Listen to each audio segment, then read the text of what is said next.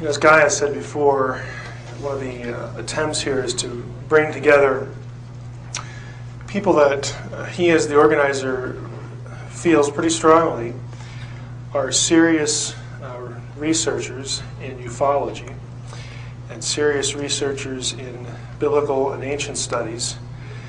And if you haven't quite figured out why the mix sort of works for us and for him, and I'll include myself in his group as a Christian, should have been illustrated pretty well with Dave Flynn's talk.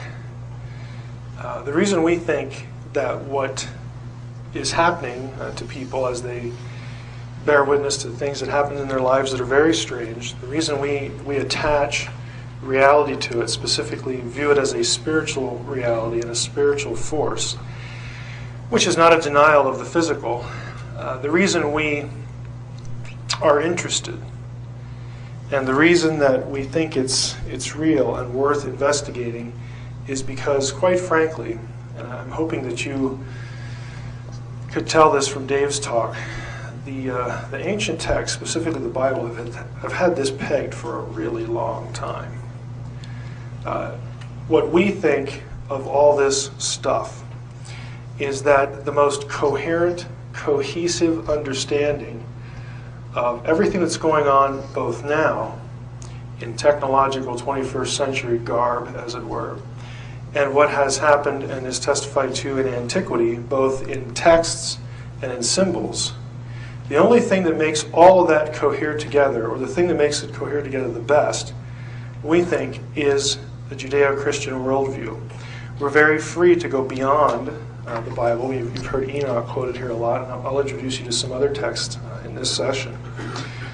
But we think that there is a reason why it coheres, and that is because it is ultimately a spiritual phenomenon that can take very literal, very physical, very real form. And we think that it just makes good sense. It provides some coherence if you can sort of read between the lines in some places and understand the symbology.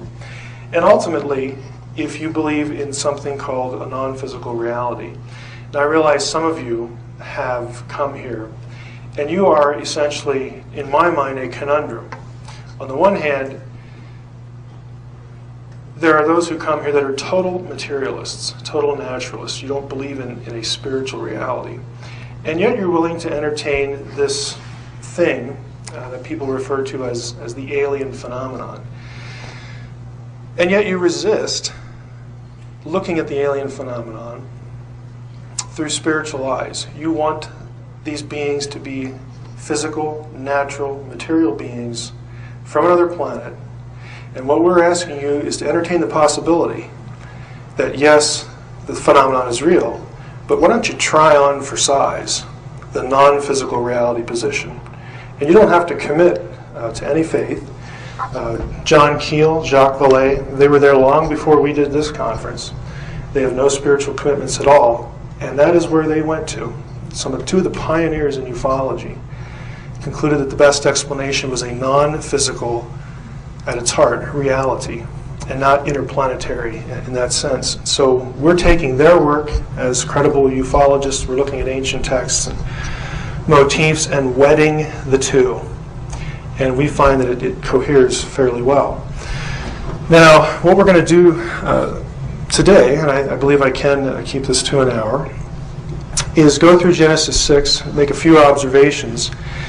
There will be a portion of this that we dealt with the Zecharia Sitchin overview of the night before, but not too much of it. And I tried to cut some of the slides out of it as well. But the immediate topic is, as you read here on the screen, Genesis 6 and bloodline hybridization, sons of God, daughters of men, and the Nephilim. What the goal is today is to help you get a little familiarity if you've never been exposed to Genesis 6.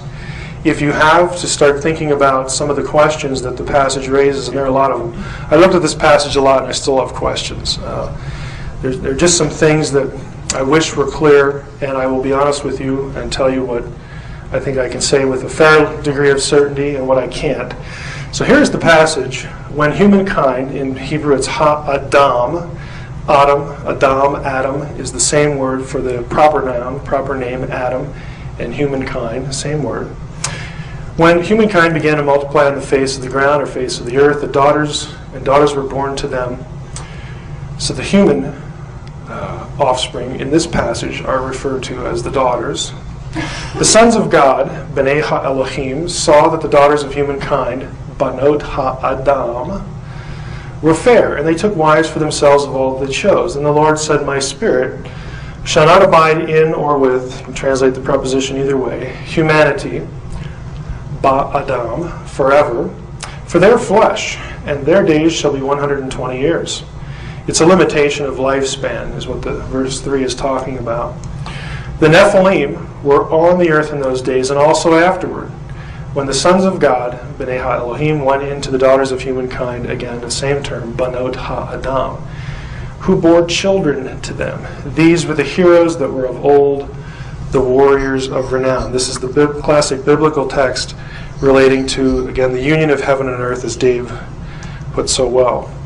My approach today is to ask some questions and to entertain some possible answers to them. Is there a relationship between this incident in Genesis 3, the serpent incident that Dave just alluded to? Were the sons of God and the daughters of humanity, or daughters of men, who were they and what was the nature of their relationships? Is there a relationship between the sending of the great flood and these unions? Dave has already played our hand here. We think yes.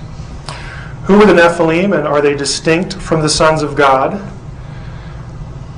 Does the word Nephilim mean giants? Did ancient people of the biblical world really believe in hybridized offspring? In other words, did they take the Genesis 6 story literally? How was the ancient idea, or the idea of giants after the flood, explained in ancient Jewish and biblical traditions? Were the biblical giants friend or foe of Israel, and does this help explain Israel's violent holy wars under Joshua? Those are the questions. So let's start with the first one. Genesis 3, this is the fall passage. Let's take a look at it as a backdrop to Genesis 6. And we all know the story, and Dave has sort of provided a nice segue here. We have something called the serpent, or the snake, with Eve in the Garden of Eden, where they have a conversation. And the serpent, the snake, gets her to eat of the forbidden fruit and introduces rebellion, sin, into the world. Of course, Adam is the one who gets ultimately blamed for it because, as Paul says, he sinned knowingly, whereas Eve was deceived. But after that happens, there are curses that are handed out. And in verse 13 here, this is Genesis chapter 3, we read, the Lord God said to the woman, what is this you have done? The woman replied, the serpent, the Hebrew is Hanakash, the H with a dot under it is the technically proper Hebrew transliteration right here. CH with the K sound like Loch Ness. The Nakash duped me, and I ate. Then the Lord God said to the Nakash, because you did this, more cursed shall you be than all cattle and all the wild beasts. On your belly shall you crawl, and dirt shall you eat all the days of your life. I will put enmity, which just means hatred or some adversarial relationship, between you and the woman, and between your offspring, literally it says your seed, and her offspring, again, literally seed. Now the next line is interesting. It's a third masculine singular verb, and you can translate it, he will strike at your head, or you can say, it will strike at your head. And you shall strike at his or its heel. And the reason I do this is because some of you in the room will probably disagree on whether this verse points to a messianic prophecy, he meaning the ultimate seed, Jesus, versus the serpent. That's quite possible. Some Christians don't take this verse that way, but I'm not going to deal with that at all, but I thought I'd be fair to both views here. I have this, of course, in a different color because I want to highlight this idea of seed, and I want to talk about the Nakash a little bit here.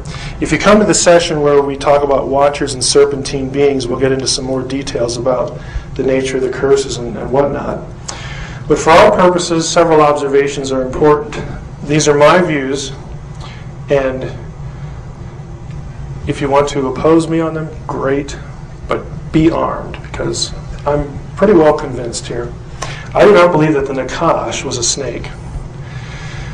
The seed of the Nakash, I don't think, is Satan. The seed of the Nakash is not Satan, because the Nakash is Satan in later biblical tradition. In the Old Testament, the link between the Nakash, the serpent, and what we would know later as the devil is not actually made. You don't actually have that connection in the Old Testament. You do in the New and in intertestamental Jewish literature. The seed of the Nakash, I'm going to argue, is best understood as plural or collective in its immediate, that is Genesis, context, although the New Testament later particularizes the seed of the woman who would ultimately punish the Nakash as one person, namely Christ. However, the New Testament also pluralizes the seed as well. Let's start in with Nakash here and elaborate on each of those and explain them a little better. What does Nakash mean?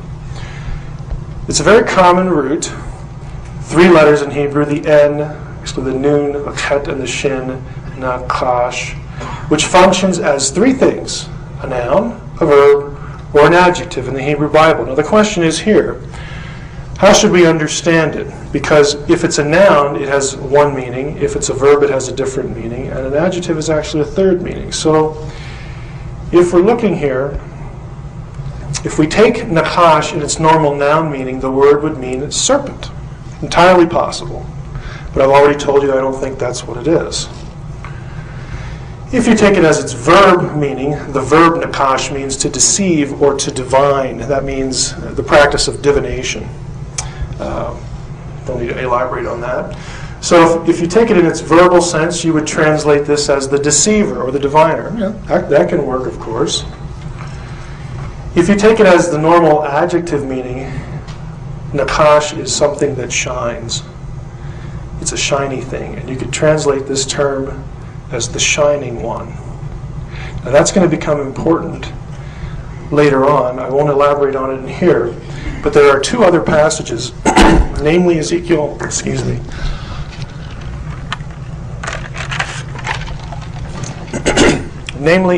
28 and Isaiah 14, that also discuss the incident in the garden. And in both of those, you have a shining and also, I will argue, serpentine being. I think actually all 3 meanings are at play. This is a triple entendre, essentially.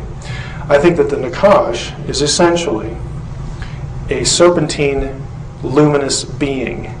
I take it in its adjectival sense, the shining one. Again, a brilliant, shining, angelic, or divine being is cast out of Eden. Neither of these passages right here describe a snake.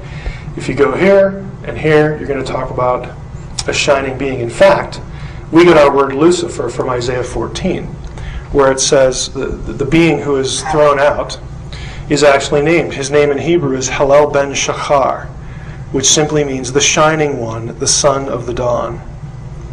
Okay, so you have this association. Again, we will deal with some other things in the other presentation. The issue here for our purposes today is who or what are the seed of the Nakash. There are 2 options. One, the Nakash had literal children who opposed humanity. We'll just call that the genetic relationship. I just made up the terms here. Second possibility is there are those individuals, divine or otherwise, like the Nakash.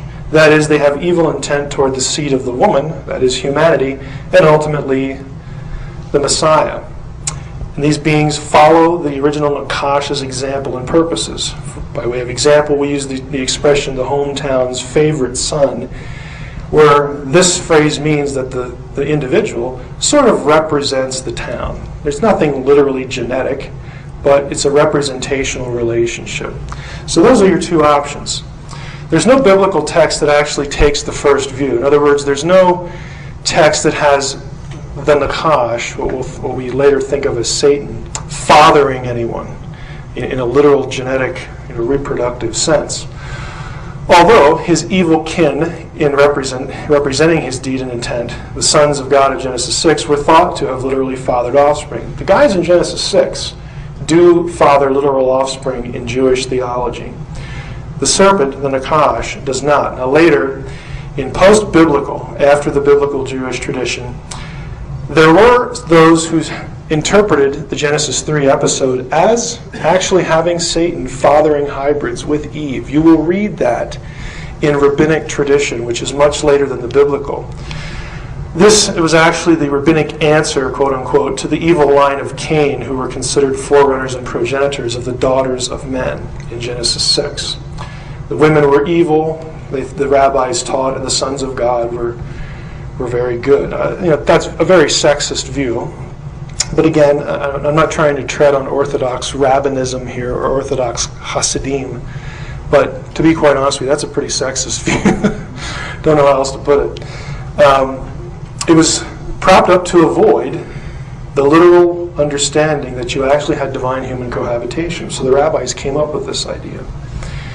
Now, as a sidebar, you may have read Lawrence Gardner in his books on the bloodline of the Holy Grail. Gardner actually takes this view that Eve and the serpent cohabited together. So, as a sidebar here, isn't the serpent-Eve liaison a biblical idea? That's what Gardner says. Isn't he a scholar? The short answer is no. And I don't like Gardner. I'll be very honest with you. My attitude towards Sitchin is one of, oh well, we disagree. And I had somebody ask me last night if they thought Zecharia Sitchin had some kind of sinister agenda. And I still don't think that. I really don't think that. I think it's an issue of competence. I do, however, think that Lawrence Gardner has an agenda. I think he has a very, very sinister agenda. And I'll give you an example of his scholarship from his book, Genesis of the Grail Kings, in this sidebar. This is from his book. I've scanned the page, so I'm not misquoting him. Page 128, he's talking about Eve and the line of Cain. And he says here, in the opening verse of Genesis 4, it is written that Hava, that's the Hebrew word for Eve, said, I have gotten a man from the Lord. Other variations are, I have gotten me a man with the Lord, and I have acquired a man from the Lord. The text then continues to say that this new man, Hava's first son, was Cain, better known by the phonetic translation Cain. Subsequently, Hava is said to, so on and so forth. What he does, here's his quotation of the verse, I have gotten a man from the Lord, or these variants. This leads you to think that he has actually quoted the verse. After all, he says, in the opening verse of Genesis 4, it's written. Well, here's the actual verse. The part in red is what Gardner quotes.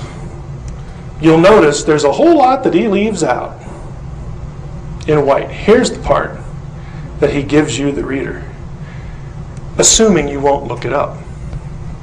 And most readers don't look up the verses. It doesn't just say this, I have acquired a man with the Lord. You'll notice I have this in blue. This is the word Gardner translates as with. He not only deletes 2/3 of the verse for you, his readers, but he assumes, one, that the Lord is Satan, which is actually the heart of Gnosticism. Gardner is a Gnostic, plain and simple. He also assumes that this particle means with. Right there. Now the particle et in Hebrew can mean with, but the context determines that. And Gardner has kindly deleted the context for you. Here's what's missing in the yellow. Now Adam, V'ha'adam yada et Hava. Adam knew Eve, his wife, common euphemism for sex in the Old Testament, and she conceived, and she bore Cain. And she said, I have acquired a man, from the Lord. She didn't say, I have gotten a man with the Lord, like I had sex with the Lord. Gardner deletes this, which allows him to change this word to with. What he does, I think, is just plainly and blatantly deceptive. He cuts out 2/3 of the verse, assuming you won't look it up. And I have news for you. This isn't the only place he does it. Back to the seed of the Nakash. I think that there's biblical precedent that the seed of the Nakash is any being, divine or human, who acts in agreement with the Nakash's purposes. The hatred of humanity, specifically the bloodline that would lead to the Messiah. A couple examples. The phrase is actually used in the Old Testament, Isaiah 14:29. Rejoice not, all Philistia, because the staff of him that beat you is broken. This refers to an Assyrian victory over the Philistines. Don't be happy, Philistines, that the Assyrians are now losing their empire status. For from the stalk of a snake, literally the root of the Nakash, there sprouts an asp. A flying seraph or serpent branches out from it. In other words, there's going to come along another demonic enemy that's going to be even worse than you are.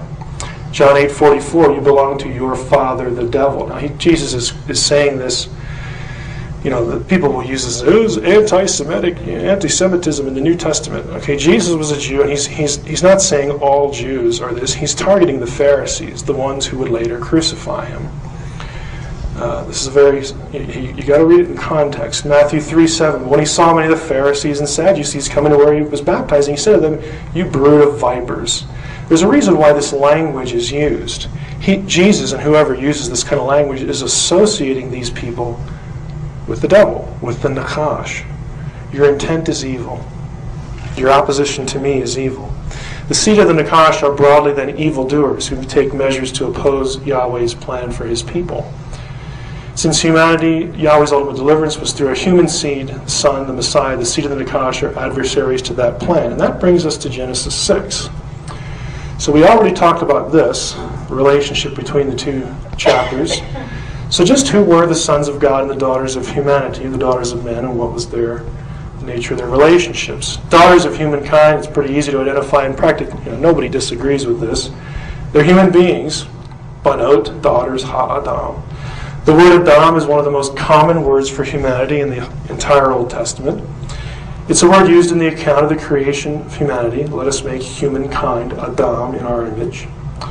Identification of the sons of God, however, is controversial, but not among Hebrew and Semitic scholars. The sons of God, everyone who's professionally in Hebrew and Semitics knows that this phrase, sons of God, refers to divine beings, lesser gods, with respect to Yahweh, and not angels or humans. This idea that they're divine and not angels or humans is seen through several lines of evidence and the absurdity of alternatives. Now, this might be new to some of you. If you did not hear me last night or have not looked through my website, yes, I am distinguishing the sons of God as a different class of heavenly being as opposed to angels. We can quibble about that. Divine and human probably be a better way to say it, so there's more agreement among us who do biblical studies here at the conference. So the point is kind of peripheral, but you get the idea. You have a divine-human cohabitation going on here. Sons of God, divine beings, lesser gods. The phrase takes two forms in Hebrew, B'nai Ha-Elohim or B'nai Elim. Elohim, often the proper word for God, but also means gods.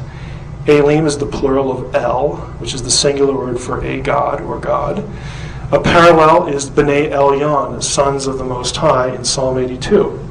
Everywhere in the Hebrew Bible where these terms occur, the context tells us that divine beings are the referent and not humans.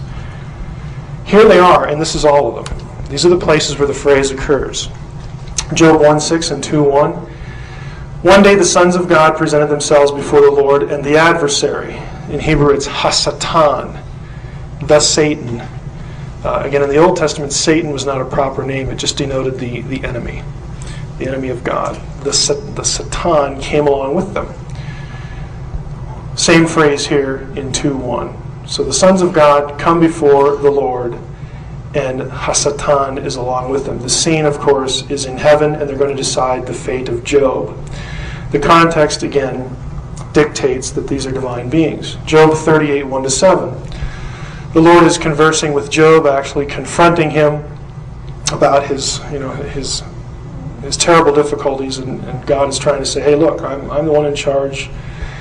I don't have to answer to you, essentially. You need to trust me, but I don't have to answer to you. And he says to Job, he gives him a series of rhetorical questions. Okay, if you're so smart, where were you when I laid the foundation of the earth? Tell me if you have understanding.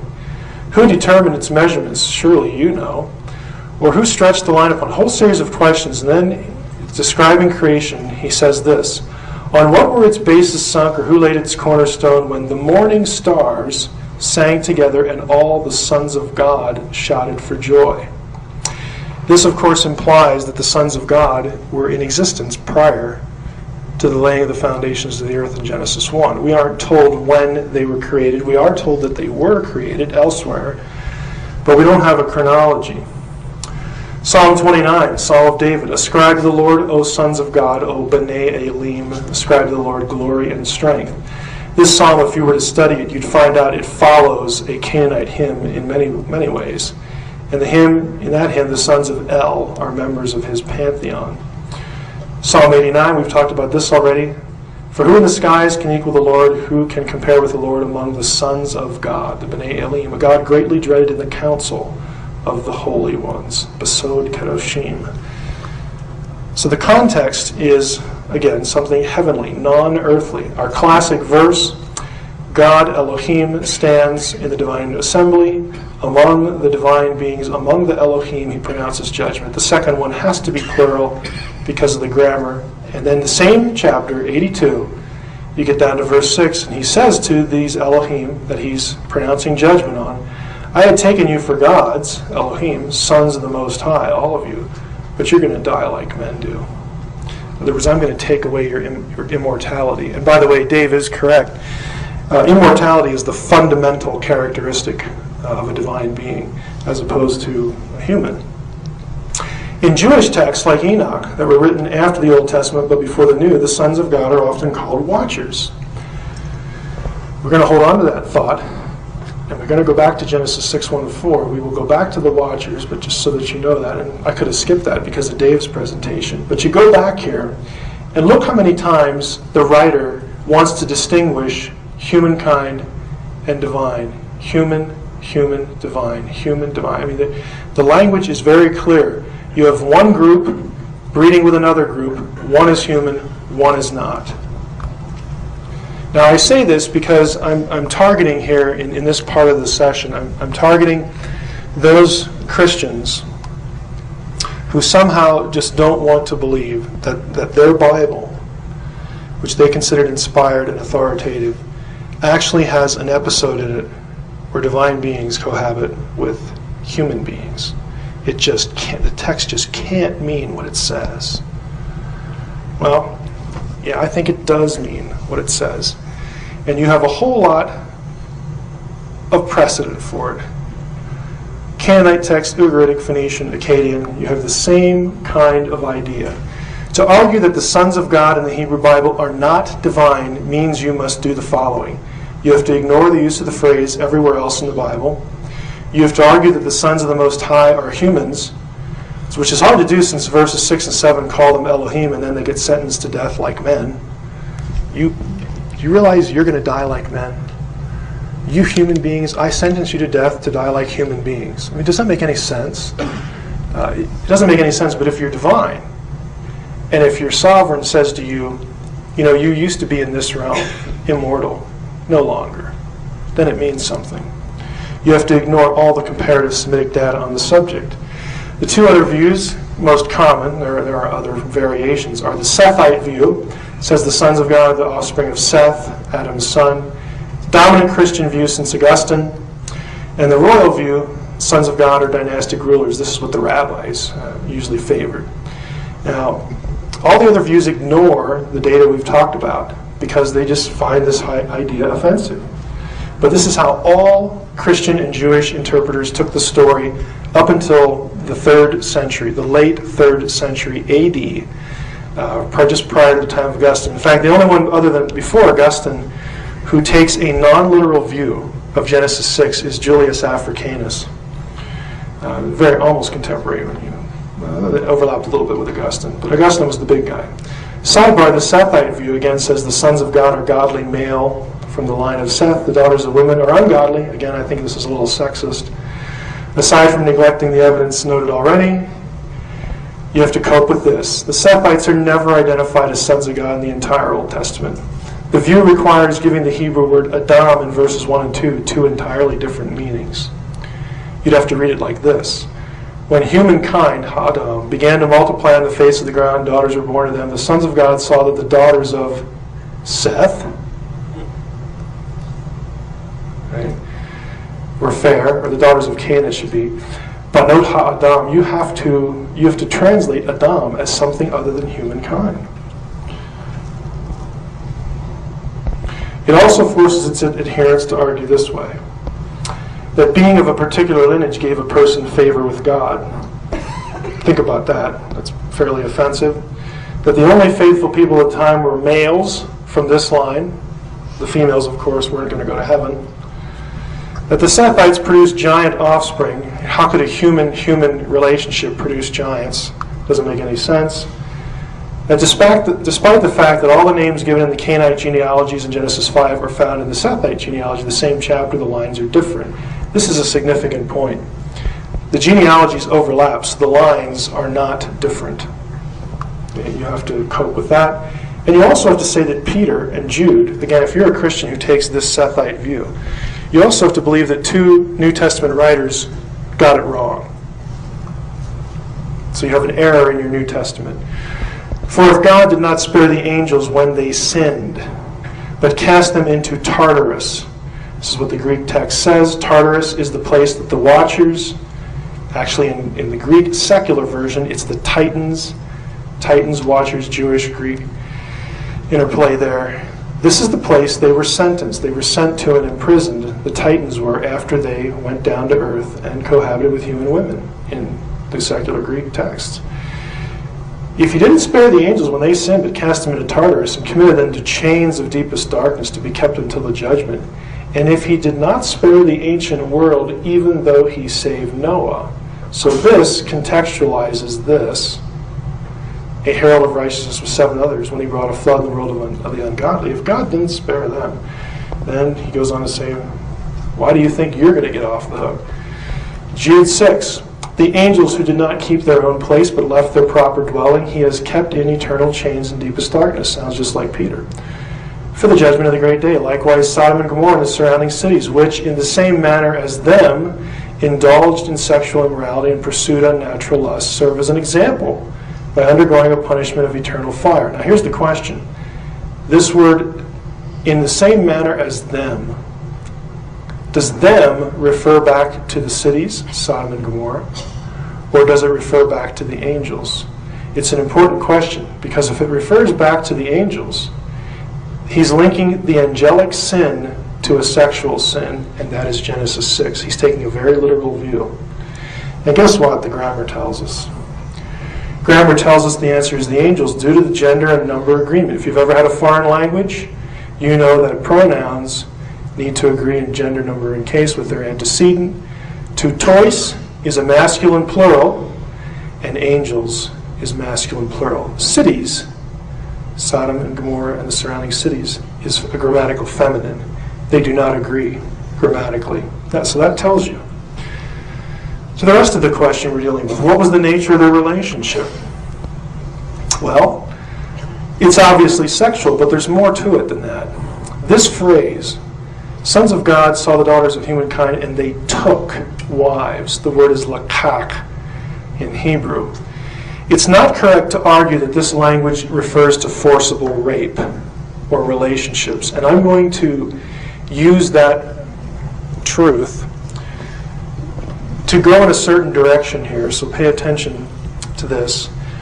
The same phrasing, to take a wife, to lakach a wife, used elsewhere in the Old Testament of proper, respectable marriage, whether taking a wife for yourself or choosing one for someone else. They lived in a patriarchal culture where they would choose mates for their children.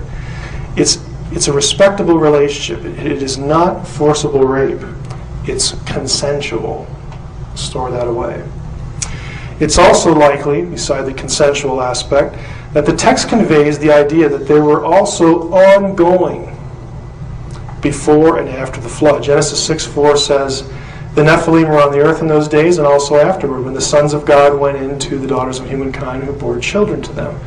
This phrase, also afterward, referring to after the flood. The Hebrew verbs describing how the sons of God went in to the human wives, again another common sexual euphemism in biblical language, is in the imperfect form, which denotes uncompleted, ongoing action. A grammar would call it the frequentative use. The ensuing verb, how the women bore children as a result, is in a construction known as narrative sequence, meaning it carries the same action as the preceding verb. Why do I point this out? Because what this points to, there's an old question we're going to cover. How do you get giants after the flood? There are a variety of views for that. I'm going to suggest, we're going to go through the options, but I'm going to suggest to you that the grammar indicates that the reason you have giants after the flood is because the activity that created giants started again. The flood did not put it to a stop. The flood might have wiped out the product, the offspring, the Nephilim, but it didn't wipe out the sons of God, because they were created when Nephilim died. Enoch calls them watchers. I said last night they're like second generation watchers. And pardon the pun, like father, like son.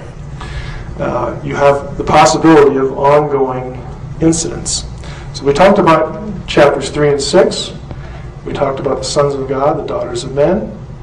Is there a relationship between the sending of the great flood and these unions? Of course, I'm going to answer yes, and be consistent with Dave and other things I've said before. There is considerable controversy about this before, because the Genesis account seems to blame humanity. Genesis 6:5 says that God looked down and saw the wickedness of mankind, that every thought of the imagination of his heart was only evil continually. It seems to set the blame on humans, not the sons of God. Whereas Jewish traditions like Enoch clearly says the reason the flood was sent was because of the watchers, the sons of God.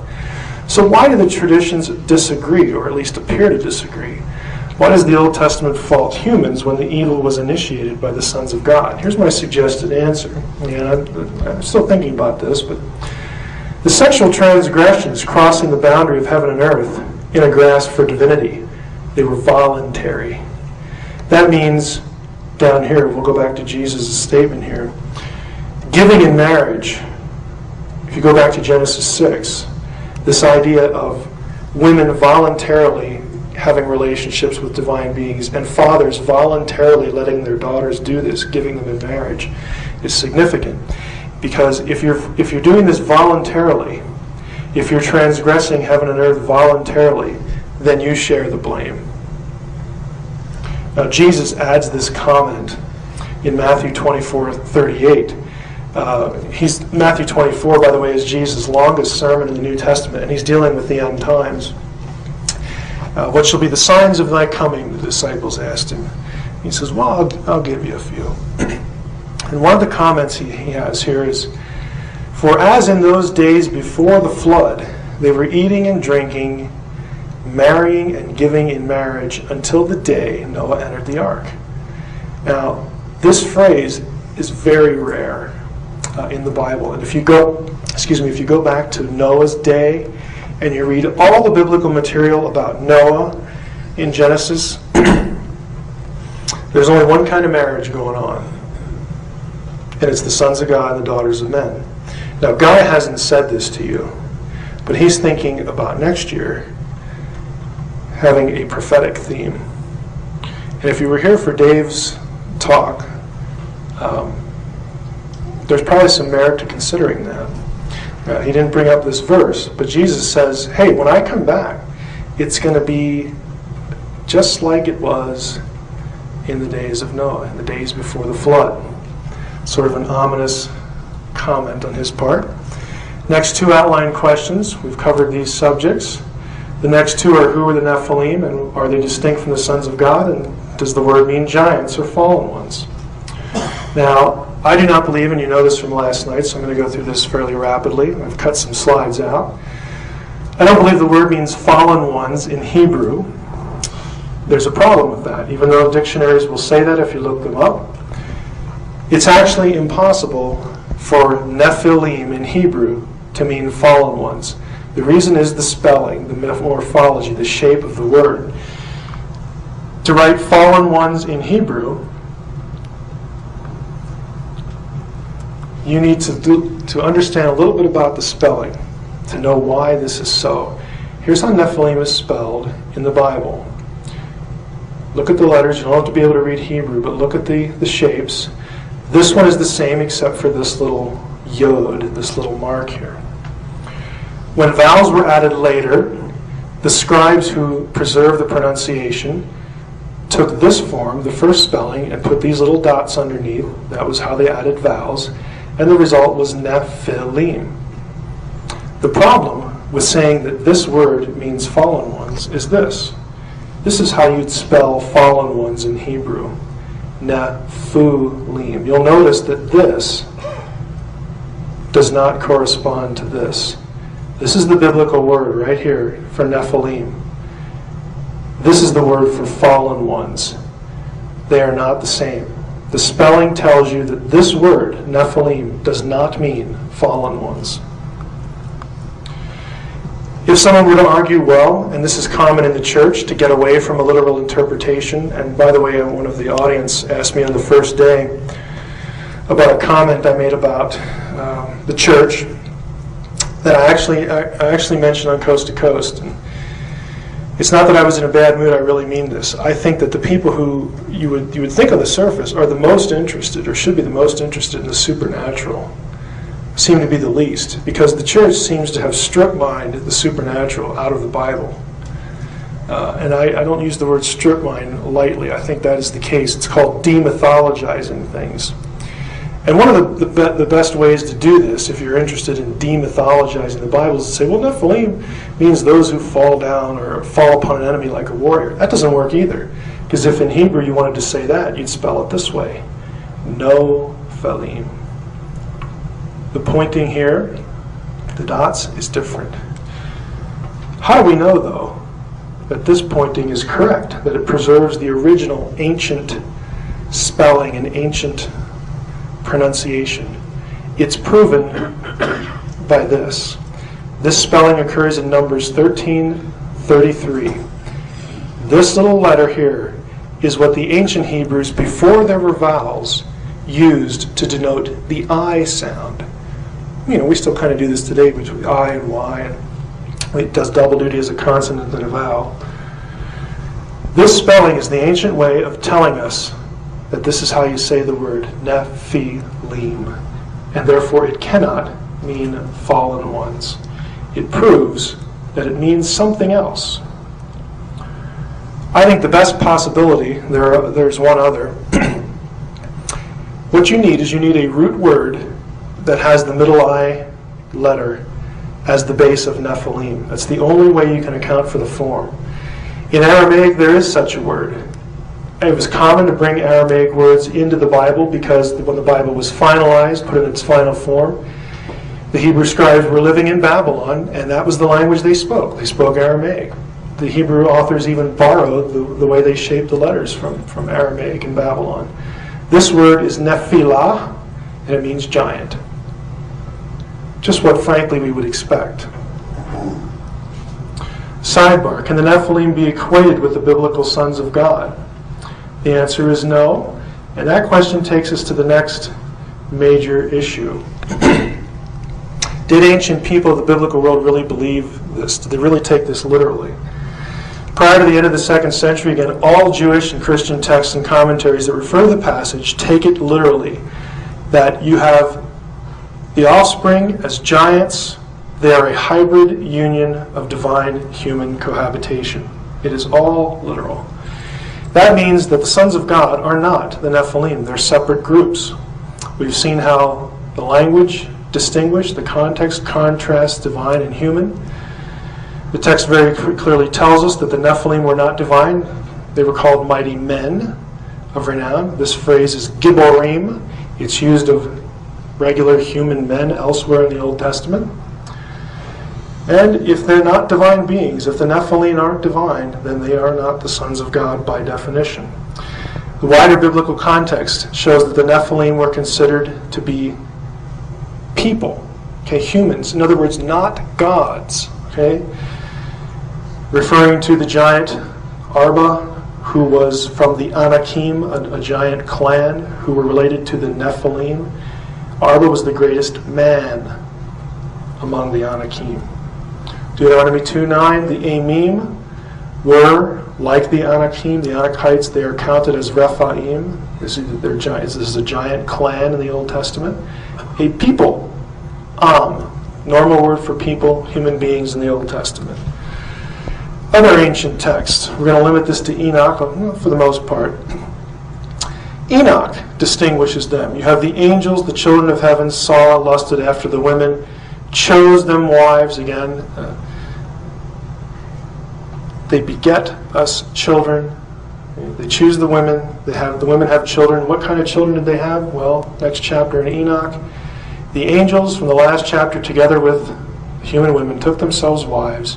The wives became pregnant, and they bare great giants, clearly distinguishing the sons of heaven from the Nephilim.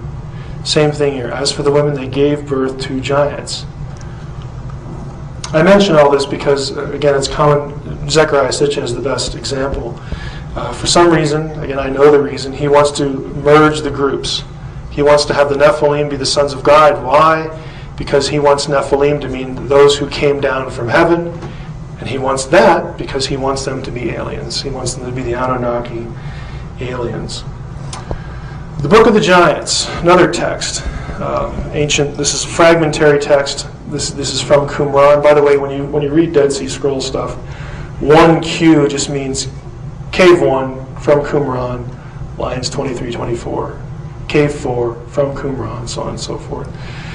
This text is sort of the backdrop, the basis, the foundation for part of what would eventually be found in Enoch. And again, this fragment mentions Azazel, who was the lead watcher, and the watchers, along with the Gibborim, the mighty men of Genesis 6. Another fragment mentions Enoch, and then says, here's what the Book of the Giants says in this fragmentary portion. Let it be known to you that, and the rest of the line is gone, we don't have it.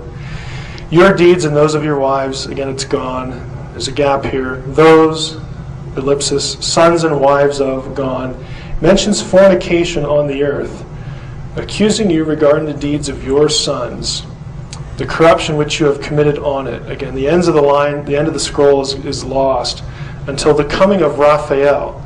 Now, what this refers to, if you went back to the book of Enoch, Raphael is the one who is sent, as Dave mentioned before, that the watchers actually have to be informed by God what's going to happen to them. Raphael is the one who gets sent back to carry out part of their punishment.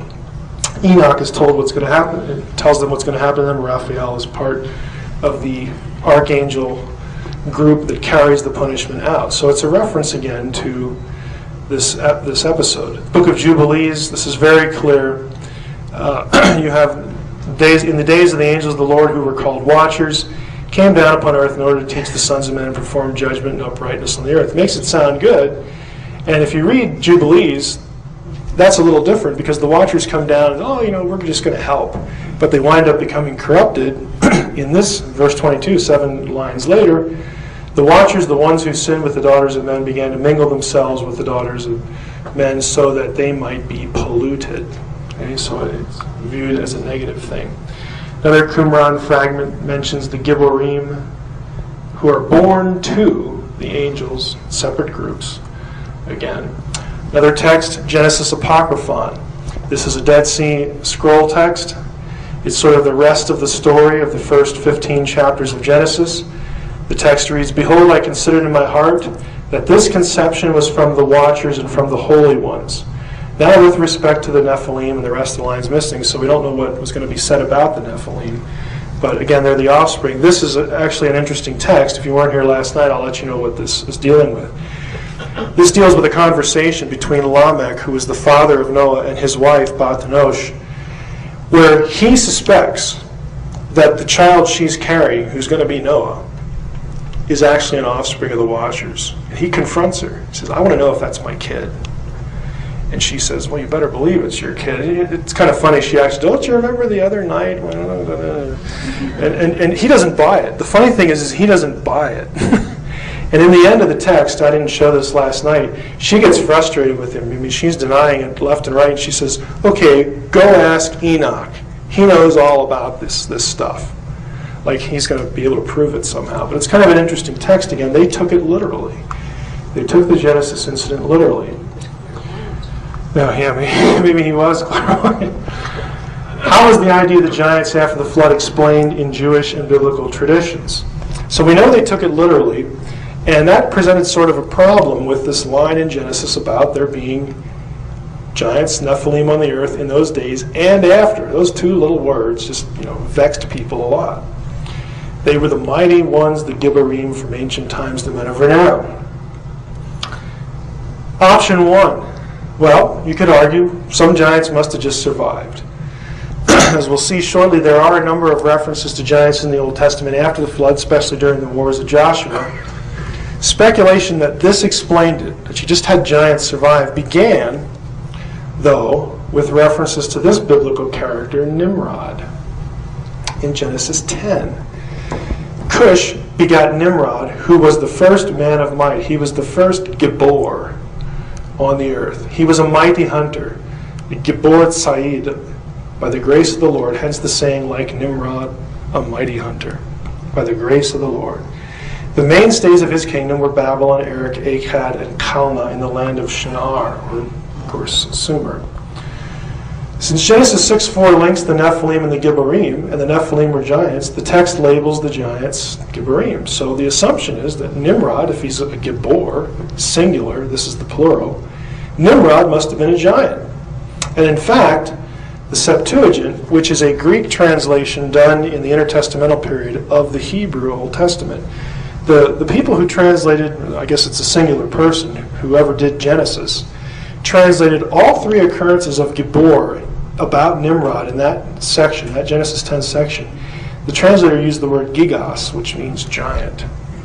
So he thought that Nimrod was probably a giant. Now there's a problem. Nimrod was related to Noah. He is in Noah's genealogical line. So if you're going to have Nimrod be a giant, then here we're back to the old Genesis Apocryphon question. Well, was Noah a giant? Some rabbis taught that. Because of this question, how do we get giants after the flood? They taught that Noah was a giant. But there's a problem with that. The problem with Noah being a giant is that Genesis 6:9 says Noah was perfect in his generations. Jewish texts outside the Bible do not allow, though, Noah as a giant. There are other Jewish texts that just flatly deny that Noah could be a giant. We've already seen the Genesis Apocryphon where Lamech and his wife are arguing about whose kid is it, and that text plainly has his wife saying, no way. Okay, this is your kid. I have nothing to do with the Watchers. The book of Enoch denies that Noah is a giant. Gentile, non-Jewish writers, though, did preserve that tradition. They did favor that view, that Noah and Nimrod were giants. Alexander Polyhistor's book on the Jews, this is a book a Gentile was writing about Jewish people and Jewish tradition, implies that Noah was a giant, has the knowledge given by the angels and passed on by the giants. Again, Dave talked about the Watchers dispensing knowledge. He also viewed the knowledge as a good thing, contrary to the Jewish view. And here's a fundamental difference. I had a person in the audience ask me a couple hours ago about Gnosticism. One of the things, specifically about the Nag Hammadi texts, which are the basis for Gnosticism. On the one hand, while it's true that the Nag Hammadi texts and our texts, our manuscripts of the New Testament, both date back to roughly the same time, 2nd, 3rd century. While that's true, there are two problems with saying that Gnosticism is the truth as opposed to New Testament Orthodox. Actually, there's a lot more problems with it, but I'll pick two. One is that portions of the New Testament are quoted by the Church Fathers before the 3rd century and before the 2nd century even. So the material can be argued as older, but I don't really like chronological arguments. The big one for me is that Judaism consistently believed and contended and included divine plurality. Now, I know that sounds strange. Judaism took a very literal view of this and specifically counted the knowledge given by the Watchers as evil, specifically said the Nephilim were evil. The only people who said they were good guys were the non-Jews. In other words, Gnostic theology departs from the Jewish Christian stream of history. It is a departure. It is an aberration. It is, I would say, not an invention, but it is, I'll say this, it's watcher theology. It's pro-watcher theology. Okay, that is what Gnosticism is. That's my big problem with it.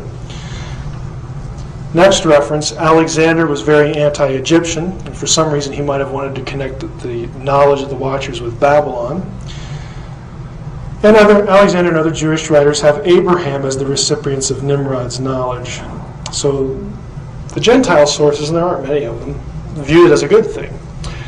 Now, back to Noah. If he can't be viewed as a giant in Jewish tradition, then there's no genetic link between the original sons of God and the Nephilim. It would seem that your only alternatives are these two. The flood wasn't global but localized. It wasn't universal. And so the giants did survive without respect to being related to Noah. Some of them were just missed. Although the biblical text seems pretty clear that only Noah and his immediate family survived, but you could argue this, and there were a number of Jews who did. You could also argue that the sons of God continued the genetic pollution of humanity. In other words, the recurring activity of the Watchers. You could argue for that. Again, there are obstacles with each alternative. The local flood view has been well articulated, but a truly global flood cannot be ruled out of the biblical text. And I mentioned last night that I do prefer a catastrophist model. I just think catastrophism explains a lot on a global scale. You could, though, cheat. You could have both a global and local flood event in simultaneity. How do you do that? Well, here's how you cheat. You could say, well, originally, the earth was Pangea, one landmass, so that the actual water doesn't necessarily have to cover the globe. It only covers part of the globe, but yet still part of the earth. And then the continents divide, continental drift.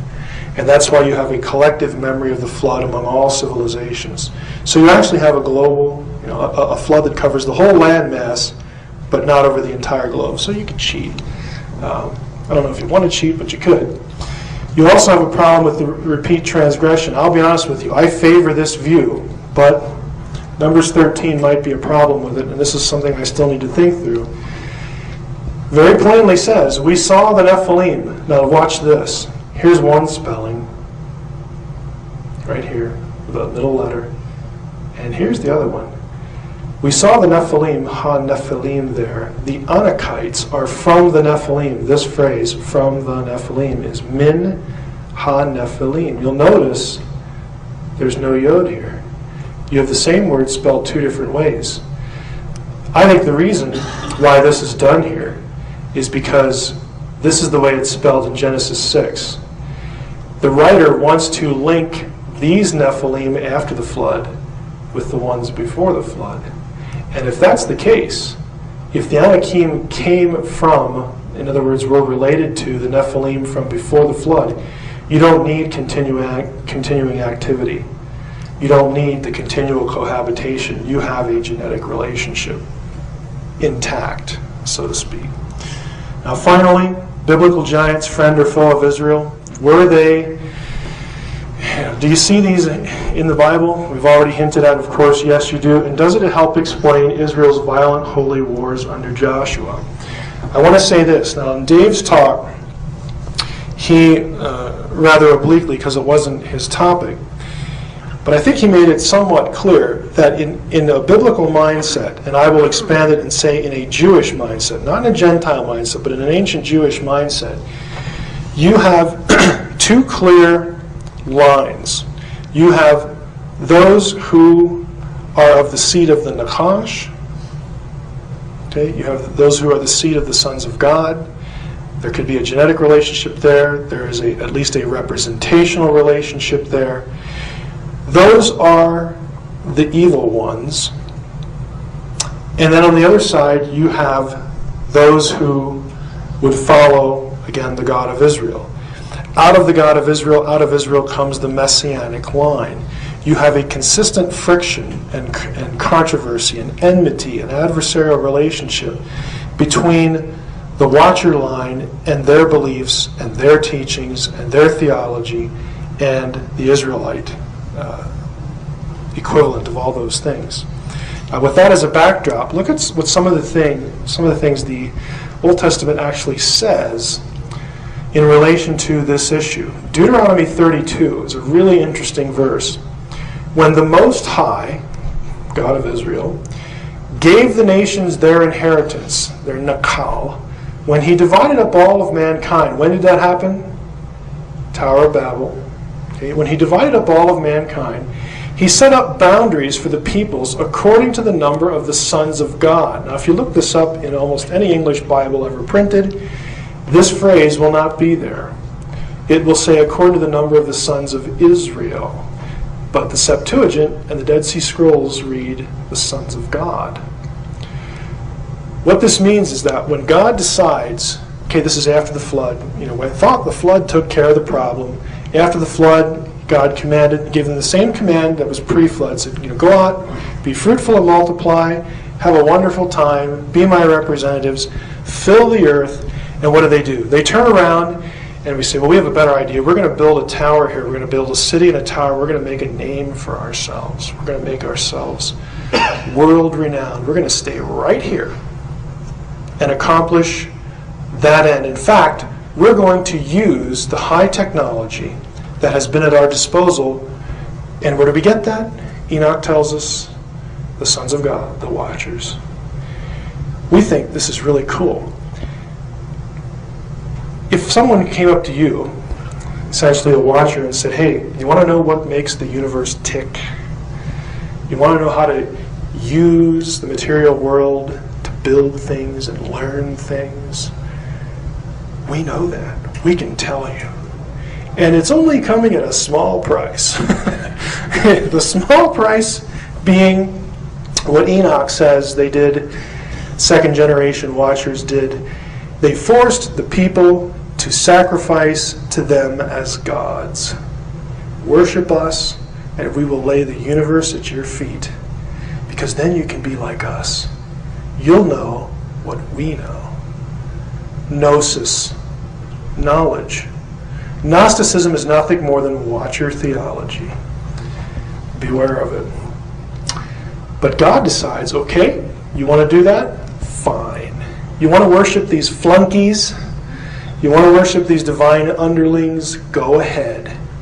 In fact, I'm going to divide up the earth according to the number of the sons of God, and that means that each geographical region gets to be ruled by them. By one of them or several of them, however it works out numerically. Dave would probably know, he'd probably have some equation for it. However that works out, every place on the earth, you don't want to follow me, you're going to serve them. I'm going to give you what you want, and I'm going to start over. For the Lord's portion, kalak, is a noun related to nakal, is his people. Jacob is his allotted inheritance, his nachalat. Nakal, nachalat, it's their word plays here. God says, I'm going to start over. And what does he do? In the very next chapter, after the Tower of Babel episode, Genesis 12, he calls Abraham and says, come here, Abraham, I'm going to make of you a great nation. I'm going to start over. And the whole rest of the Old Testament, the story is the descendants of Abraham against all the other peoples. Israel versus the nation. Yahweh versus the gods. That's the Old Testament. And if you miss that, you understand a truckload of what's going on in the Old Testament. Now, Deuteronomy 4 is a parallel passage. Moses is rehearsing this, speaking this. When you look up to the sky and see the sun, the moon, and the stars, all the heavenly array, the heavenly host, do not be enticed into bowing down to them. Moses is speaking to Israelites now. Yahweh's portion, Yahweh's people. Don't you dare worship them. Do not be enticed into bowing down to them and worshiping things the Lord your God has apportioned. There's the word again, kalak. That the Lord appointed them. He appointed the sun, moon, and stars to all the nations under heaven. But as for you, The Lord took you and brought you out of the fiery furnace out of Egypt to be the people of his inheritance, as you now are. He's saying, look, remember this episode when God divided up the nations, put them under the authority of the watchers, the sons of God, said, I'm going to give you what you want, but Israel is my own. And Moses tells the Israelites, don't you dare worship them, because you belong to Yahweh. They belong to the watchers. It is a cosmic and earthly conflict. Deuteronomy 29. All the nations will ask, why has the Lord done this to this land? What happens if we disobey and things go bad? Why is his fierce burning anger? The answer will be, it's because this people, the Israelites, again in context, abandoned the covenant of the Lord, the God of their fathers, the covenant he made with them when he brought them out of Egypt. They went off and worshipped other gods and bowed down to them, gods they did not know, gods he, Yahweh, had allotted. There's that word again, kalach. Gods that Yahweh had allotted to them. Again, God deliberately allotted the fallen gods to the nations to distance himself from them and place them under the control of the fallen Elohim. What you have here, this is the Old Testament rationale and explanation for why the other nations have their pantheons. It's because God sentenced them to that status, that position. It was a punishment. You don't want to obey me? Fine. You want to worship these flunkies? Fine. We'll see how you like it. That's why the rest of the Old Testament is, if you want to be in right relationship to God, you have to go through Israel. That's why Israel is called a kingdom of priests. What does a priest do? They're intermediaries. They're mediators.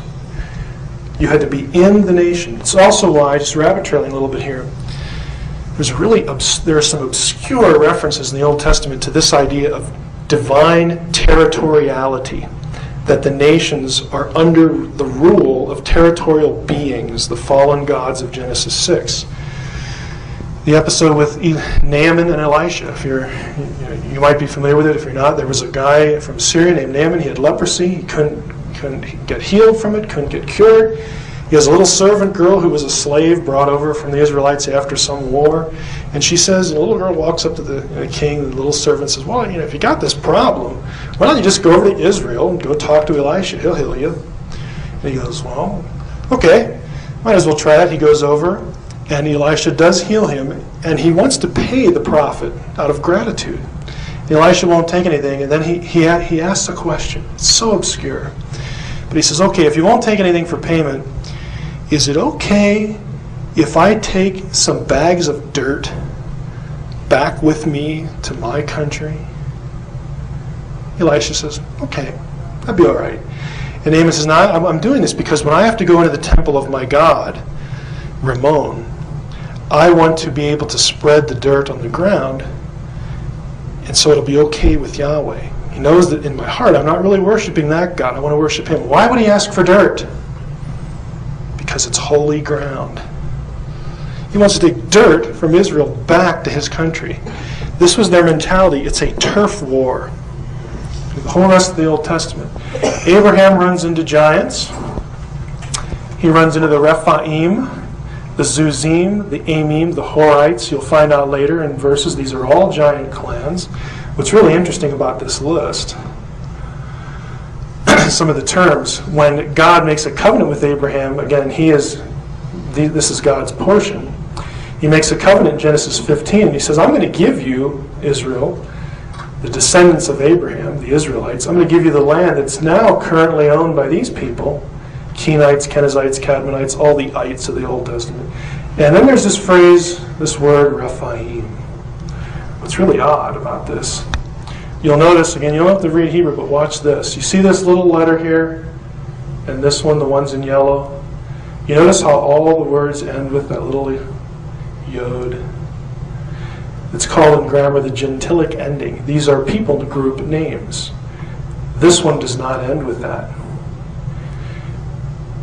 People groups, God says, you're going to, in the future, disinherit certain people groups in the land. However, there's going to be one group that doesn't live in just one place. These guys. Rephaim refers to essentially a population not localized in one area. These are your enemies as well. Rephaim were the giants. Now if you look at the holy wars of Joshua, here's the land, the Holy Land. Joshua crosses the Jordan, goes to Jericho right here. It's a good military strategy. If you control the center, you can essentially cut off cooperation from the north and south end. So God specifically tells Joshua, you get this place first, then you go up north, you go south. Now what I want to show you is these places are going to have geographic names and certain cities. Certain of these cities and certain of these regions, south, north, and middle, were places that God said to Joshua, you go in there and you karem them. Karem means to place under the ban. That means you go in and annihilate everything that lives and breathes. In some cases, even the animals. That didn't happen often. But there are a few occasions when Joshua is told, when you go in there, you leave nothing alive.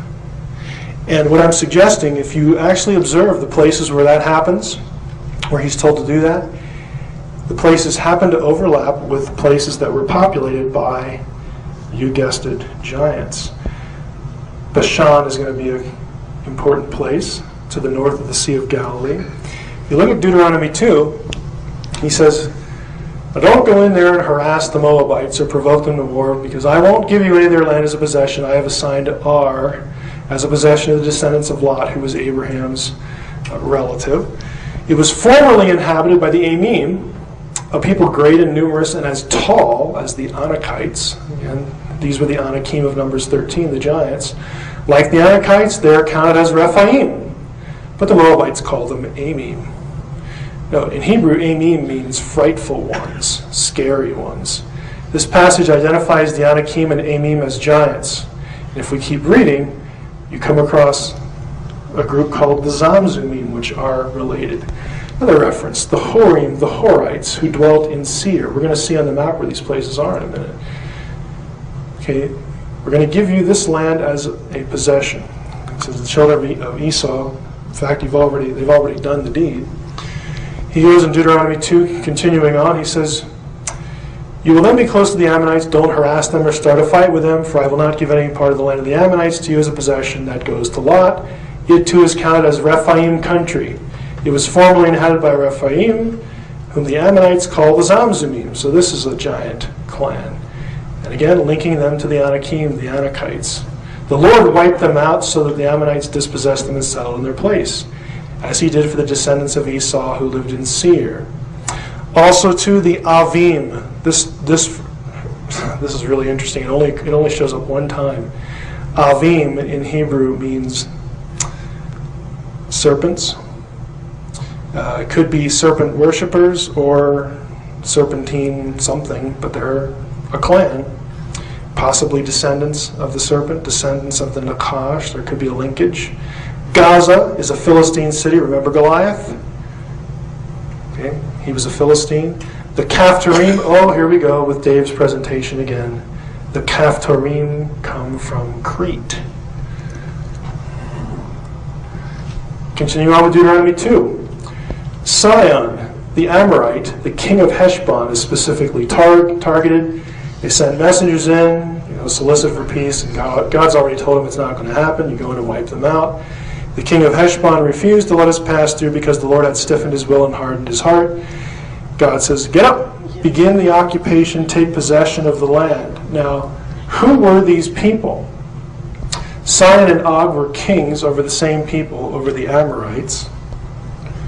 Og lived in Bashan.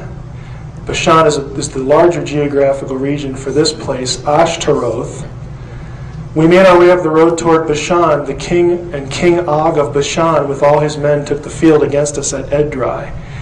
Edrei and Ashtaroth are two cities mentioned in Ugaritic texts with this place, but Ugaritic spelled Bashan differently than the Hebrews did. Instead of B-S-H-N, Bashan, they spelled it B-T-H-N. The sh and the th sound in the dialects were the same, but the spellings were different.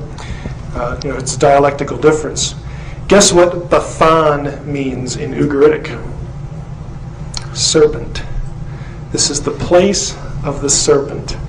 This was a scary place to the Israelites. And they're commanded, you go in there and you get the job done. Sihon, the king of the Amorites who lived in Heshbon, Og of Bashan, they go in and conquer them. Who was Og down here?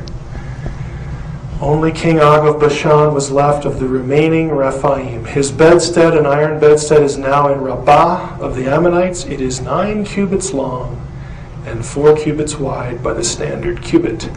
That is roughly 13 or 14 feet long. He is from the Rephaim. He was a descendant of the giants.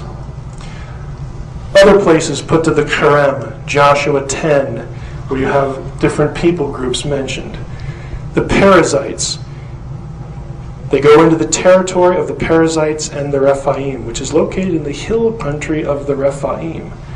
Here we have a reference to Arba, the father of the Anakim. The place is Kiriath Arba, also called Hebron. That's a place that was put under the ban.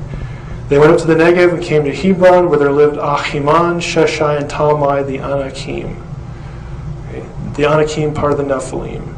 Joshua went in and wiped out the Anakim. There's Hebron, Davir, Anab, all these cities. Joshua proscribed them. He put them under the ban.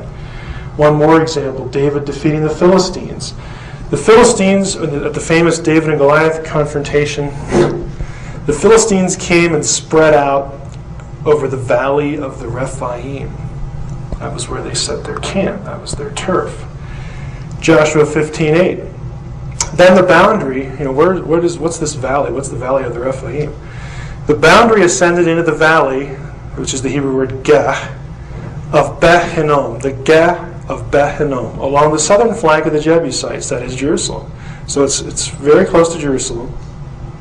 The boundary then ran up the top of the hill which flanks the valley of Hinnom, Geh Hinnom, on the west, at the northern end of the valley of the Rephaim. And where is that?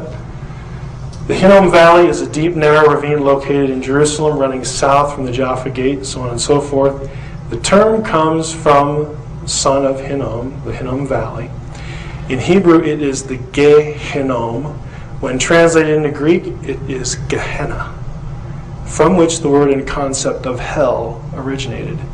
The point is that the valley of the Rephaim was essentially, to the Israelite, hell. This is where the descendants of the Nephilim, the descendants of the Nakash, the seed of the Nakash, live. And in the Old Testament, you have nothing more than a series of episodes. Once Yahweh's portion is redeemed from Egypt and told to go into the land, their first job is to go directly in confrontation with the seed of the Watchers. The Old Testament is a cosmic turf war. Okay, it's not just random, it's not just purposeless. There is a deliberate opposition between one line and another line. It goes all the way back to Genesis 6, it goes all the way back to Genesis 3.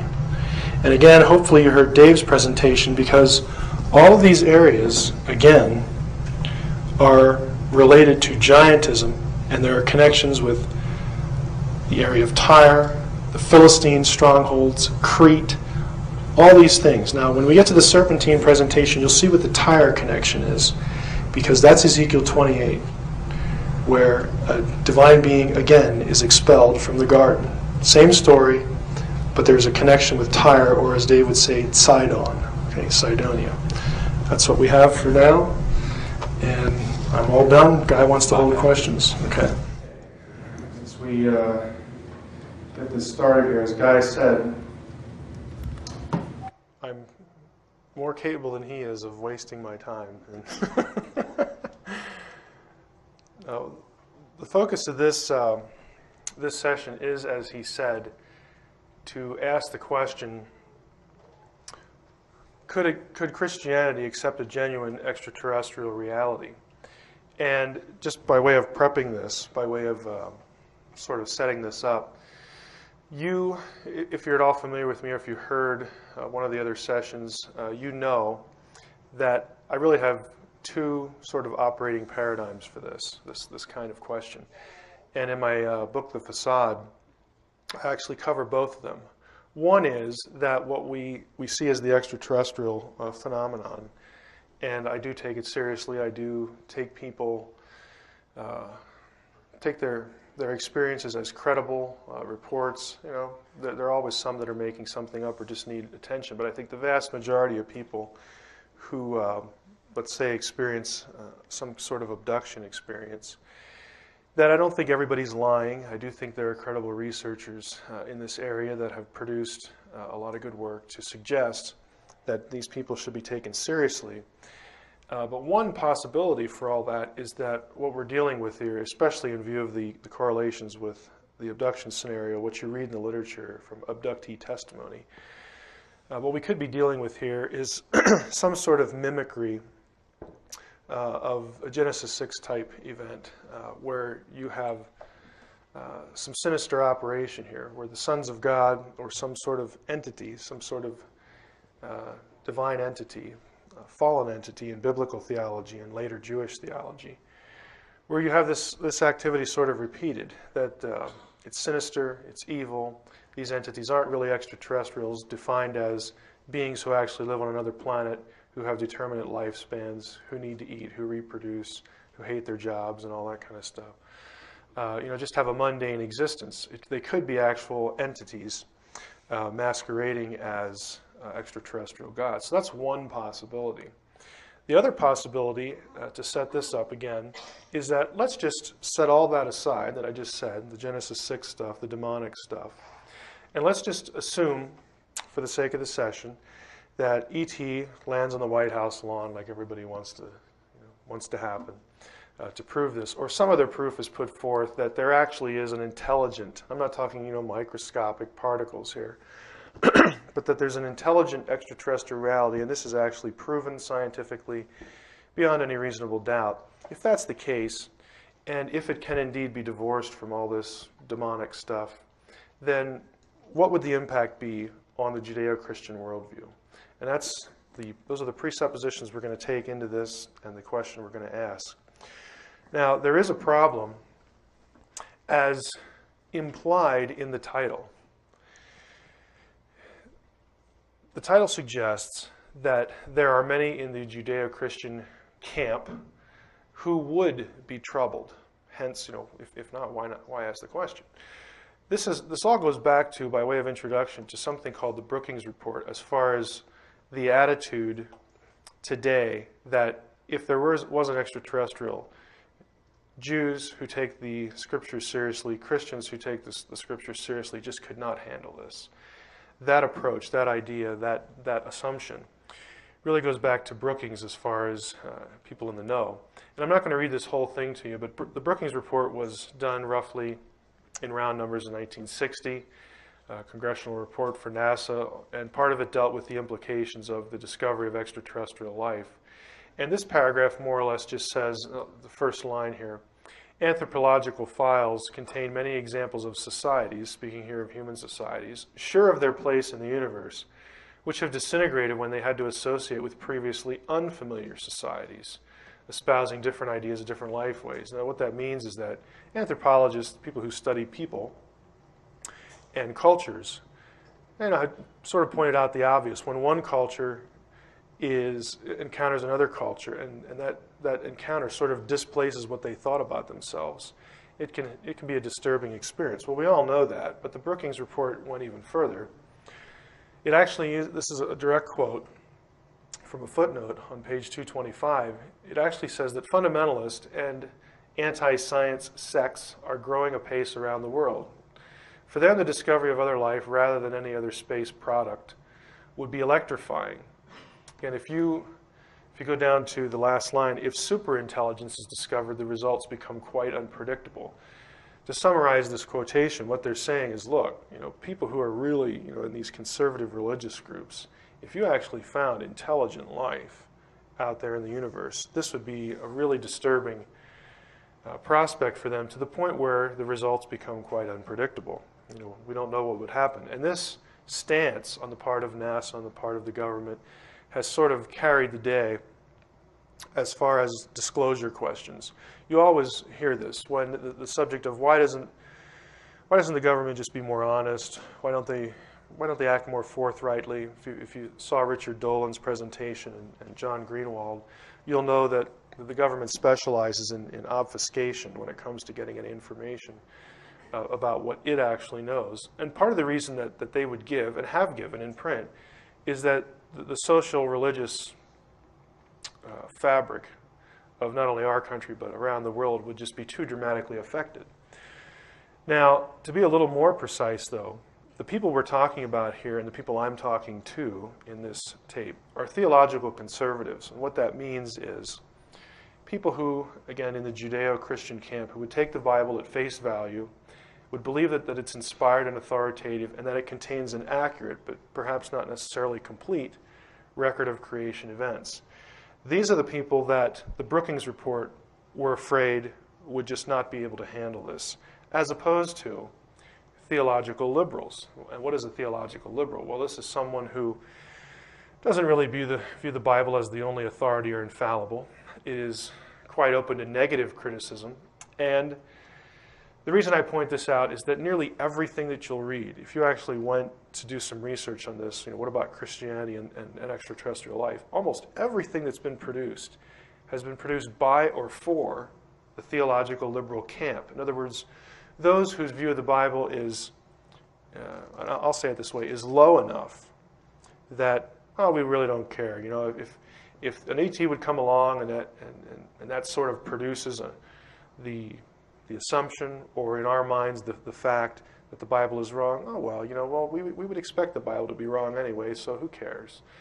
We're not talking to that camp. We're talking to people whose worldview does not allow for a Bible, a text, their religious book, to just be riddled with errors and to make an error so fundamental as to the matter of extraterrestrial life. So I want to be clear as to who I'm speaking to. And I'm specifically speaking to those who are conservative. Now, there has been one attempt recently to sort of assess in the mind of the researchers how the religious community in our country would respond to an extraterrestrial reality. And I'm going to tip you off as to where I'm going here. This survey, which you may have heard of, if you perhaps have been to the NIDS website. If you haven't, I recommend it. There's a lot of good stuff on it. But the NIDS people paid for and commissioned, conducted something called the Alexander UFO Religious Crisis Survey. And this is taken directly from the website, from the survey's own abstract. And what they did, to summarize here, is they sent out 1,000 surveys to find out what the impact would be from essentially the mouths of the spiritual leaders in various denominations and congregations. You'll notice at the bottom, the results that they got are based on a 23% return. So 230 of the 1,000 surveys were returned. The country was also divided into 5 regions to do this methodologically. And 563 of the surveys wound up going to Protestant churches of various denominations, 396 to Roman Catholic churches, and 41 to Jewish synagogues. So they tried to sort of hit representationally the major groups. Now the results were that 81 Protestant respondents, again only 81, answered the question that dealt with the approximate size of the congregation.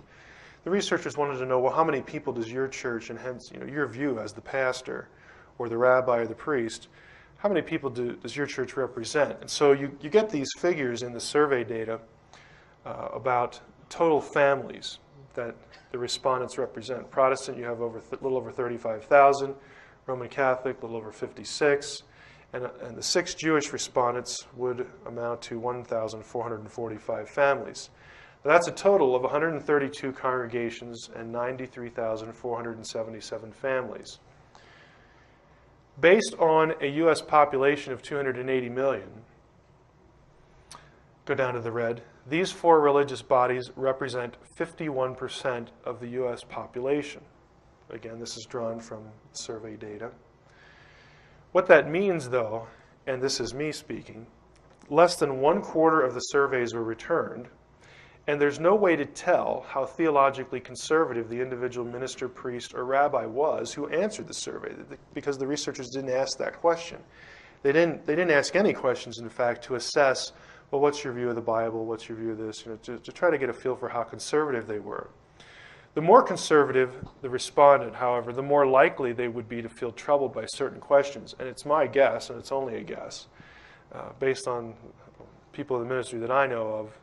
And trust me, since I do this, I run into different pastors and that I know, different academics in the wider Christian realm who just wonder, why are you doing this? And when you tell them, it's like, well, surely this just must be evil, and so on and so forth. Because they're very conservative, they don't want to entertain the possibility. So I would suggest that questions like this would really bother a theological conservative. And chances are they would just throw the survey away or answer very negatively. I don't think they would answer very positively to things like this. Do you think genetic similarities between mankind and an advanced extraterrestrial civilization would challenge the basic religious concepts of man's relative position in the universe? That was question number 5 from the survey. Question number 6 was, if an advanced extraterrestrial civilization had religious beliefs fundamentally different from ours, would it endanger organized religions in this country? Chances are a theological conservative would say, yeah, well, it would endanger mine. 10, if an advanced extraterrestrial civilization proclaimed responsibility for producing human life, if the ETs said, we're your creators, would it cause a religious crisis? If you're a religious conservative, this is completely contrary to what the Bible says. And of course it would bother them, again, if they're theologically conservative. But in the survey, you don't really know how conservative or liberal the respondent was. The other problem is the math. By the survey's own mathematical calculations and sources, and assuming a family is 4 people, a couple with 2 kids, we'll skip the dog, then the survey accounts for only 373,908 people in the United States. So there's the math. You get the 477 times 4. So you know how I got this. If we double that, if we're really generous, because again, only half the respondents actually gave their congregation size, so let's double it. That's 0.005% of the population of the United States. What I'm suggesting here is that this survey doesn't really cover what needs to be covered.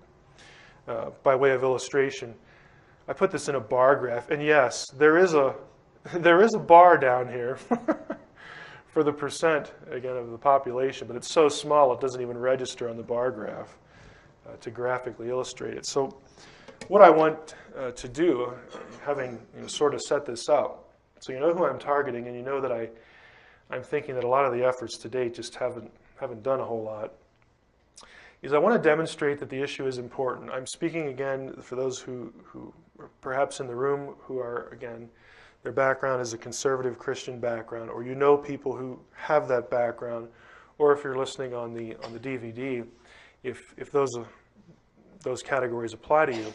I want to demonstrate for you that the issue is important. There really are theological questions that we need to think about in relation to this, and also to demonstrate that compatibility, in other words, a genuine, a very real extraterrestrial reality is compatible with a theologically conservative Christianity and Judaism. My rhetorical questions here, they are sincere, even though they're rhetorical. Are you worried about your faith? Well, I would suggest that you need to stop hiding. There is a coherent response if this were ever the case. And if you like to trouble Christians over the issue, you like to needle them, perhaps go after them a little bit about their faith, I would hope that you wouldn't be as intellectually dishonest and frankly as cranky after today, after you see this, because there are coherent responses. Historically, how did it come to this? I mean, how did we get to this position where the church just really does not want to entertain this question? The reason I ask this is because it didn't used to be this way. Now, the debate over whether intelligent life exists elsewhere in the universe, again, just departing from all the demonic stuff, the abduction stuff, you might be thinking, well, you can't really depart from that. Again, just for the sake of the discussion is why we're doing it. But the question of whether there are other worlds is actually very old. It goes all the way back to Aristotle and Plato. So it has a long heritage. They were opponents, though, to the idea. They didn't like the idea that there were other worlds. And most early Christian authors were also generally opposed to extraterrestrials, since they tended to use Platonic and Aristotelian philosophy in the articulation of their theology, the explanation of different theological concepts. Augustine of Hippo, this is the famous St. Augustine, also attacked the idea, and much later Aquinas was opposed to the idea, mainly because he didn't like Aristotle. Later on, though, when you get into the High Middle Ages, in 1277, Tempier, the Bishop of Paris, issued, now catch this, issued a condemnation, and he's a Roman Catholic, he issued a condemnation of doctrines that seemed to limit God's omnipotence. So he actually produced a list that, if you believe this idea, okay, or if you reject this idea, you're limiting God's omnipotence. And on that list was this. One of the propositions condemned was, quote, that the first cause, God, since he brought everything into the world, or everything into creation, the first cause cannot make many worlds. If you affirmed this, if you believed that God could not make any worlds, Tempier was saying, you should be condemned, your idea should be condemned, because you're limiting God's omnipotence. Omnipotence is the idea that God can do anything that he wants that's consistent with his own nature and his will. So here you have a bishop of Paris saying, you really need to believe this, because he certainly could have doing it. He could have done it. Now, theologians who followed the lead of Tempier didn't argue that God did create other worlds. Some did, some didn't. But the question was only that he could. So they're opening the door to a positive view of this. That openness led to the introduction of what Christian philosophers would later call the principle of plenitude during the Renaissance. So, a century or so later. This was a philosophical, theological idea, not a biblical one. I mean, you're not going to get this from a Bible verse. But it was a theological idea that posited that an omnipotent creator like that proposed in the Bible must, and here's the key difference, must of necessity bring to be all that is possible to fully honor his own goodness and power. Hence, Christian theology went from seeing other worlds as possible to argue that they might even be necessary for God to really show how great he was. So that became a workable idea. Nicholas of Cusa, a famous figure in church history, encouraged the idea, and he advocated in print that not only could there be a plurality of worlds, but life probably also existed on the moon and the sun. Nicholas was a priest, later became a cardinal, and he was the first prominent Latin Christian scholar to embrace the idea of extraterrestrial life. And he wasn't the only one. Now, later on during the Reformation, the principle of plenitude did face some opposition again, particularly from Melanchthon, who was a Lutheran reformer, who in 1550 warned that the Copernican cosmology would lead to the idea that Christ's incarnation and redemption could have occurred on another planet. Now, what that means is, what Melanchthon's concern was, is that if we have all these other planets out there that are populated, he was afraid, or expressed the concern that, hey, if we affirm this, then we might also have to affirm that God could have sent Jesus to a different planet and effected the atonement for them and perhaps not us. Or later on, this idea is going to be blown up into the, I'll just call it what it is, into the pseudo-theological problem that if there are other worlds, then Jesus has to be incarnated on every one of them and live and die on every one of them and resurrect on every one of them. That's going to become an objection to the idea of extraterrestrial life. But Melanchthon was more or less concerned about humanity losing its position as the redeemed, or as the target of redemption more properly, than somebody else. So he was opposed to the idea. Belief in extraterrestrials among Christians and Christian theologians continued to be quite prominent during the Enlightenment, 17th and 18th century. Near the end of the 18th century, the consensus within and without the church, so both people in the church and people who had nothing to do with the church, was that the universe was teeming with intelligent life. And so many Christians believed the possibility actually enhanced one's religious perspective, again, in light of the principle of plenitude. So it was cool, it was in vogue, it was permissible, it was allowable to believe in other worlds as a Christian at this time. The acceptance of extraterrestrial life among Christians was soon undermined, however, by one of the Enlightenment's major figures. Thomas Paine, again, we've heard of Thomas Paine from history class in The Age of Reason. He argued that astronomical science had made it impossible for any thinking person to accept the central Christian notions of a divine incarnation and redeemer. And in the course of this debate, Paine became a firm deist. In his own words, here's how he put the problem as he perceived it. He says, "From whence could arise the strange conceit that the Almighty should come to die in our world because, they say, one man and one woman had eaten an apple? And on the other hand, are we to suppose that every world in the boundless creation had an Eve, an apple, a serpent, and a Redeemer?" He's saying, look, if this is true, and if the Christian doctrines are true, and if it's true that there are other worlds, wouldn't this whole thing, this whole atonement idea, the whole fall and redemption idea, and the incarnation that Christianity has as its central beliefs, wouldn't that have to be repeated on every world that existed? Or else they wouldn't be redeemed. The Son of God would have nothing else to do than to travel from world to world in an endless succession of death with scarcely a momentary interval of life. There's so many worlds out there, you just have to go somewhere and just die all the time. So he thought it was absurd. Numerous Christian authors in the period after Paine responded to his polemics. Two of the most successful were Timothy Dwight, who was the president of Yale University during these dates, and Thomas Chalmers was a famous Scottish preacher. So they just thought Paine was out to lunch and that the idea of extraterrestrial life was just fine within Christianity. And Dwight and Chalmers, by the way, these were major theological figures. These were not hacks. Okay, these were not people who didn't know theology. They were among the leaders in Christian theology at the time, and they thought it was just fine. They just didn't buy what Paine was saying.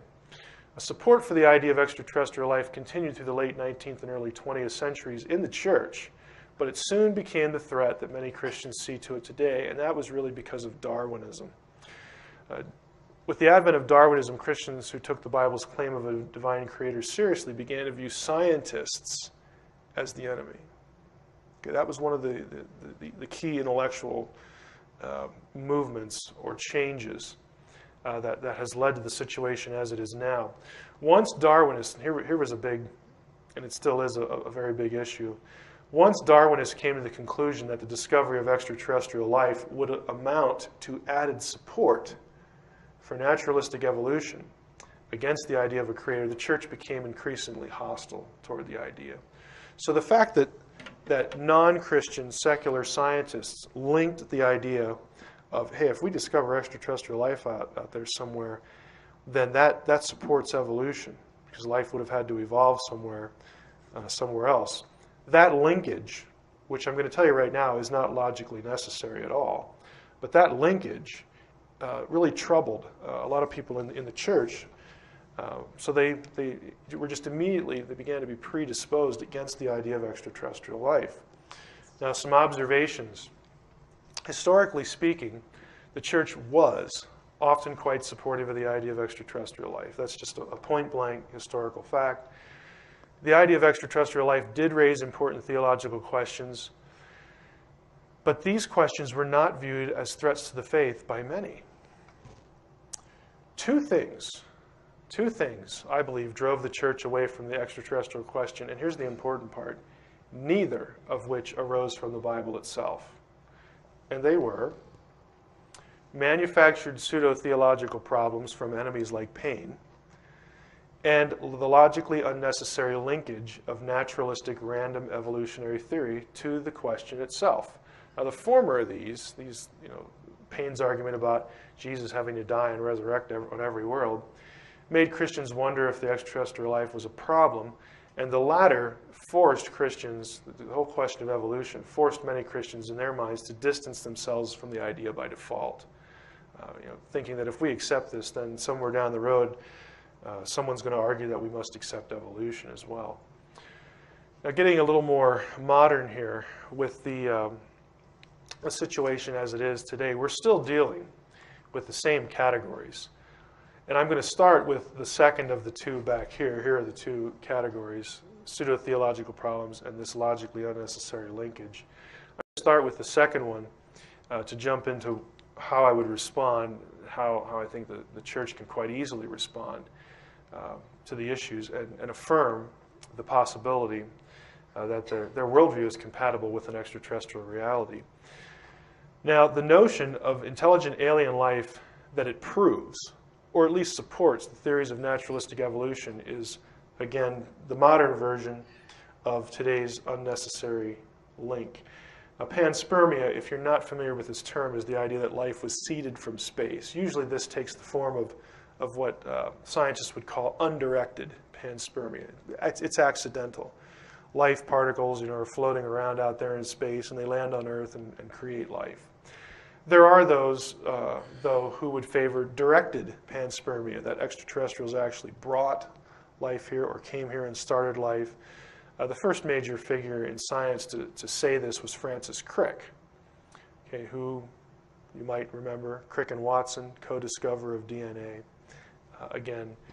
He thought that evolution could not explain the complexity of life, and so he theorized, well, somebody must have brought it here. He did not, of course, want to say that there was a creator. But would an extraterrestrial reality actually prove either this idea, panspermia, or evolution? I would say to some extent the objection is completely irrelevant. There are many theologically conservative Christians. Again, I'm talking about people who believe that the Bible is the Word of God, who believe that Christ was God in the flesh, who believe that he died and he rose again. I mean, all the major doctrines of Christianity. There are many theologically conservative Christians, especially in the sciences with advanced degrees in those fields, who embrace the theory of evolution, albeit as a process created by God. Those who do this would call themselves theistic evolutionists.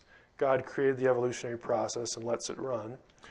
And or intelligent design theorists. Now, intelligent design theorists do not all embrace evolution. Some of them reject it. But the fact is there are lots of conservative Christians out there who aren't troubled in the least by evolution. And just on a personal note, I know a lot of these people. Okay, I'm at the University of Wisconsin-Madison. I go to a campus church there. And our church, for some reason, is heavily, and I mean heavily stilted toward the sciences. I can't go to a service without bumping into half a dozen PhDs because we have a lot of faculty who are members and leaders in our church. Our church has a lot of graduate students in a lot of fields, but most of them seem to be scientists. By way of example, the head of the botany department at the UW is a member and an elder of my church. The head of environmental studies, member of my church. We have two research physicists, both with PhDs. It's a husband and a wife team who work at the cyclotron in Madison. They're members of our church. They affirm all the cardinal doctrines. I have two friends whose PhDs are in artificial intelligence. We've got grad students in entomology and biology, chemistry, biochemistry, the whole 9 yards. And they all believe the faith. They all practice the faith. They're all firm Christians. Many of them, not all of them, I don't want to pigeonhole all of them, would probably be comfortable calling themselves theistic evolutionists. They all like intelligent design. They're all fans of that movement. So, in some ways, this objection is just pointless. It's going to be made by people who just are not acquainted with Christians who have advanced degrees in the sciences. By the way, do you know who Francis Collins is? The head of the Human Genome Project. He's a Christian. You don't believe that? Go on the internet, put Francis Collins in your browser and Wheaton College. You'll get his address to Wheaton College, which is a mainstream evangelical school. You'll get his lecture on his testimony, his faith. He is the head of the Human Genome Project, MD, PhD, the whole 9 yards. I could stand up here and just catalog PhDs in different fields to you, but I'm not going to waste your time doing that. For those Christians, the concern is not evolution, but naturalistic, purposeless, undirected evolution. What a Christian in the sciences would object to is that evolution is just totally random. It was not started or given to us or initiated by a creator. This is what the people I know object to, that you take God out of the process completely. If alien life forms, intelligent or not, were discovered, those in this category would just assume that God started the evolutionary process. It's okay. You know, other life forms out there on other planets are part of that process. God is the ultimate creator. So where's the issue? And I've actually had them ask me this. Well, where's the problem? Well, you know, you're preaching to the choir professor. You know, I'll use their first name, but for the sake of this, we'll just call them professor. I mean, to them, it's like a no-brainer. Why do people have a problem with this? Well, you know, we usually get into an interesting conversation then. Those who reject evolution, however, again, there are many Christians who are just opposed to evolution completely, just from the get-go. Those who reject evolution would, by default then, be forced to argue that God created alien life forms just as he created life on Earth. Now, I would submit to you that this is exactly what many Christians before Darwin believed. Principle of plenitude. So even if you're in this group, even if you reject evolution, all that does is put you back in the other category. God's omnipotent, he can do what he wants. He's still the creator. But I do want to unpack this a little bit, this alleged problem, to show again that it's not a very effective threat to the theistic worldview and the Christian worldview. Assuming evolution is valid for the moment, its validity in no way explains the origin of the matter present at the beginning of an evolutionary process. In other words, how organic matter evolves and how it came to be in the first place are separate questions. Okay? There's no necessary link there. An advanced intelligent extraterrestrial would not answer the question of ultimate origin either, due to the philosophically incoherent notion that a created thing brought the creation into existence. In other words, you believe there's an extraterrestrial out there. And I've never seen this claim, even in the UFO literature. I mean, nobody's going to say that E.T. created the universe. You know, they usually say E.T. created us or something like that. So even if there is a E.T., then that just raises the question, okay, where'd you come from? Where did it come from? And again, to Christians in this group, they would just say, well, God put you here too. So, you know, why don't you submit to him or something like that? Many Christians and theologians have argued that the biblical text itself, it's kind of interesting, I threw this in as a side note, may lend validity to the evolutionary process. I'm not saying this is my position, but it is interesting. Genesis 1:24, God said, "Let the earth bring forth every living creature." And what is in there that's kind of curious? You have the earth bringing forth living things. Not God directly. God starts the process of the earth bringing forth every living creature. Now, some ancient theologians, Gregory of Nyssa, Augustine, actually thought that this implied, and they didn't know the word evolution, but the way they articulated this, they thought, well, you know, maybe that the text actually means what it says here. I'll use Augustine's quote here. He supposed that the Creator, based on this verse, implanted seeds or potencies of each separate kind of organism in the created universe from the first moment of its existence. He made all things together, disposing them in an order based not on the intervals of time, but on causal connections. There was, catch this, invisibly present all that would later develop. Okay, that was Augustine, based on Genesis 1:24. So again, this is turf that Christian theologians have covered, you know, before. This is nothing new. If God did indeed create life all over the universe, it is reasonable to expect a genetic relationship. Again, and these are my responses. You remember back a few slides ago, one of the questions dealt with, well, what if there's ET and what if he's genetically similar to us? Would that bother you? I'm saying, well, why should it bother you?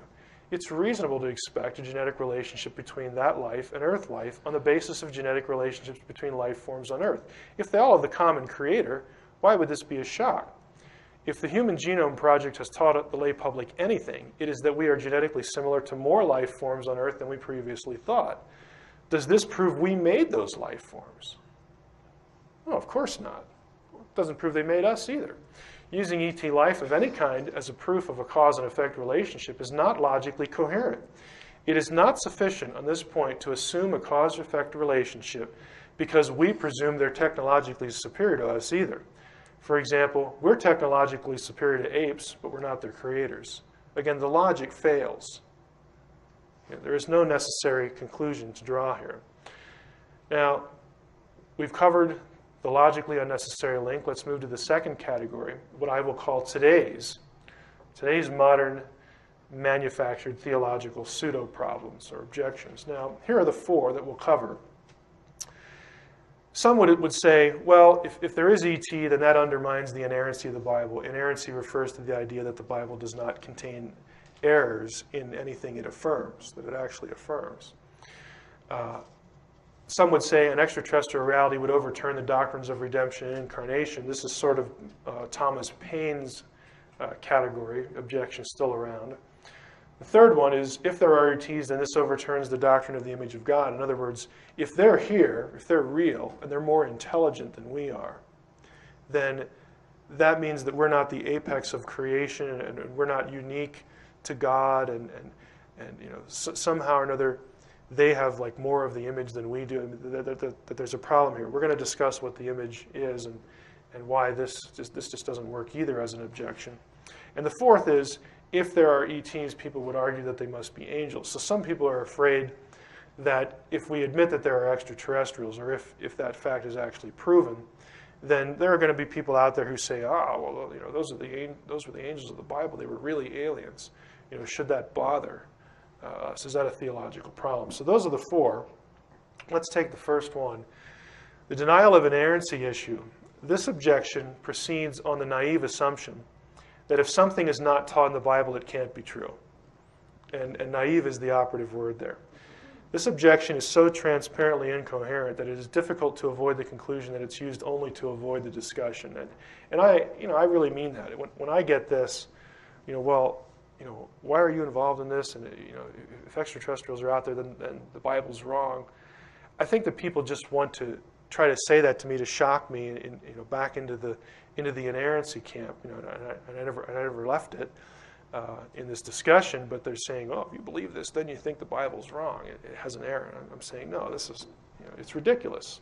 Just because something's not in there doesn't mean it can't be true. For example, the Bible issues no statement declaring that there isn't extraterrestrial life. The Bible doesn't tell us about microwaves, gravity, the known planets, toilet paper, whatever.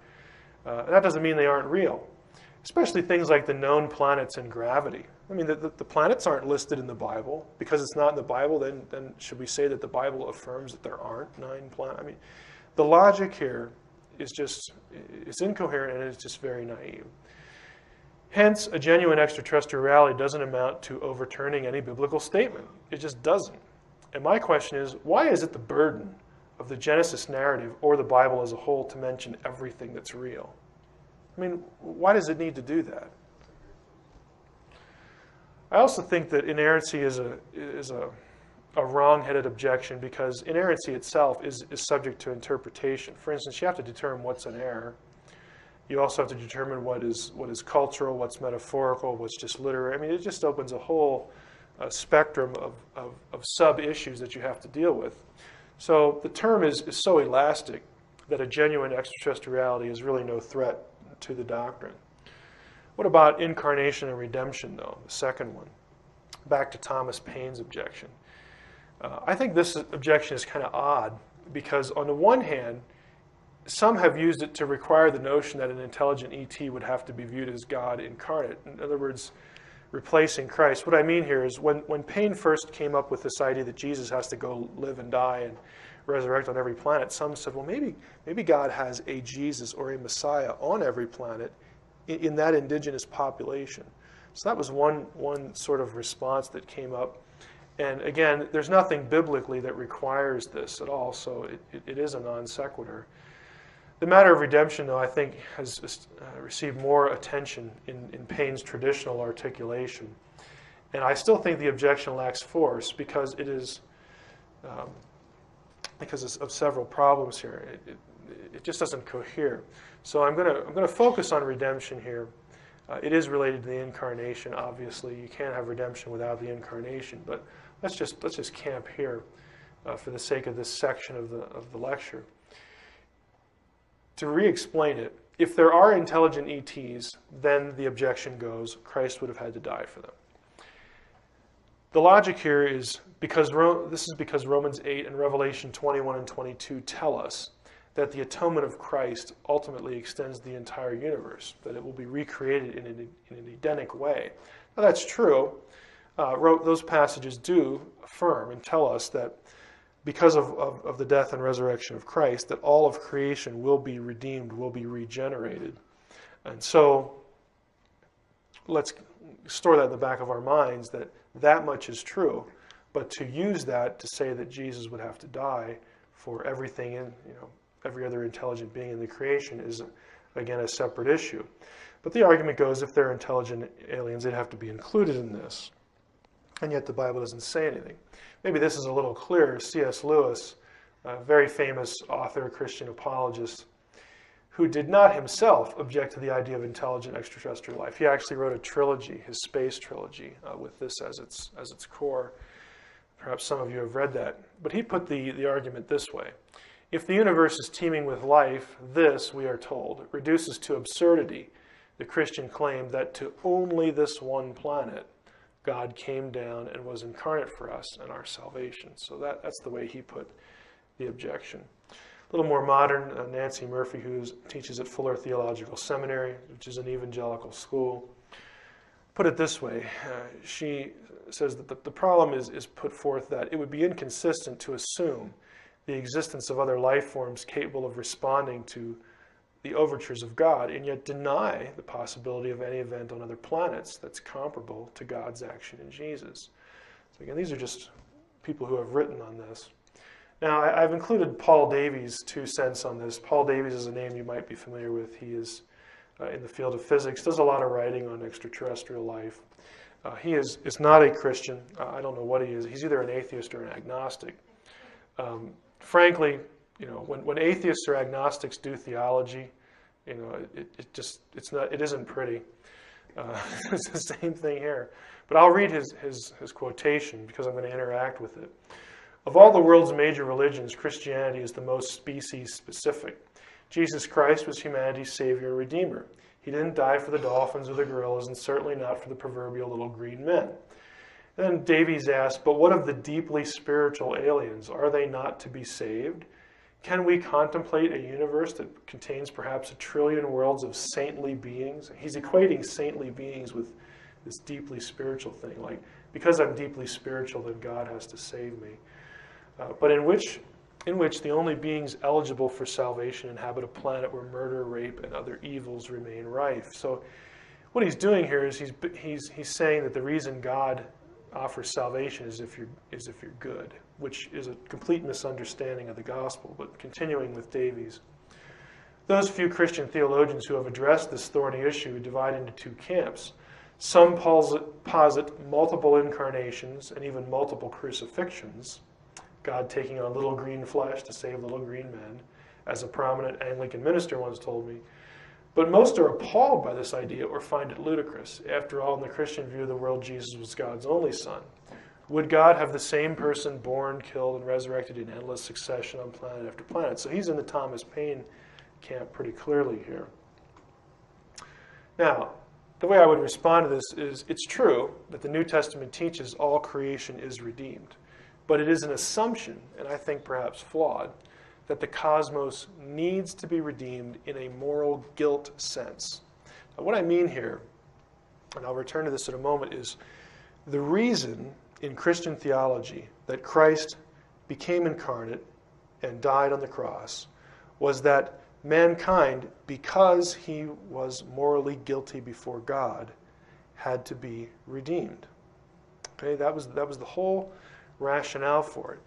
And what I'm suggesting here is I think it's a flawed assumption that everything in the cosmos is guilty before God and even needs to be redeemed.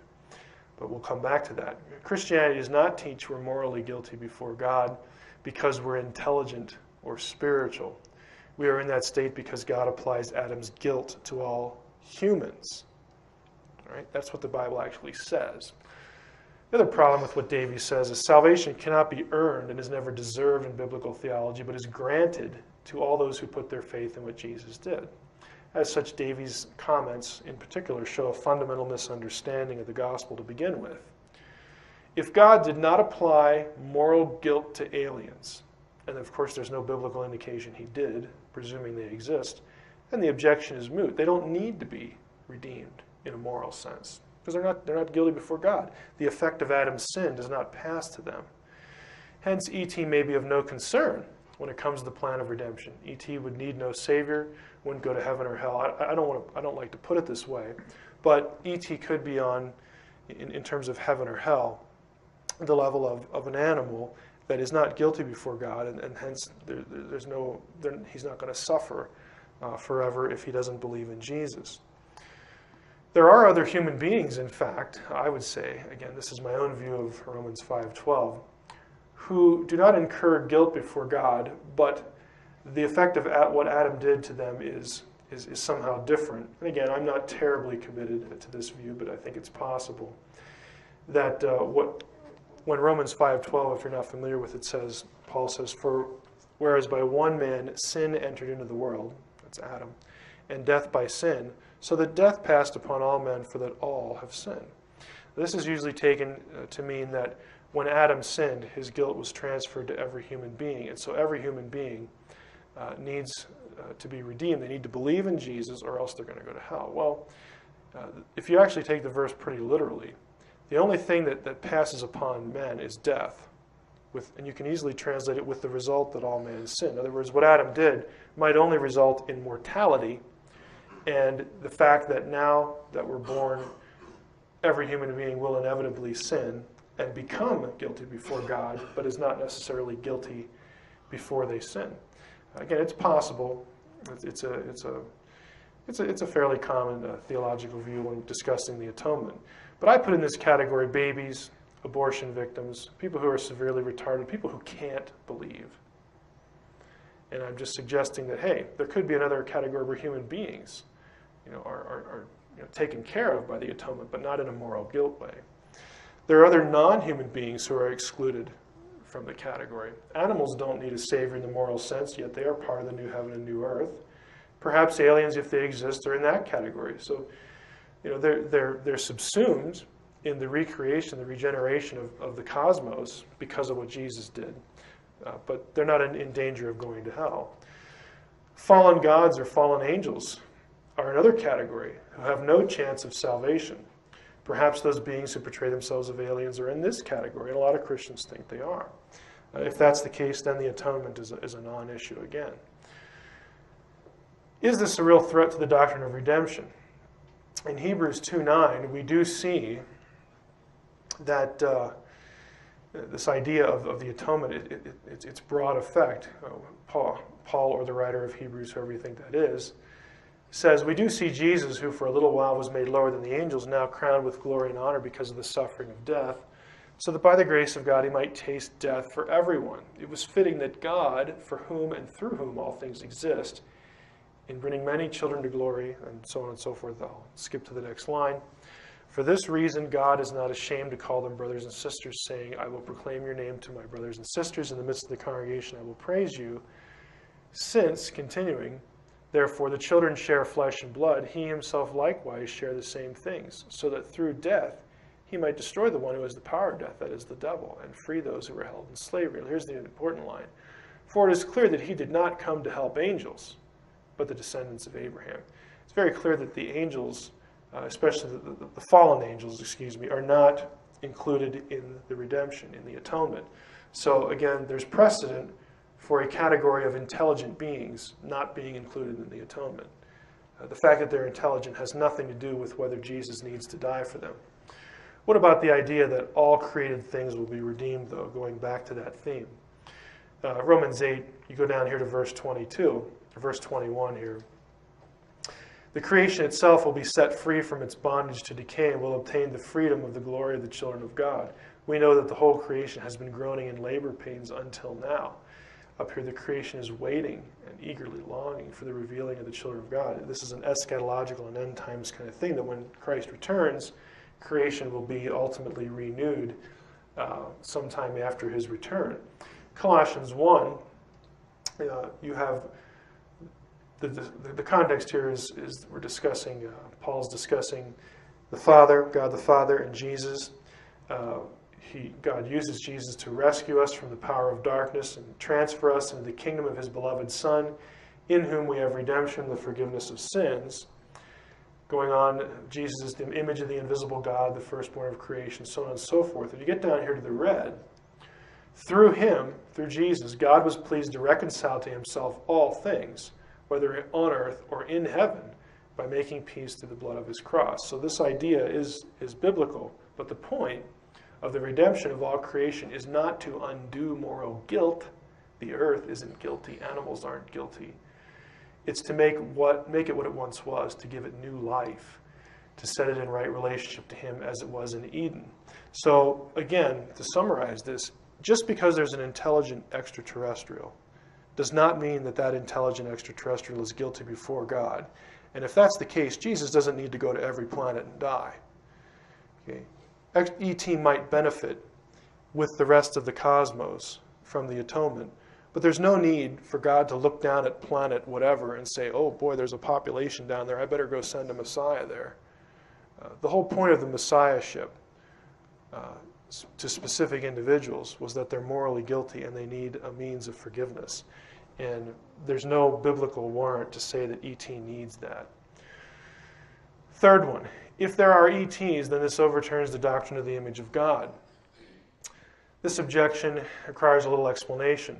Supposedly, if there are intelligent extraterrestrials, then the special relationship humans have with God, which is defined as this image idea, is overturned. In reality, the understanding that an intelligent ET would not have been created in God's image and so would not usurp humanity's uniqueness is the primary reason Christianity could sustain an extraterrestrial reality. Now, to explain that, most Christians, and you'll read this if you read theology books, it's very common to say that the image of God is these things. You know, it's intelligence, it's communication ability, you have a soul, a conscience, free will, abstract thought, whatever. So the supposition is that, hey, if there comes along another critter, another being that has these things, or even a couple of them, then that means that humankind is not unique. Humankind is not created in the image of God exclusively, like the Bible says. So there must be a problem with the Bible. That's the way the argument goes. And again, as you well know, I don't buy it.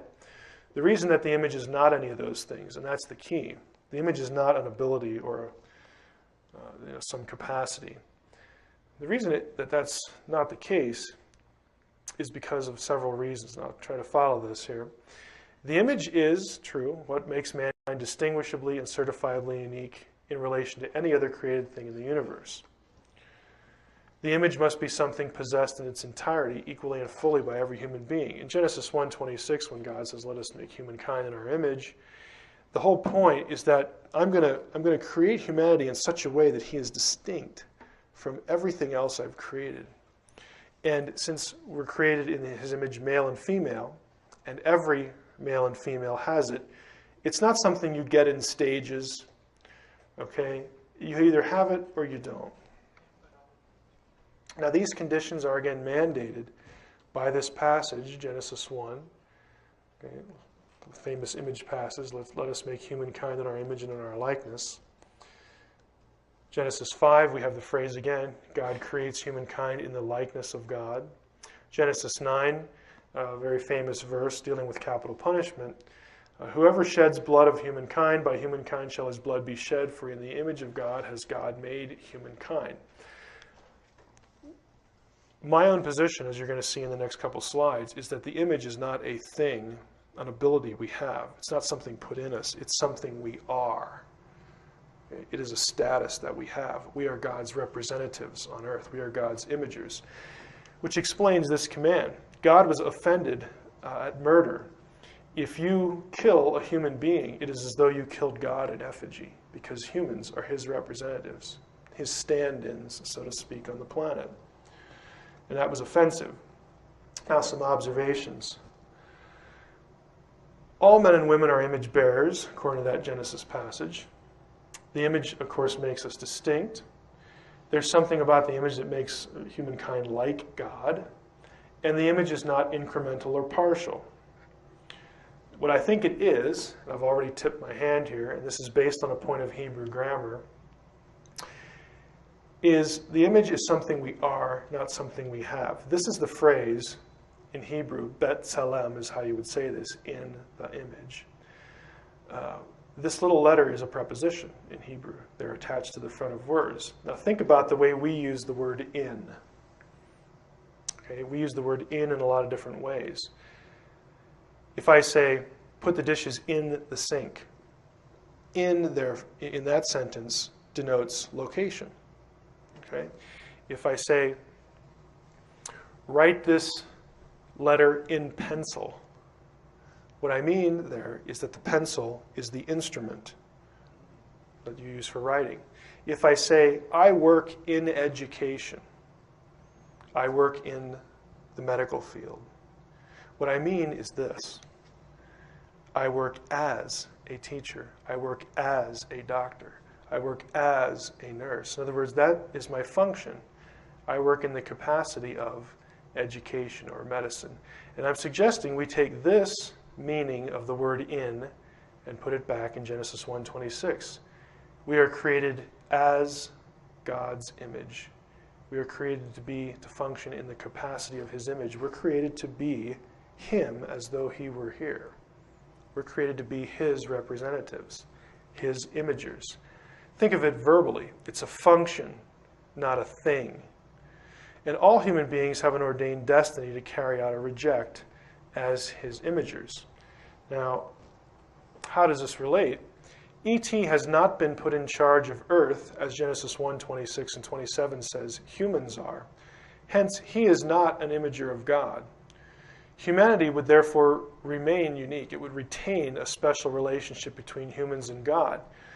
If E.T. comes along, and let's say he's more intelligent, that doesn't undo the image, because the point of the image is that I, God, am placing you, humans, on the earth to rule it, to take care of it, to nurture it, like I would do if I were physically there.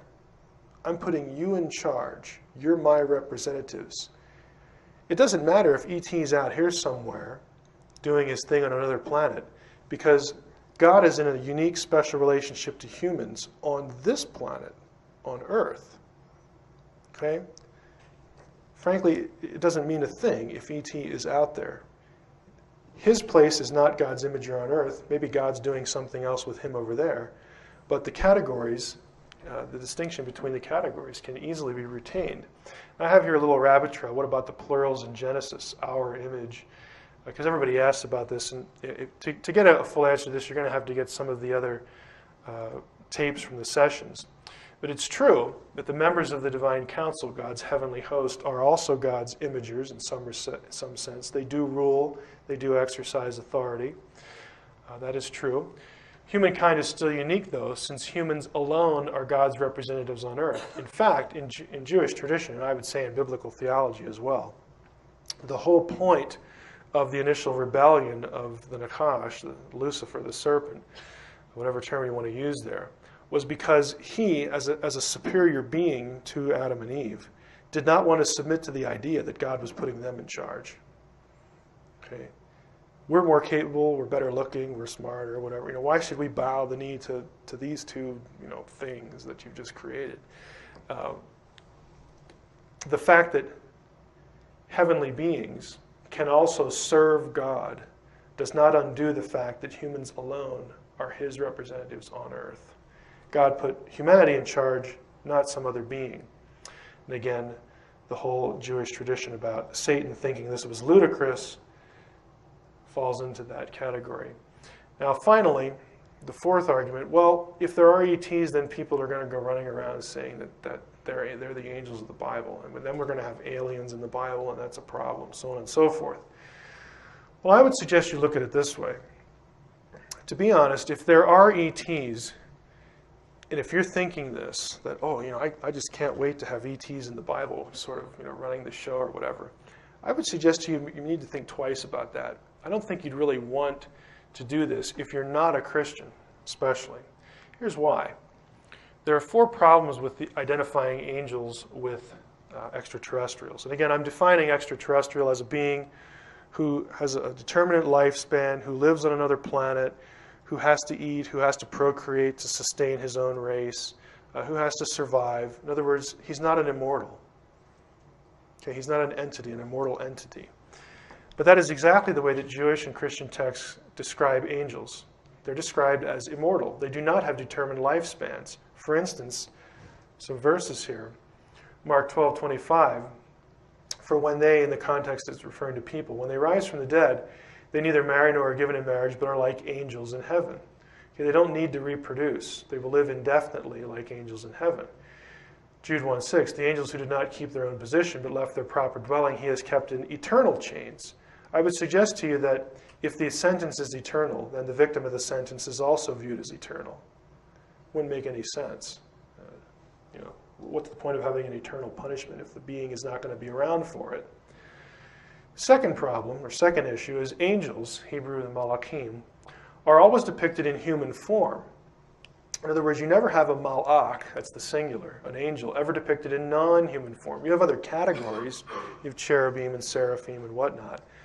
But when the scriptures use this term, angel, and then describe what the angel is doing or what he looks like, they resembled people. You could not tell the difference. The best example here is the Sodom and Gomorrah story, where the two angels who had been along with the Lord, with Yahweh, in human form, in Genesis 18, they have a meal with Abraham, and then God sends the two angels to Sodom and Gomorrah because he's going to punish and destroy the city. When they get there, Lot doesn't know they're angels. When they get to Abraham's nephew's house, Lot, he welcomes them like they're any other human visitor. He has no idea who they are. It's only when they strike the city with blindness that Lot, it kind of clicks with him. Like, well, I can't do that. That's something people can't do. They must be something more. And in fact, they were. The only really, in the UFO literature, it's only the Nordics that would really resemble in any way angels that are described in the Bible. But there are some incongruities here, but for the most part, there's some overlap there. Angels are never said as well to need flying craft to get from one place to the other. They're truly extra-dimensional, or I guess you could say intra-dimensional beings. There's only one verse that, there's a verse that is commonly used to say that angels are flying around in craft. Psalm 68:17 in the King James, but the word angel actually isn't even in here. King James puts it in, but malachim in Hebrew is not there. This is a literal translation. JPS is the Jewish Publication Society version. In many ways, it's a very literal translation. It says that God's chariots are myriads upon myriads, thousands upon thousands. The Lord is among them as in Sinai in holiness. Now, again, the supposition is that, the myriads upon myriads are angels, but, the word isn't actually there, but we'll concede that point, that the supposition is that they're angels. Same would be true in Elisha, in his case in 2 Kings 6, where I'm not going to go through the whole story, but Elisha prays that his servant can see the heavenly army that's protecting him, and God opens his eyes and he sees the hills all around Elisha covered with horses and chariots of fire. By the way, the mention of horses here with chariots, I don't recall reading in the UFO literature UFOs that need horses. I mean, this is just a common ancient version of what they actually saw. And I mention that to say this. As I said last night in the Ezekiel session, the biblical writer, the ancient Hebrew writer, has words for silvery, silver, disc, round, circle, window. I mean, all the features of a common UFO.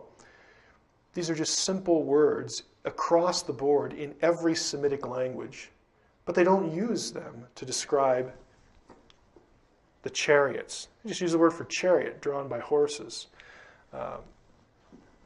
It's an appearance, again, to create the impression for Elisha and his servant that God has an army protecting them. It's not that God's saying, hey, we're really all here in UFOs. Otherwise, I mean, why didn't he describe that? Fourth, are ETs, scratch the R there, are they the angels of the Bible? Now, fourth problem, if they're to be misidentified in New Testament texts, then logic would compel us to accept whatever else the New Testament says about them. What I mean by this, in other words, is that it is intellectually inconsistent to accept that an ET reality is, quote, provable from the Bible, and then to turn around and reject what the Bible says about those beings. If you want to say that the angels of the Bible are extraterrestrials, then I want you to be consistent. I want you to then accept and affirm and believe and obey whatever else the Bible says about those ETs, those angels. And here are some examples. And I don't think, if you're not a Christian, I don't think you're going to want to do this. Here's why. Some examples. Angels, ETs in question mark there, save only the followers of Christ at the rapture, or the second coming, if you don't like the rapture idea. So if you're not a Christian, ET is going to kiss you goodbye. Angels, ETs, announced that Jesus was in fact the Messiah. So again, if you're not a Christian, you better get your act together. ET says, ET affirmed, ET declared that Jesus in fact was the Messiah. ETs are also inferior to and are subject to Jesus Christ. He is their authority. ETs, angels, carry out the wrath of God on the earth and unbelievers at the time of Armageddon. So again, if you're here when Christ comes back with his ETs, as people are so fond of saying, as he comes back with his army of UFOs and extraterrestrials, if you're not a Christian, you're in heap big trouble. Now, I don't think I've ever found someone who really would be willing to embrace a lot of these things if they're not a Christian. My experience has been that most people who want to say that the angels of the Bible are extraterrestrials are very hostile to the Judeo-Christian worldview. And I'm just asking, I'm not really asking, I'm just telling you, you're inconsistent. You have, again, the pick and choose approach to the Bible. You pick what you like, you discard what you don't. One must decide one of two things about the angels or ETs idea. Either don't identify them, number one, or number two, explain how it in fact is intellectually honest of you to pick and choose. And I don't think you can do that. Now, one last thought. While it is certainly true that Christianity can accommodate an extraterrestrial reality, there are two aspects of the alien debate that Christian theology today would still reject. One is the assertion that ETs created humanity. What I'm saying here, by way of sort of a summation, is that, look, on the one hand, it's perfectly easy and perfectly reasonable, perfectly workable for someone who's a conservative Jew or conservative Christian to accept the idea that there could be a real extraterrestrial. The problem comes in this linkage, this assertion here. And second, again, the possibility that while angels are not the ETs, the beings that present themselves are somehow the evil fallen sons of God. This is where you're going to find a lot of Christians nowadays, their resistance to the idea. But what I'm saying to you is that there's no, while this can be articulated, this can be explained, this can have a coherence of its own, I think that Christian theologians should also admit and tell their people that maybe this doesn't have to be the case, and we can have an extraterrestrial reality and still affirm the faith. That is what I have for today. We can take question and answer, I guess. I don't know. I don't know what time it is, so I'm going to rely on the tape guys. We do? Okay. All right. Okay. So we're gonna have Bill come. Where are you, guy? Okay. Okay. All right. Well, let's just stop then. Okay. Thanks for that. For those of you who aren't familiar with me, I want to say a few things. This is my favorite talk to give because I can slow down. Whenever I do this, I seem to get a good time slot, hour and a half. When I did this in Houston at the HUFON meeting, it's Houston UFO Network, probably about two summers ago now.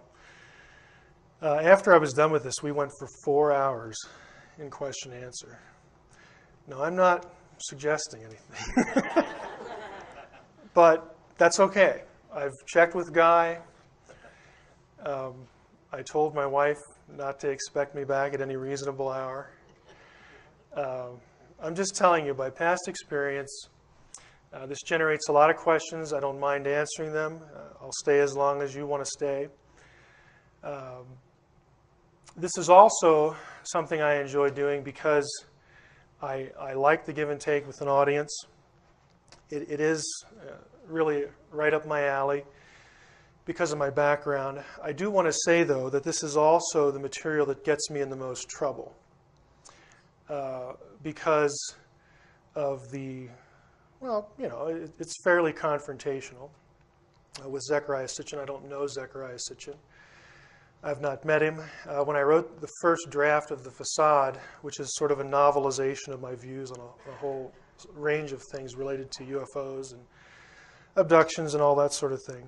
When I first did that draft, I had never heard of him. I had heard of Eric von Daniken, but I had never heard of Zecharia Sitchin. After I did the first draft and started to have some people read it, I began to hear the name, so I looked him up and got a couple books and read his material.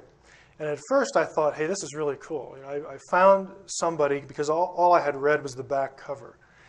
You know, ancient language scholar, Sumerian scholar, you know, dealing with the topics that I was interested in. I thought, this is pretty cool because somebody has gone this route before and I will have some direction because, frankly, there's just nobody who is credentialed in ancient languages who does this sort of thing, who has these interests. And I have to be pretty blunt with you, I was very disappointed. I will say some things tonight, as Guy said, you know, we're all going to go away offended, at least once during the conference. I was really disappointed. I don't think Zecharia Sitchin knows any of the languages. I've said that on Coast to Coast AM, so there's no point in not saying it here. That's the best way I can characterize it. It was a disappointment. When I went on with Art Bell, now 3 years ago, he asked me if I would be willing to debate Zecharia Sitchin. I said, sure, that would be fine. And I have not heard a peep from the Sitchin camp since. Now, I think I know why that is. I think at the end of this, you'll know why it is.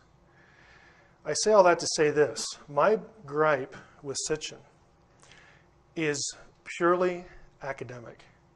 I do not think, especially, you have to understand the context from which I'm coming. When you're in graduate school, you do not do things and survive like make arguments without proof, like make things up from ancient texts that just aren't there. You will just be essentially just shot on the spot. Your career is over. Okay, you do not do things like that. And that's what I encountered in Sitchin's works, and plus all sorts of just plain mistakes. Now, I want to preface our beginning here by saying, in reference to my title, why you should care about honesty and scholarship. The reason you should care is because maybe there's one of you out in the audience here who has studied an ancient language or two, or maybe has a degree in it, but by and large, someone who picks up Zecharia Sitchin's works or goes to a website or looks at this material on the internet, you have no idea how to interact and how to critique this material because it's not your field. You all have different fields. You all have different interests. I said last week to George and Ori on Coast to Coast, I said, you know, George, if you had this interest, you know, you could do some of this work yourself, but it is not very good for your social life. I'm still astonished that I got married. Okay, I actually said that to him. And I mean, I kind of am. I'm still astonished because it's nerdy, okay, to like to parse verbs, okay? Let's be upfront and honest about it. But there are people who do this. There are people who devote their lives to ancient languages, manuscript studies, cuneiform, whatever. And when you are being fed information related to this material, and the author knows that you cannot check him, that's why you should care. Because you are being sold a bill of goods. We are not on the level here that I disagree with certain translations of tablets. The level we're talking about here is that the material either exists or it doesn't. We're not talking about differences of translation technique. We're talking about fabrication of material. And I've picked 6 items that we're going to go through in relation to Sitchin's work. Again, it's hard for me to stand up here and say it's not personal. It isn't, but I know that if you're a real devotee of Sitchin, you're going to feel that way.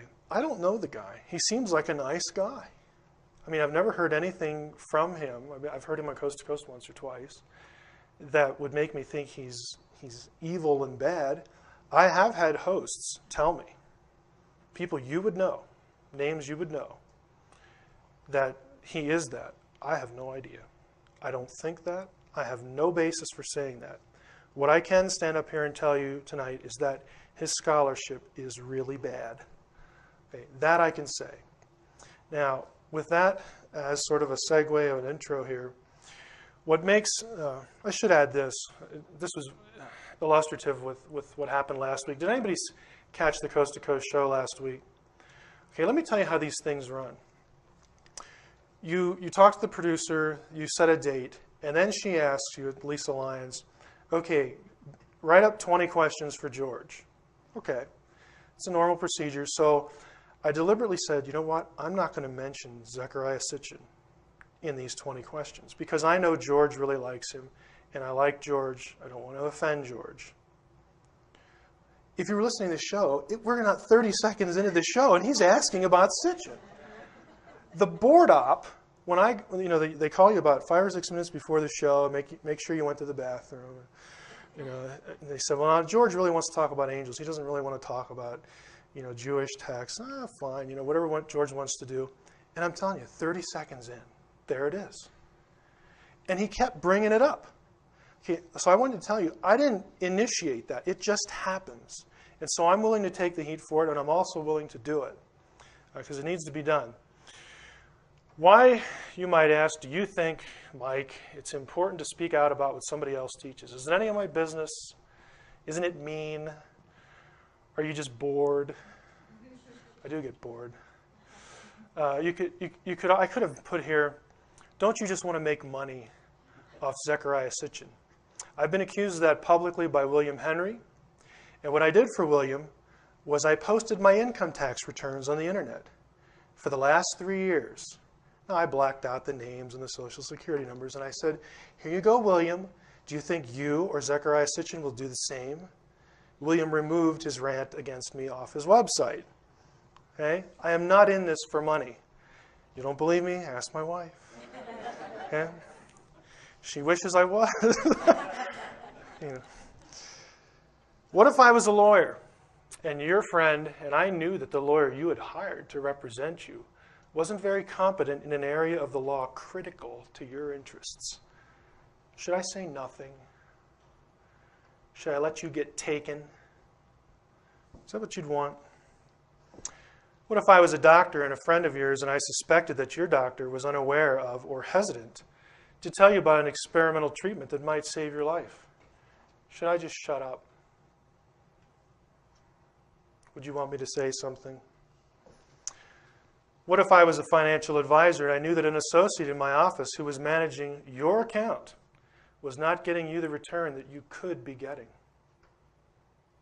Would you like me to say something? Okay, I'm none of those things. I'm also not a minister. What if I was a minister, though, and you came to me with a theological question, and I only gave you enough information to steer you toward my view? Is that honest? Is that fair? No, it's not.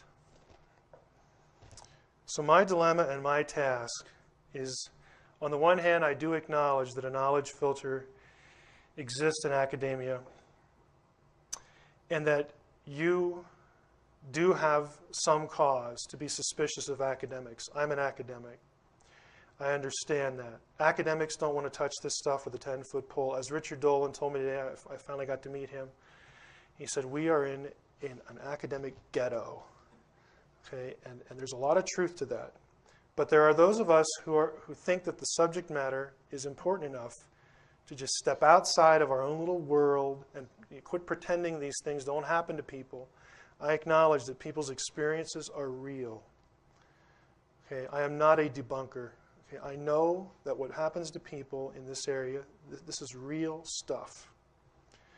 Yeah, I can't claim to know exactly what is happening. I have my suspicions based upon my own area.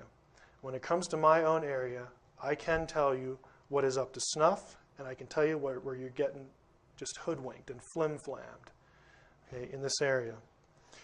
Another problem I have is I know that a lot of you aren't interested in language stuff. It isn't a sexy subject. A lot of you hated English, much less a foreign language. If I asked you to diagram a sentence now to save your life, you'd probably, half of you would just end up being carted away. Okay, I understand that, but I'm going to try it anyway. I also have to temper the academic enterprise and academic honesty with tact. And I'll admit this is sometimes difficult because I care about what people read in my area. You know, when you spend 20 years in an area and you get degrees, you sort of have this little queer sense of ownership of it. It's my area, and so get it right, you dunderhead. I'll admit that. I'll admit that because that's what my professors do to me. So it's my opportunity to do it to somebody else. It's just there's a certain expectation. If you publish a book and you claim to be an expert language scholar, you made the claim. Okay? You're in print. You have to live up to it. When I go to a conference, academic conference, there's a few I go to every year in my field, and I read a paper, and everybody in the room has a PhD in biblical studies. If I don't do a good job, I'm going to get hammered. And I have seen people get hammered. I have seen people deliver papers at conferences go away in tears. Okay, it happens. And so, yes, I'm sensitive to people getting it right. If you're going to make the claim, then put up or don't say anything. Acknowledging spiritual realities and forces, I do believe that scholarship is a spiritual issue. It is not just nuts and bolts, grunt academic work. Everybody has presuppositions. I have mine. Okay, you know about some of them. I'm a theist. I believe there's a God. If I believe there's a God, I believe he can actually do something. Okay, what would be the point if I didn't? I believe that he can actually supervise people to write things down for posterity, both what we would call scripture and not. That, in providence he wants preserved. I operate with certain presuppositions as a theist. I don't believe Zecharia Sitchin is wrong in his analysis of ancient text. I know he's wrong. And I can empirically show you, and I will tonight. Okay, I know it's not very hard if you are in the field. Now my challenge is to you, go ahead, check my credentials out. I don't have any phony degrees. They're real. My resume is on the internet. Ask yourself if it makes sense as we go through this material to believe what Mr. Sitchin says about the ancient texts against what the ancient Mesopotamians say. And I'm saying this for a specific point in the lecture. I will come back to this. But at some point, you're going to have to accept what he says over what the scribes themselves say. Now, my money's on the scribes. Okay? Ask yourself how Mr. Sitchin's work can be considered credible in light of its demonstrable errors. And ask yourself why Mr. Sitchin has refused to debate me since 2001. That's a little self-serving, I'll admit it. I'd kind of like to debate, but if it was over the radio, there are just things in here that will not translate well to radio, so it's probably good that we didn't debate. Some points are tough to make. Now, my challenge is to Mr. Sitchin. These have been on the internet for quite a while. Show me proof of your ancient language training. I mean, I'm at the point now where I don't want to see a degree. I want to see a class. I want to see one semester of anything. Explain why your word meanings are superior to those in ancient cuneiform dictionaries. Yes, believe it or not, the scribes themselves created dictionaries, and they're bilingual. Sumerian on one side, Akkadian on the other. We have literally 50 to 60,000 words in clay tablet dictionaries made by the scribes. We don't have to guess at what a word means and what they thought it means. They've told us what it means. And so often Mr. Sitchin's translations, and I use that word loosely, defy the Sumerian scribes themselves. I don't know of any other way to put it. Explain the language and translation errors in your books. Produce a single text, just one, a single text that says Nibiru is a planet beyond Pluto, and that text connects the Anunnaki to Nibiru. There is no text, none, zero, nada. There is no line of any cuneiform text that has that in it. That is entirely contrived. If you don't believe me, I have bibliography on my website. There are articles on Nibiru that account for every place it ever occurs in any tablet. And you can look them up for yourself in English translations. It ain't there. Explain why your God-planet correlations are contradicted by all cuneiform astronomical texts. I will explain that as we go. So let's get started here. 2 areas I want to hit on with 3 subjects in each. Sitchin and Mesopotamian astronomy. We will talk about the cylinder seal that he says shows that there's 12 planets. We'll talk about planet-God correlations and the identification of Nibiru. We'll explain those when we get there. And Sitchin in ancient languages. We'll discuss 3 terms that occur in his books a lot: Elohim, Nephilim, and the word Shem. Start with cylinder seal VA 243. The VA is, this seal is actually kept in the Forter Asiatica Museum in Berlin. That is the Museum of West Asian Antiquities. It's seal number 243. You've probably seen this. Now, here's the other reason I like this one. Actually, I just got this. My laser pointer. I get to play with a laser pointer. I better switch hands for this. This is delicate work. You see this right here? Zecharia Sitchin says this is indicative of 12 planets. He says this is the sun, and these dots around the sun, if you add them up, 4, 6, 7, 10, one over here, 11, I think, did I do my math right? He says that plus the sun was counted as a planet, so he says there's 12 planets. Now, in the ancient world, it's true, sun and moon were counted as planets. And so if you take the 9 we know about plus sun and moon, that's 11, and he says this seal says there's 12. And so there must be a 12th planet out there. And of course, if you've read Zecharia Sitchin, he says this 12th planet is Nibiru. Now, move on to the slide here. The inscription on the seal actually says nothing about astronomy, Nibiru, or the planets. We'll get to that. The alleged sun symbol on the seal is not the sun. We know that because we can compare it to the consistent depiction of the symbology of the sun on hundreds of other cylinder seals, monuments, and pieces of Sumerian Mesopotamian art. We'll show you that. And there's not a single text on any existing Sumero-Mesopotamian tablet that says the Sumerians or Mesopotamians knew of more than 5 planets. There are a number of cuneiform tablets that deal with astronomy and cuneiform studies. All of them have been published. If you're a Sumerian scholar, you know about this material, or at least you should. They've all been compiled and published. Now this text again, this seal, here's what we'll call line 1, what scholars call line 1. Line 1, you'll notice, is an exact duplicate over here. It's repeated. We'll call this line 2, and this little bit down here, line 3. These symbols are the actual Sumerian that is on this seal. Now, it's not very exciting. Again, here is the publication. You want to look it up? Go ahead. I will give you the information. I always try to give you the bibliography. It's the West Asian Cylinder Seals, 1940, by Anton Mortgott. He's an expert on Sumerian cylinder seals. It's in German. If you read German, you're most fortunate. Line 1, Dubsiga is a personal name. Ili Ilat, another personal name. This is German Dein Knecht, for your servant. So that's what it says. Dubsiga, Ili Ilat, your servant. That's all the seal says. It has nothing to do with astronomy. Again, the translation's published since 1940. Zecharia Sitchin should have known about it. In simplest terms, the alleged sun seal in the upper left corner of the seal isn't the sun. And so the artwork doesn't depict the sun and our solar system. It's a star. We know this because of the consistent sun iconography of Sumerian Mesopotamian art.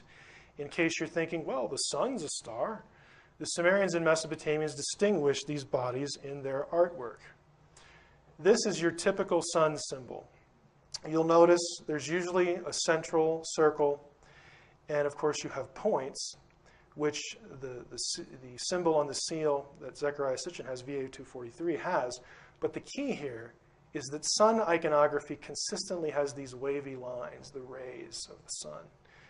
Here's an actual example. You'll notice the wavy lines here. One of the most common artistic motifs is in Sumerian Mesopotamian art, they will depict the sun, the crescent moon, and the star together. And I bring this up to show you that they distinguished the symbols. Here's one example. Sun, wavy lines, crescent moon, star. Star, sun, again, wavy lines, crescent moon. This is the complete, we just had this one on the last slide, this is the complete stela. You notice these symbols. This is a common zodiacal symbol. The Sumerian Mesopotamian zodiac. This is the complete zodiac. And you'll notice again, star, crescent moon, sun, wavy lines, and the rest of the symbols in their zodiac. Another zodiac. Here we go again. Crescent moon, wavy lines for the sun, and a star. And the rest of the symbols of the zodiac. Draco, the scorpion, the whole bit. Another one.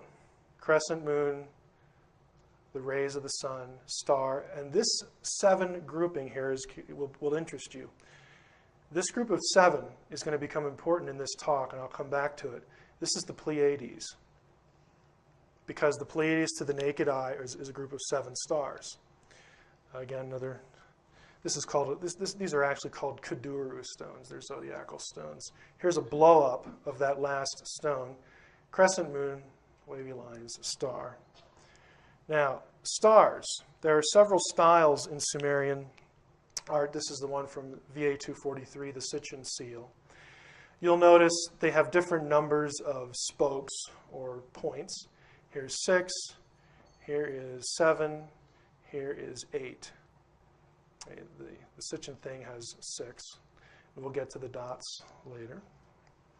Here are the Pleiades. The reason this is important is you'll notice in this piece that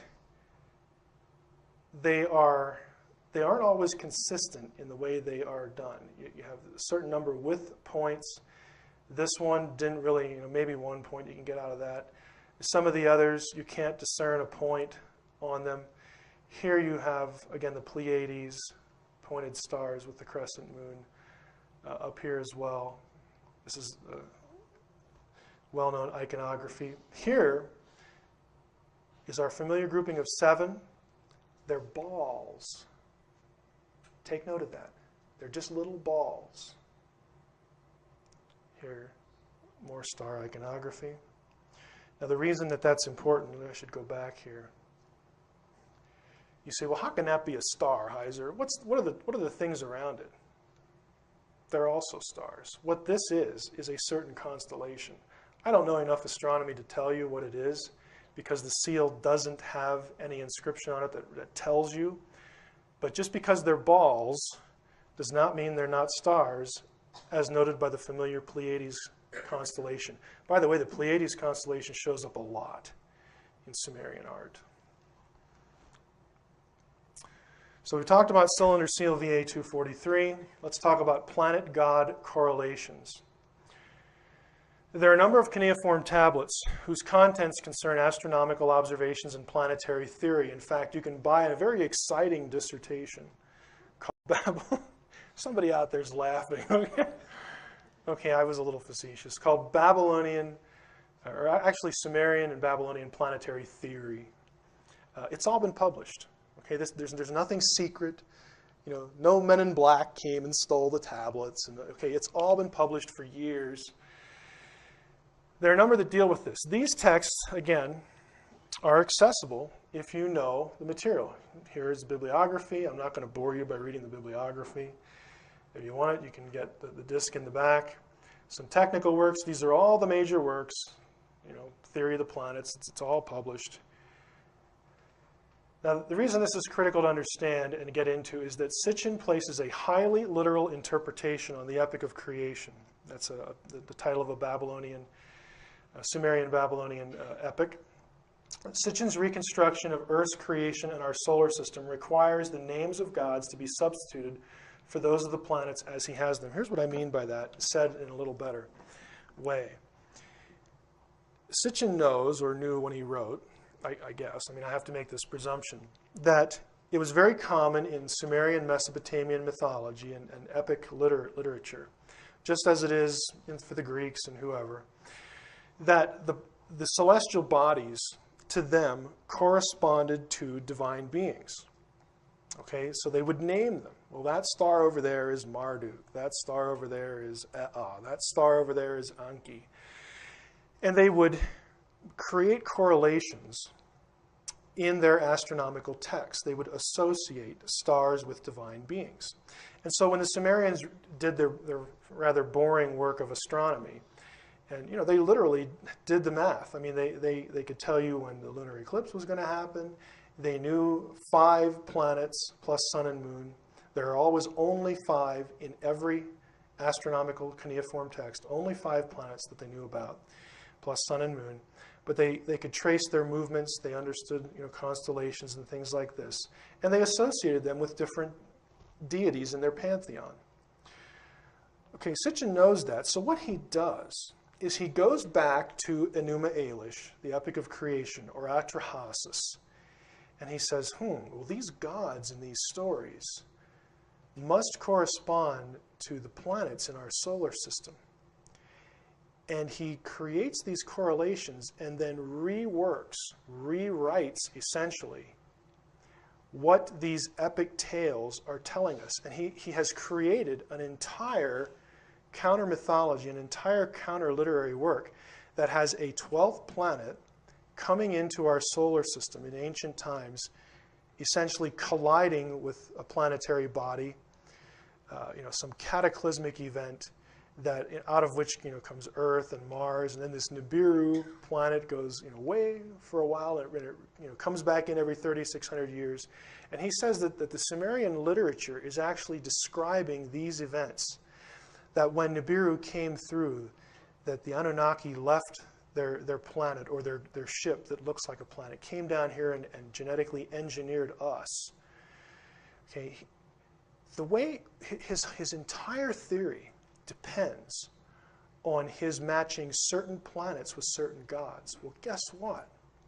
His matches don't agree ever with any of the actual Sumerian correlations between planets and gods. Here's the table. I just summarized that. There are 5 planets, sun and moon. That is Mul Apin, the cuneiform astrolabe. This isn't you can't really see this very well, but I've sort of done something with the next slide, but I just want to show you something. Here on Mul Apin, the planets, and they include sun and moon, are listed. They knew of Saturn, Jupiter, Mars, Venus, and Mercury, and of course, Earth. They would give names, Sumerian names, to the various celestial bodies, and here are the lines. If you wanted to actually go look this book up, you can look at the lines of the text. It's translated in English. You can check what I'm saying. You'll notice the correlation here with, I have starred Jupiter for a reason. We'll come back to Jupiter. Just store that away. Here are the correlations. If you read the 12th planet, Sitchin will say the sun is Abzu, Mercury is Mumu, Venus is Lahamu. Okay, the cuneiform astronomical text actually lists all of these. There is no Tiamat in this text. They didn't know of Pluto, Uranus, or Neptune. Nibiru, down here in Sitchin, was unknown as a planet, but note the asterisk. Nibiru is associated with Jupiter. It's also associated with Mercury in one text, and it is also just called a star. And that might give you the impression, well, did they know what it was? Well, again, we'll get to that. But the point here at this point in the discussion is that all of the actual correlations, none of them correspond to what Sitchin constructs. Now, my question here is really simple. This stuff has been published for a long time. Why didn't he just look it up? I'll tell you why. Because he needs these correlations to take them back into the texts and reinterpret the texts for you, the reader, to concoct the idea of a 12th planet that comes in here carrying aliens, and that's how we got here. He's got to have this. He's got to have these correlations, or his entire interpretive method is just dust. And that's what I'm suggesting you should consider it. Okay, we talked about the cylinder seal, planet god correlations, identification of Nibiru under this heading of astronomy. According to Zecharia Sitchin, again, the Sumerians knew of an extra planet beyond Pluto. The planet was called Nibiru. Sitchin claims that Nibiru passes through our solar system every 3,600 years. While scholarly material in cuneiform astronomy is fairly abundant, specific treatments of Nibiru are rare. Here they are. Most of them are in German. It's too bad Richard Hoagland isn't here. I've had a German national in the Netherlands. You meet these wonderful people, when they get in touch with you after coast to coast. An elderly retired woman who took a year or two of Sumerian in the Netherlands, native German speaker. She translated them for me because I don't trust my own German. But I have them all transcripted for Richard because we're actually working on sort of a theory we have about what Nibiru actually is. But there they are. Fortunately for scholars and other interested parties, the work of the studies done above and the editors of the monumental Chicago Assyrian Dictionary, otherwise known as CAD, have located and compiled all the places where the word Nibiru and related forms of that word occur in existing tablets. A look at the CAD entry, volume N2, pages 145 to 147, tells us immediately that the word has a variety of meanings, all related to the idea of crossing. And Sitchin does say that, so he gets this right. Apparently he did look this up somewhere. It refers to crossing or being some sort of crossing marker or crossing point. Now in his theory, the 12th planet comes through our solar system and crosses the paths of planets every 3,600 years, so that's how he applies this. In only a minority of cases, these references in astronomical text, does the word relate to an astronomical body. Now the generic, just giving you a couple instances here. Nibiru itself, just the word can mean place of the crossing or crossing fee, and I've quoted the Gilgamesh epic here. Straight is the crossing point, the word is Nibiru there. A gateway, narrow is the way that leads to it. It can be a ferry or ford, kind of the river Styx kind of thing where you're ferried across to the netherworld here. The following chart represents a complete listing of the word Nibiru in astronomical text or astronomical context.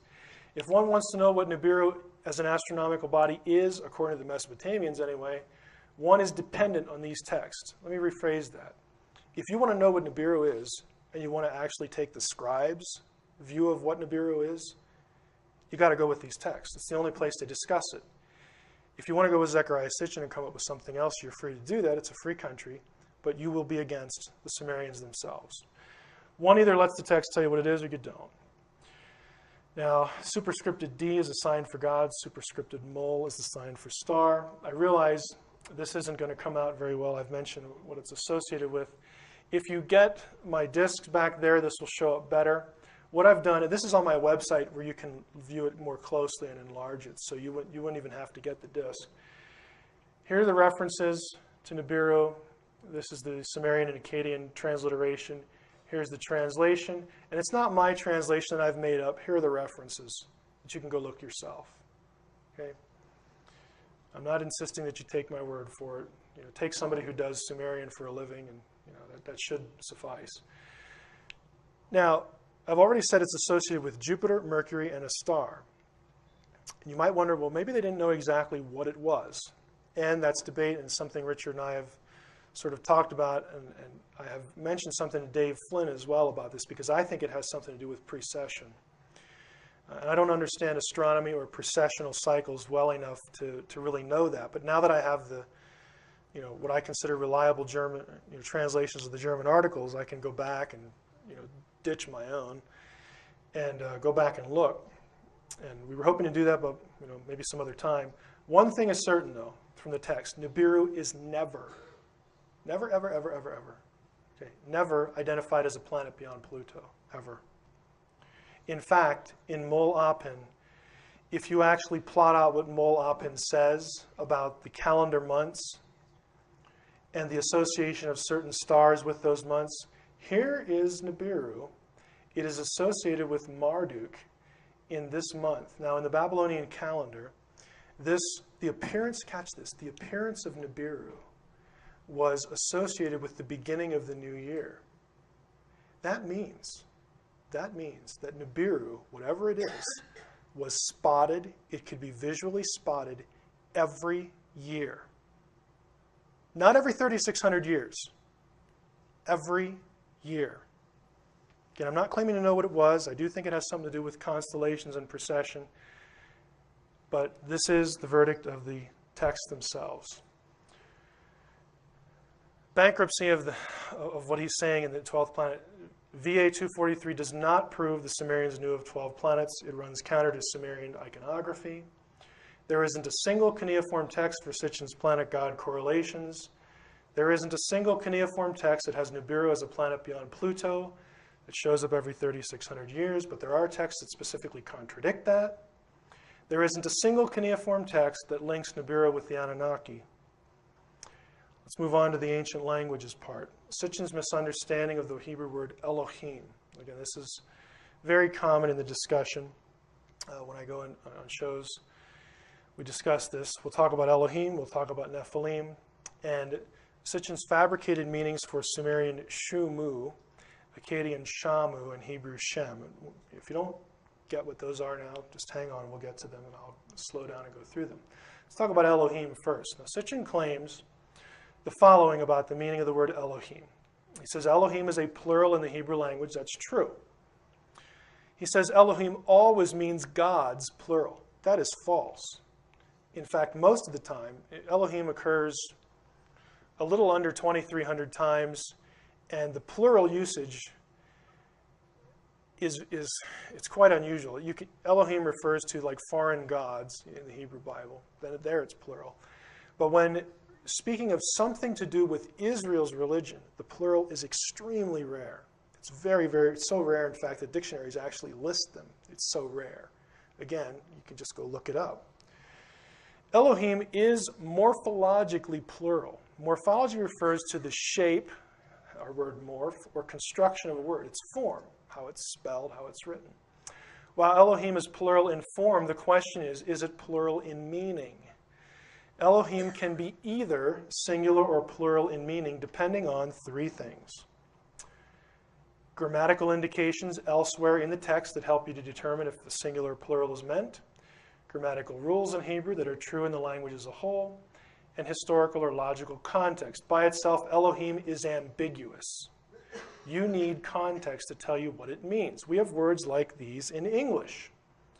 Sheep and church. Illustration. The sheep is lost. Now, if I say that to you, the word is tells you something. It's a singular verb. You know when you read this sentence, I have to be referring to one sheep because of the verb is. The grammar tells you which one it is.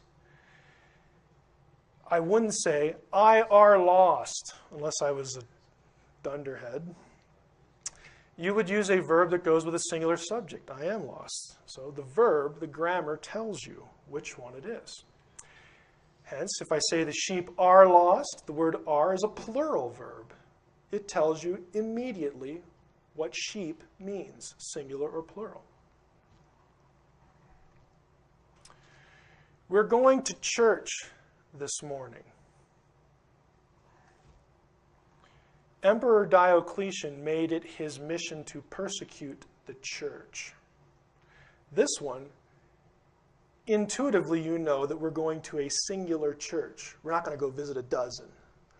Okay, we're going to church. We're going to one building to do our business there, to worship. This one, however, is collective. It's plural. Diocletian just didn't pick on one church in the ancient Roman world. He picked on as many as he could find. Context, logical context tells you what the word means. Like English or any language, Hebrew operates by grammatical and logical rules. The word Elohim, while plural in shape, derives its meaning from grammar and logical context. The best verse in the Bible for this is Psalm 82:1. Now notice this. God, Elohim, stands, we'll get to this, in the divine assembly. This is the classic divine council verse. Among the divine beings, Elohim, or among the gods, he pronounces judgment. Now look at this. It's the same word in the Hebrew text.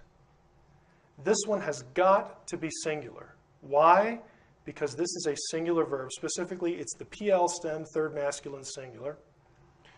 This one has to be plural because this preposition, among, you can't be among one.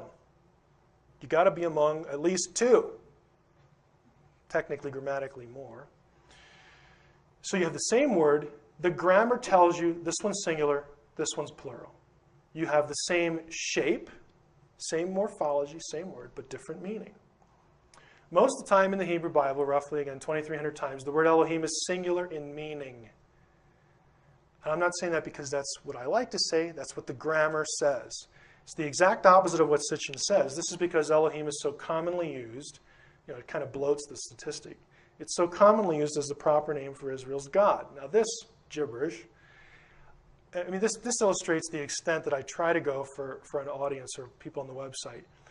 This was actually a gift from some people at home. I now have the most, how can I say this, the premier Hebrew lexicon, Hebrew dictionary there is in the world. I have it on CD now. It's really cool. And this is an entry from it, so now I get to put it in PowerPoint. This is actually what it says. Elohim becomes singular, blah, blah, blah, blah, blah, God, deity, Babylonian, Assyrian, Ugaritic, here's how it's spelled. Formally construed as a plural. It's so rare to have Elohim as a plural when it's not referring to like foreign gods, but something to do with Israel's God or Israel's belief system, that they list them. Okay, these are just abbreviations. Elohim, Hayim, Niglu, Ha-Elohim, so on and so forth. They list them. And this isn't the first time they've been listed. Again, he could have looked this up. Sitchin also claims that the form Ha-Elohim, notice the H, this is the He in Hebrew, on Elohim, is always, quote, always plural. Again, this is just wrong. Not only in light of the dictionary entry, but I'll give you two examples that are quite illustrative. Deuteronomy 4:35 is kind of a classic. It has been clearly demonstrated to you that the Lord, that's Yahweh, and I hope I'm not offending anyone by pronouncing the name, the Tetragrammaton, YHWH, that the Lord alone is Ha-Elohim. There is none beside him. Third masculine singular pronoun. Isn't this exciting? Talk about pronouns. You go to a UFO conference, talk about pronouns. Okay, but here's the point. The text tells you it's one person, the Lord, Yahweh. The Lord our God is one, Deuteronomy 6:4, the Shema of Israel, the guts of their theology. There's only one of these, and he is Ha-Elohim. What it means is he is the God, par excellence. There is none beside him.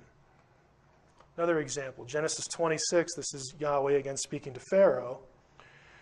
And God, Ha-Elohim, said, the verb is singular, third masculine singular, this is the kal stem. God said to him in a dream, so on and so forth. But these are very easy to find. Finally, the most telling blunder in Sitchin's treatment of Elohim, and this just still astonishes me. The same phenomenon, morphological plural word that is used to denote a singular God, shows up in cuneiform, in Akkadian and Sumerian. It happens in the Elamarna texts over 100 times, just in one corpus of text. The Elamarna texts, if you're not familiar with them, were obviously discovered in Elamarna, which is in Egypt. And in the 13th century, At that time, Akkadian, cuneiform, but the Akkadian language was the language of the day, kind of like English is now. Everybody uses English across the world. In this time period, everybody used Akkadian. It was the language of international correspondence. So these are actually Egyptian texts from a pharaoh to some underlings in Palestine, some people he'd put in charge of different places in Palestine, written in Akkadian, though, not in Egyptian. But the word in Akkadian that corresponds to Hebrew Elohim is Ilanu, which literally and grammatically by itself means gods. In Sumerian, the plural is written with the signs dinger and mesh. I'm quoting here the Sumerian language. This is a common Sumerian grammar. Mesh is the enclitic copula, isn't that exciting? With plural suffix. In Sumerian ideograms and Akkadian context and in late Sumerian texts, mesh is used as a sort of plural ending like ene. We're not going to get into Sumerian here. This plural word for gods in Akkadian is used to denote the singular deity on Egypt's throne, Pharaoh. Remember, Pharaoh was considered a deity incarnate. There's only one Pharaoh on the throne at a time. Here's an actual example. Here's the Sumerian, here's the Akkadian, English translation. The king, my lord, singular, singular, my sun god, singular, my Ilanu. It's a plural form, but it means one God. It's over 100 times just in the Elamarna texts. This is the kind of thing that when I hear, Sitchin referred to, and again, I just care that the audience is not hoodwinked.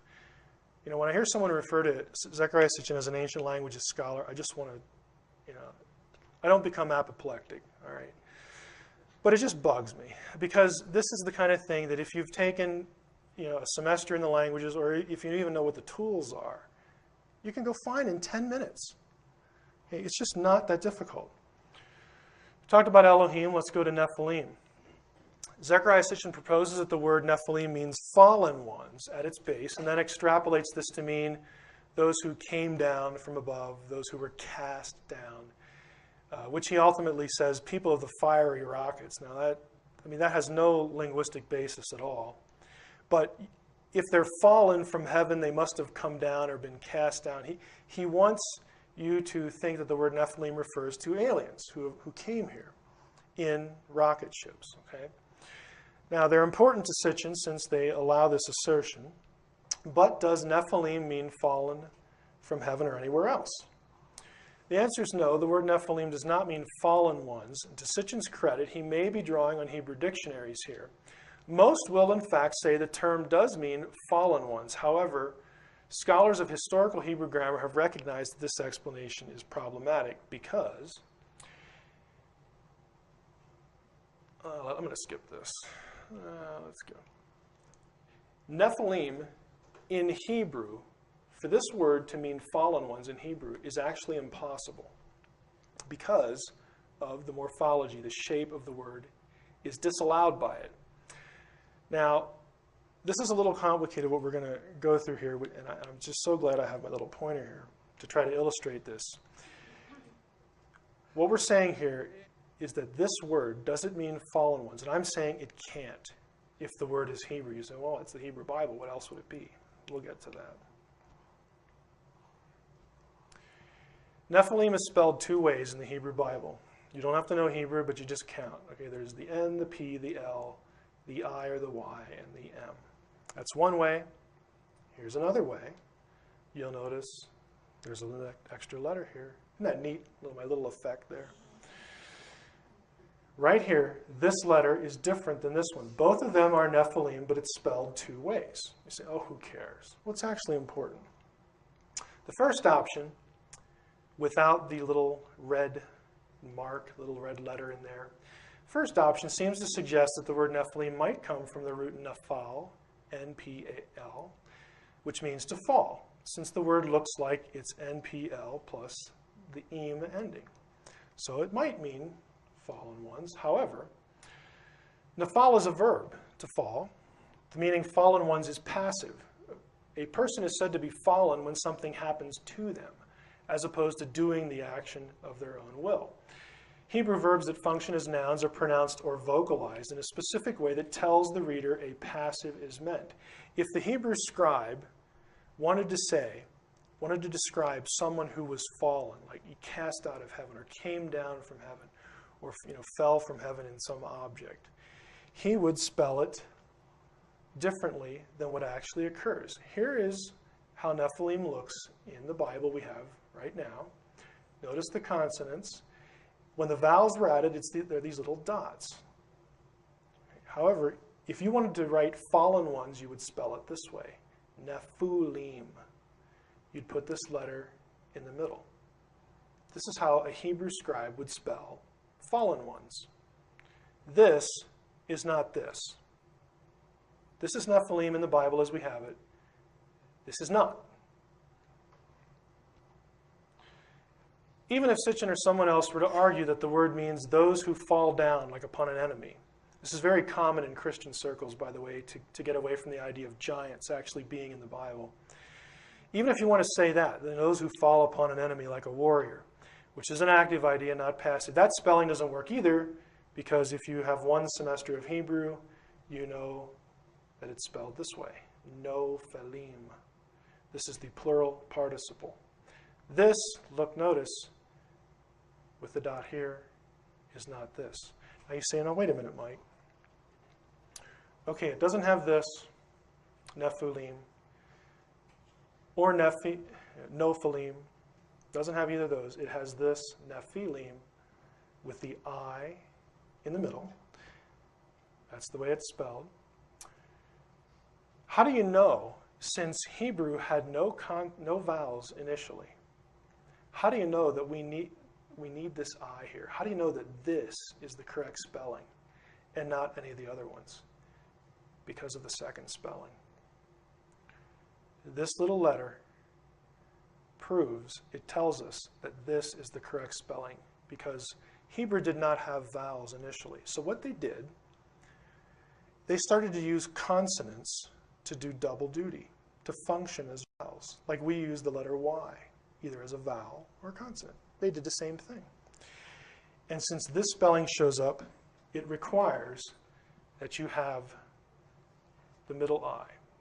Okay, we'll skip this explanation of that. This is the correct spelling and the most ancient way, prior to the invention of vowel marks, that Nephilim should be spelled. This is the correct meaning. It has the yod in the middle. In other words, the Hebrew spelling proves it can't come. The word does not come from Nephal. It does not mean fallen ones. So what does it come from? There are two possibilities. It could be an Aramaic word, Nephal. This happens all the time.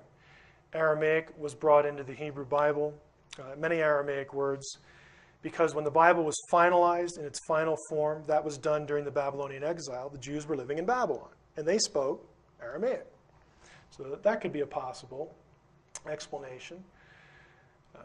We've already covered this. The stronger possibility, though, right here, is that it comes from the Aramaic noun Nephilah, which, guess what, means giant. The word would be Nephilim in Aramaic when it was brought into the Hebrew Bible.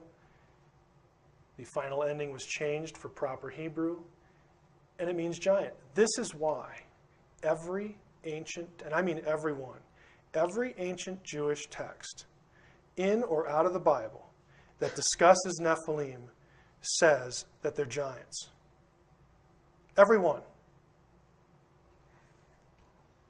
I mean, they know what they're doing. Consequently, the very meaning that Sitchin rejects in his books is the only one that's possible in light of historical grammar. Amazingly, this very word, Nephilim, occurs in a text that Sitchin discusses in his book, Stairway to Heaven. He's discussing something called the Genesis Apocryphon at one point in one of his books. But as we'll note in a few slides, Sitchin doesn't know the text is Aramaic. He can't tell Aramaic from Hebrew for some reason. So he misses the true origin of the biblical word. Again, if he's a language expert, he should know this. Now, we've seen the grammar doesn't support him, but can Nephilim be identified with the biblical sons of God? This is another thing Sitchin wants to do. He says the Nephilim are the ones who were impregnating the women because he wants the aliens creating humanity.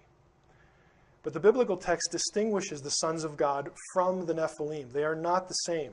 And again, this is very easy to demonstrate.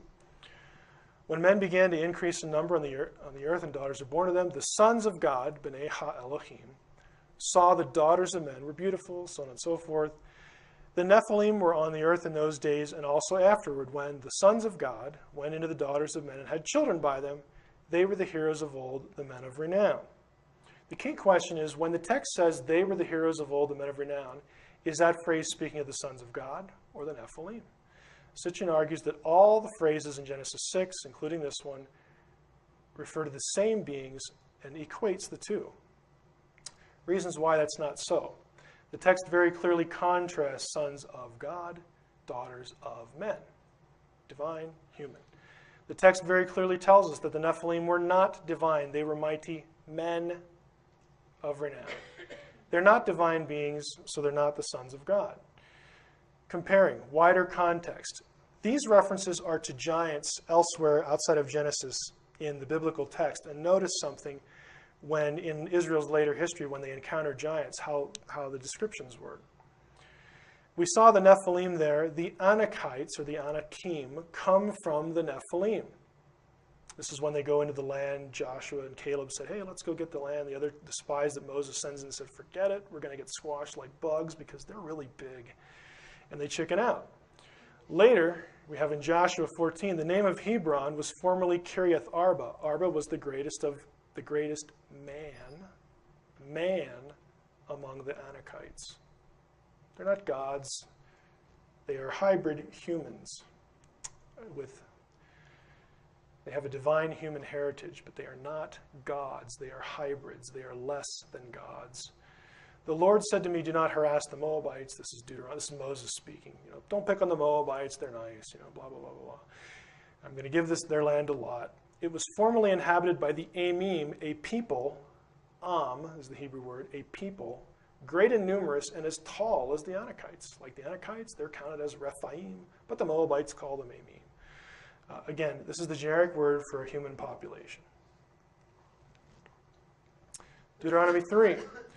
These are the wars Moses is describing, how they tried to go in and get the promised land. We took all his cities at that time. There was not a city which we took from them, 80 cities. All the region of Argob, the kingdom of Og in Bashan. Well, who's Og? Well, we'll find out. Cities were fenced with high walls and gates and bars. It was a really tough job, but the Lord helped us. We utterly destroyed the men, women, and children of every city, for only Og, king of Bashan, remained of the remnant of the giants. Now, in my other talk on serpentine beings, watchers, I think we get into this a little bit. Well, Genesis 6 would probably hit more of it. I can't even remember what day it is anymore. My view is that the reason that Joshua was commanded, and it wasn't very often, he was commanded to go into a city and just totally destroy it. It was called being put under the cherem, under the ban. When Joshua was commanded that, if you look at the places where he was commanded to do that, and you looked at who lived in those places, guess what? They're giants. They're the giant clans. They live in the same places. I think it was a deliberate attempt to do what Enoch describes in wiping out the Nephilim. We'll get to that in another session. Again, Og was a giant. He was one of the Nephilim. But his people were described as men, women, and children. Enoch, same thing. Are the Nephilim, as Sitchin says, are the Nephilim and the sons of God the same? No Jewish text agrees with him. Here's Enoch. The angels, the children of heaven, saw and lusted after the women. This is Enoch's version of Genesis 6. Come, let us choose us wives from among the children of men and beget us children.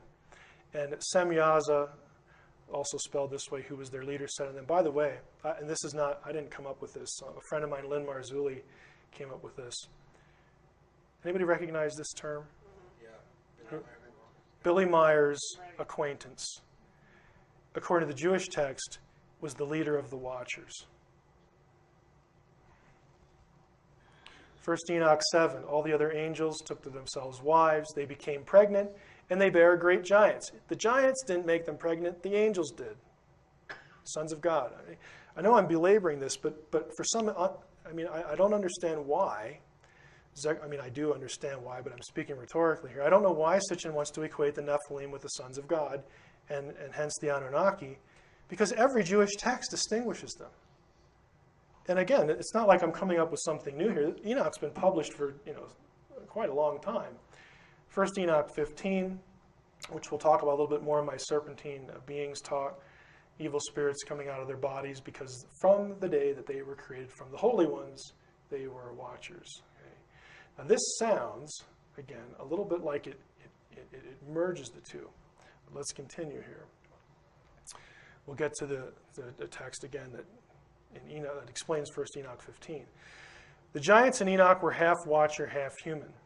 As such, the Enoch views them as evil, like father, like son, or like so.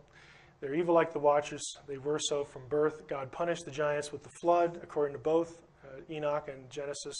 When a giant was killed, only the human side died. The other half lived as a watcher. And that thing, that entity, became known as an evil spirit, or the Shadim, demons. This is the Jewish explanation for where demons come from.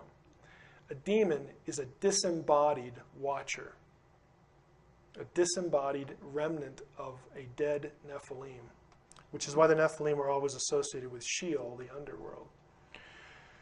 There are no texts in all the ancient Jewish literature that equates the two. It's very clear in Enoch they're different. There's one text that comes close to making the equation, and Sitchin does refer to this text, but again commits an amazing error in this. Genesis Apocryphon, which I mentioned a few minutes ago, is a fairly lengthy Aramaic text from Qumran. It's essentially an amplification of Genesis 5 through 15. In this text, Noah's father, Lamech, confronts his wife, it's kind of a funny text, Bathanosh, about his suspicion that the child she's carrying, who is Noah, was actually fathered by a watcher. Because it's just happening all around him, and when his wife gets pregnant, he's like, oh, boy, what, is it mine or is it one of theirs? Okay, so this text actually goes into this, but before we get to it, I want to explain in a bit how we know it's Aramaic, because it'll become important. Here's the text. I should have provided a translation. It says, behold, I reckoned in my heart that from the Irene, this is the word for watchers, that from the watchers this child was conceived, and from the holy ones, the Kadishin in Aramaic, from the holy ones it was, and the Nephilim. Now it looks, here it's all in white, and there are some words that are underlined, and some things in yellow. Underlined words are unique to Aramaic. They do not occur in Hebrew. Yellow endings are the typical Aramaic ending. Now there's a point to this, so stick with me. Some would translate the text as follows. Behold, by the way, this was discovered among the Dead Sea Scrolls, this particular text, the Genesis Apocryphon. Behold, I considered in my heart that this conception was from the watchers, from the holy ones, and from the Nephilim. So, some would want to translate it that way, and the rest of the line is gone. We just don't have it. Translation seems to equate the watchers and Nephilim, but the translation is erroneous for several reasons. Notice the enlarged words here. Okay? Behold, colors match here. I considered in my heart this conception was from, this is the word from, it's min in Hebrew, from the watchers, and from the holy ones. This is different. It doesn't say from the Nephilim, even though Sitchin wants to translate it that way. It is a different word. It's actually a preposition, one letter. It means with respect to the Nephilim. This is a separate subject, separate entity, separate group than these other two. And we know that because the prepositions don't agree. There the three are. Later in the text, Bathanosh, she's confronted by her husband. Is it mine? Is the kid mine? Or is it one of these divine beings, one of these watchers? And she says, I was troubled in my heart because of the child. And she says to her husband, I swear to you by the Holy Great One, the King of Heaven, that this seed is yours and that this conception is from you. This fruit was planted by you and not by a stranger or watcher or by any of the sons of heaven. It's noteworthy she does not include the Nephilim in her denial, because the Nephilim are different than the sons of heaven. They are not the same. This is just about watchers. Watchers are consistently referred to as holy ones in the Bible. Holy one, holy one, holy one. Again, linking that. Now, here's my point with Sitchin here. At any rate, Sitchin's understanding of the text is highly suspect by virtue of a startling blunder. On page 111, at the bottom of his book, Stairway to Heaven, it's my 1980 edition. I know it's been reprinted, so the pages may not match, but Sitchin notes correctly that the sons of God, which he translates incorrectly, the sons of the gods, he says they're watchers. He's right there. He then proceeds to enlighten the reader as to what, and this is a quote, the original Hebrew term is that has been translated watchers or giants in the ancient versions. He doesn't like that translation. Then he says on page 112, but as we examined the Hebrew original, we find it does not say watchers, it says Nephilim. He refers to the Hebrew original, but the text isn't Hebrew. It's Aramaic. Again, because of the endings, because of this word here, ending. He says the line doesn't say watchers, but right here's the word. Here's Nephilim, here's watchers. I mean, I just don't know how you can make a mistake like this, or two of them on the same page. Irene back here, just so you know I'm not hoodwinking you. Look at the first three letters, this one, this one, this one. Here's my neat little CD-ROM dictionary. Here's the entry, ear, watcher, angel. Gives a few examples, plural, Irene, watcher, meaning angel, Daniel 4, I gave you those texts. Again, I'm not making it up. We talked about Elohim, Nephilim, and finally tonight, Sitchin's Shumu, Shamu, and Shem. This is where he gets rocket ships. Comes from Genesis 11 in his mind. Everyone on the earth had the same language. This is the Tower of Babel story. And the same words. And as they migrated from the east, they came upon a valley in the land of Shinar and settled there. They said to one another, come, let us make bricks and burn them hard. Bricks serve them as stone, and bitumen serve them as mortar. And they said, come, let us build a city and a tower with its top in the sky to make a name, the Hebrew word there is Shem, to make a Shem for ourselves, else we'll be scattered all over the world. Now, interestingly enough, what are they building? A city and a tower. City, tower. Ir in Hebrew, Migdal in Hebrew. They're not building a Shem. Okay, but Sitchin's going to want to say that they're building a rocket ship. They're not building the Shem. They want to make a name for themselves. And Sitchin in his book says this is the word Shem, yes, it means name most of the time, but the word is, this meaning here is absolutely absurd. They're obviously building a rocket ship. And he constructs the argument in a certain way. He says that they wanted to make themselves a Shem. It's actually a flying craft. Specifically, he argues that Hebrew Shem derives from the Akkadian Shamu, which in turn comes from Sumerian Shu-mu. The last phrase, Shu-mu, supposedly means that which is a mu.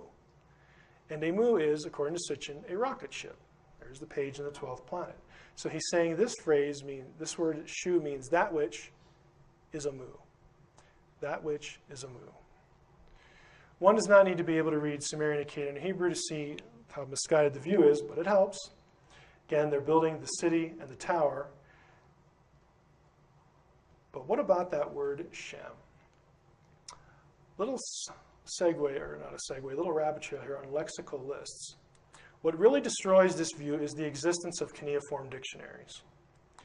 We know what a Shamu is, and it ain't a rocket ship. This word is in the dictionaries they gave us. We have the Sumerian terms and what they meant in Akkadian and vice versa. It is perhaps the most well-understood ancient Near Eastern language, Akkadian that is. Lexical lists, these are cuneiform dictionaries. Just like we have Webster's. Word and then what it means. Different language, equations. These have been published since the 1930s. They're still being published. There's so much of this material that we're now up to, about 18 or 19 volumes in one series. This contains tens of thousands of words. The most thorough series, a 17-volume set, Materials for the Sumerian Lexicon, it's in German. The words in question are in those lists. Sitchin's definitions are contradicted by the Sumerian scribes themselves. Does Akkadian Shamu come from Sitchin's Shu-mu? Does Sumerian even have a word that means that which is a mu? The answer is no. Mr. Sitchin's translation of shu-mu presupposes that shu is what's called in grammar a relative pronoun. The classification of pronouns in all languages that mean that which. Mr. Sitchin is apparently unaware of Sumerian grammar at this point because the Sumerian language does not have relative pronouns. One only need to consult a Sumerian grammar to find this out, such as John L. Hayes' Manual of Sumerian Grammar. By the way, if you're going to study Sumerian, this is a good one. Some of this is really dense. The result of this oversight on Sitchin's part is that the Sumerian phrase which he says is underlying Hebrew Shem does not exist in Sumerian. I'm not quibbling over his translation. I'm saying the word itself doesn't exist. It's made up. Shumu is completely fabricated. What about the Akkadian Shamu, then? That's a real word, but it refers to the heavens or a part of the heavens, not to an object in the heavens. Interestingly, the lexical lists tell us that the Sumerian word mu also means heavens. I don't know if you can see this, but this comes from Wayne Horowitz's published dissertation, Mesopotamian Cosmic Geography. This is a book that I refer to a lot because it takes every word for every part of Sumerian cosmology and studies it. This was his dissertation, so he has to account for every occurrence. He has Shamu here. Akkadian Shamu, unlike Sumerian An, which means heaven, is a plural noun. So again, the shape is heaven. The shape is plural. It's cognated the most common names for heaven in other Semitic languages. The cognate form, originally Ladumu, is by far the most common and is used, next page, in all genres and all periods. Although the origins of Shamu are unknown, a learned etymology is offered in the series Inan Gisharanki. That's a Sumerian term. The word Shamu means heaven. In the lexical lists, it means heaven. It can mean rain, something that comes from the heavens in terms of meteorology. Here's a lexical list. It's K2035. That's the name of it. It's in the British Museum.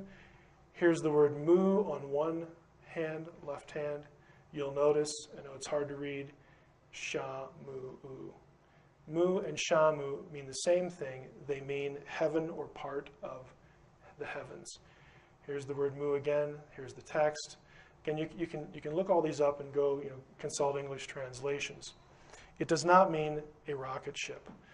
How does Sitchin get the Hebrew word for the Shem from an Akkadian word for the heavens? Again, he concocts it from this form and then just essentially makes the rest of it up. He refers to the standard translation, Shem, make us a name, as nonsense. And I think I know why he didn't use the standard Akkadian dictionary. Again, CAD, Chicago Assyrian Dictionary, which has taken decades to compile. I have a blow-up of this. Here is the actual entry from the Chicago Assyrian Dictionary for Shamu. Let's blow this up a little bit, or Shumu, excuse me. It means name, fame, reputation. By the way, look at this. See this reference to tablets? Here's what they do in this dictionary. This is why it's taken 30, 40, 50 years to do. They give you the term and the meaning, and then they list every stinking tablet that it's in. Okay, this is not easy work. And they're not guessing. There are actually people who do this for a living.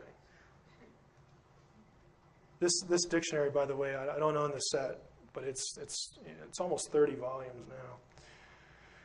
Another page. Again, Shumu. We'll blow this up a little bit. Name or reputation. Here are actual cuneiform tablets where the translation that Sitchin says is nonsense is clearly what the word means. Conclusion. That's the end of the situation. Back to my dilemma that I mentioned earlier. How do I make this digestible to people? Well, frankly, it's not easy.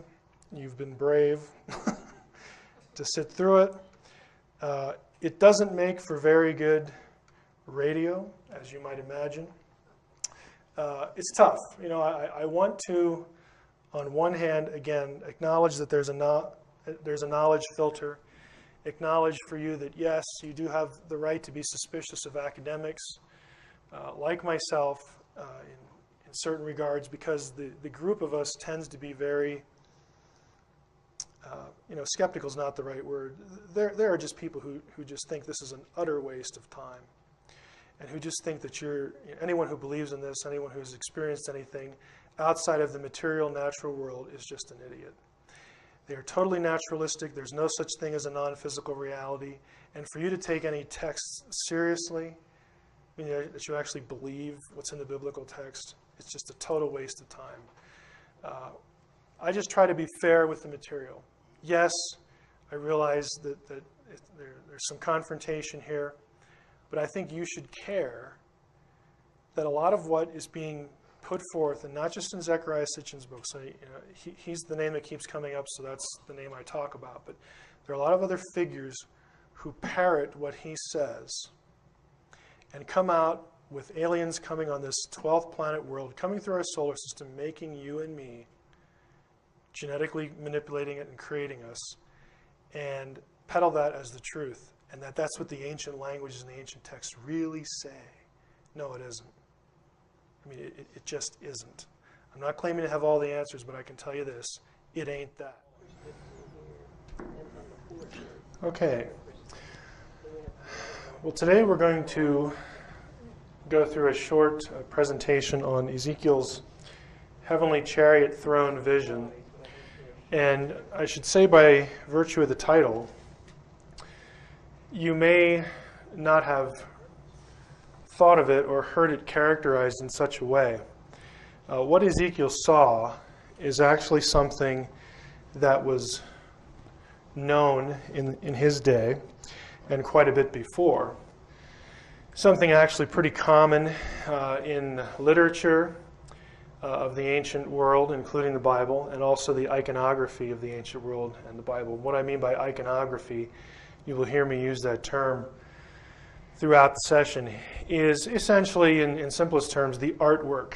Usually sculpture, carved reliefs, in pictures of the day. I refer to them as the Polaroids of the day. People, wonder and speculate. Well, what did Ezekiel see in chapter 1? And the vision is also actually repeated, not identically, but very close to being identical in chapter 10 of Ezekiel. What did he see? Was it a flying saucer? Like we associate today. And there have been attempts to argue that what Ezekiel saw was sort of the classic saucer UFO, or something with a high degree of similarity. And I'm going to suggest to you that no, that isn't what he saw at all. We know what he saw because of the iconography of the day. Now, we got into this in the last Coast to Coast show a couple weeks ago, and some of you may have heard that show, or have heard me deal with this topic before. I just want to be clear from the outset. I do believe that it's quite possible that you had flying craft, technology that was capable of flight, let's just put it that way, in the ancient world. I think the Vedic texts are a good example of this with the Vimanas. I mean, it just says point blank that these things were flying around and people were in them. It would be ridiculous to just look at a text like that in the Vedic literature and try to say, no, that's not what it says. I mean, that's exactly what it says. My argument here, while I accept what the Vedic texts say, I think high technology is possible. If we want to take Enoch seriously, when Enoch says pretty specifically that high technology, and even more specific than that, technology for warfare, was handed down, the knowledge of how to build this, the principles of how to make these things and how to make them work, was handed down by the Watchers. If we take that seriously, then we should expect that to show up somewhere in the ancient texts. And in the Vedic case, you do have, again, serpentine beings flying around in these things. It's there in the literature.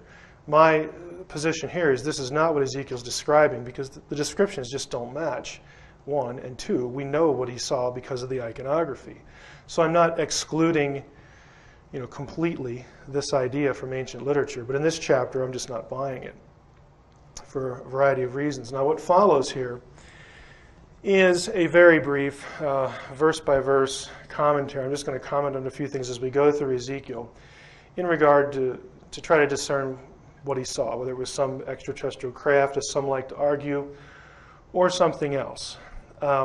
We don't need the interpretive drawings of certain authors today to figure out what he saw, because we pretty much have them. Now my position, my arguments are these. Now look at these carefully so you know what I'm saying and what I'm not saying. All the elements of the Ezekiel vision can be accounted for by referring to, again, the Polaroids of Ezekiel's day. The well-known iconography of throne chariots, flying or otherwise, flying or stationary, spread throughout the ancient Near East in sculpture, paintings, and inscriptions. Let me just summarize that. I'm saying all the elements of Ezekiel's description can be accounted for in the iconography. There is no iconographic representation of the thing that Ezekiel saw, because what he does, is actually kind of interesting, is his vision is an amalgamation of familiar iconographic motifs in the artwork of the day. It changes a little bit in chapter 10, and where it's really significant as far as the changes was when you get to the book of Revelation, when John refers back to Ezekiel's vision. There are some changes there that I think are noteworthy. And also in the book of Daniel, you have the same kind of throne. And we'll go into a little bit of this today. So the issue is not in biblical literature that the visions always stay the same. They differ, and I think there's a reason they differ. And I'm going to tell you right now that I have not worked this out to my own satisfaction. I've been influenced to think about some things differently by Dave Flynn's work. And I will call what I will give you in these areas my understanding of why the pictures change and what they mean. And I will tell you that right now I'm speculating. What I'm not speculating on are the elements of the vision. Those are all accounted for in the artwork of the day. Now, novel translations, my second argument, offered by those who want a UFO in Ezekiel 1 and 10, can be shown to be linguistically and contextually flawed. Third, the UFO view is, I believe, simply unworkable in terms of the logical analysis of the text in English when assuming a technology so advanced to travel great distances in space.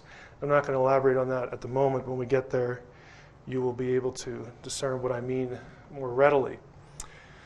Other comments. I think it's inconsistent to argue that the Bible is a borrowing of ancient Near Eastern literature on one hand, that it borrows the literature and culture and religion, and then ignore the thousands of depictions of throne chariot iconography from those cultures in Israel itself when interpreting Ezekiel's vision.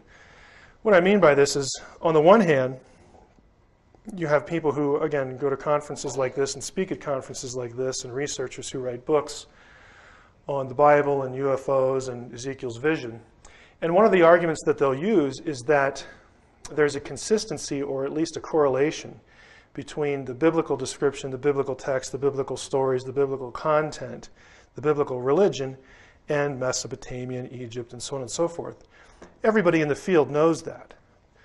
Fine, I will give you that because it's affirming the obvious, but I'm saying it's inconsistent for you to affirm that and then reject the fact that Ezekiel's vision, the elements thereof, are in that material. That is just inconsistent. That's trying to have your way with the text and not being honest with the data. Second, using ancient Near Eastern images and literature for theologically polemic purposes was a common practice for biblical writers. I give you an example there with the Baal epic. What I mean by this is, if you've already thought while you're listening to me here, well, why would Ezekiel use imagery known to the Egyptians, to the Babylonians, to the Phoenicians, to the indigenous population of Canaan?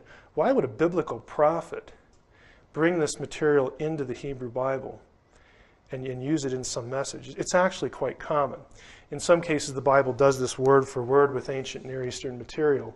And the reason is always, 99% of the time, is polemic. And that is the prophet or the psalmist, it's usually the prophets of the Psalms where this happens, will bring in the material, for instance, in the Baal example here, where Baal will claim to be the one who rides the clouds, the one who controls the heavens, the one who brings rain, the one who brings, crops and all this stuff.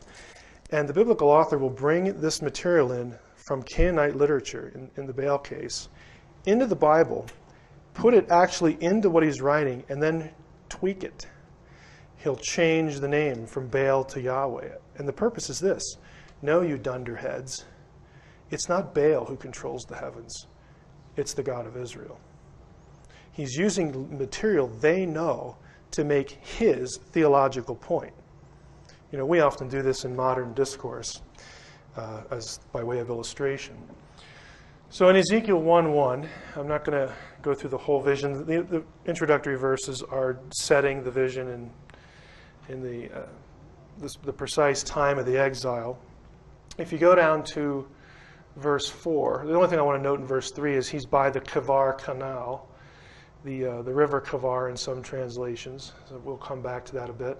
But verse 4, he says, I looked, and lo, a stormy wind came sweeping out of the north, a huge cloud, and flashing fire surrounded by a radiance. And in the center of the fire, a gleam as of amber.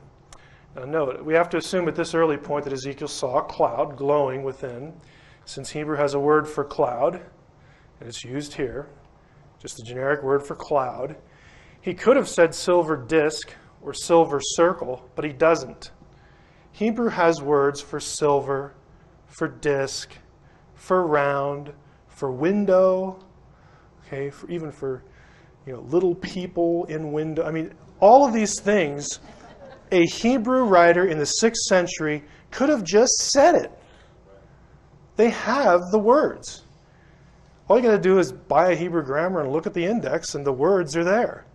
Okay, buy a guide to Hebrew vocabulary. I mean, it's very simple. If you have a computer program, you can even do it faster. He has the words in his vocabulary, but does not use them.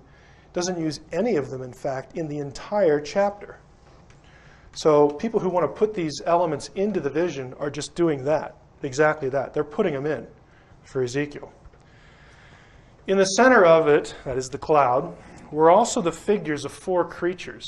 Now, these are identified as cherubim in Hebrew, in the vision in chapter 10. He doesn't identify them here, but he refers back to it in chapter 10. It's the same vision, but 13 months later. This was their appearance. They had figures of human beings. However, each had 4 faces, and each of them had 4 wings. The legs of each were fused into a single rigid leg, and the feet of each were like a single calf's hoof. And their sparkle was like the luster of burnished bronze. They had human hands below their wings. The 4 of them had their faces and their wings on their 4 sides. Each one's wings touched those of the other. They did not turn when they moved. Each could move in the direction of any of its faces. So whatever direction they moved, they all moved in unison. Each of them had a human face in front. Each of the 4 had the face of a lion on the right.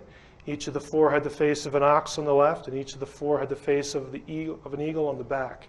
Such were their faces. As for their wings, they were separated above. Each had 2 touching those of the others, while the other 2 covered its body. Now to this point, we see the beings here, and here are the relevant features. They have a human or humanoid appearance, at least partially. 4 animal faces, 4 wings, 2 touching the others and 2 covering each of their bodies. Their legs were fused into a straight leg. The feet were like calf's feet. It was sparkling with bronze. Again, it's just, it had some kind of shiny material. And they had human hands. Now, my question initially here is, do these creatures resemble any UFO occupants in the literature? Do they resemble any craft component? I think it's pretty obvious. The answer to both is no. Remember, for deep space travel and the necessary velocity and or hyperspace capability, we can't have the lunar module or flying animals for that matter. I've seen pictures of this and people drawing the lunar module. Well, I'm sorry, but the lunar module just will not do interstellar travel.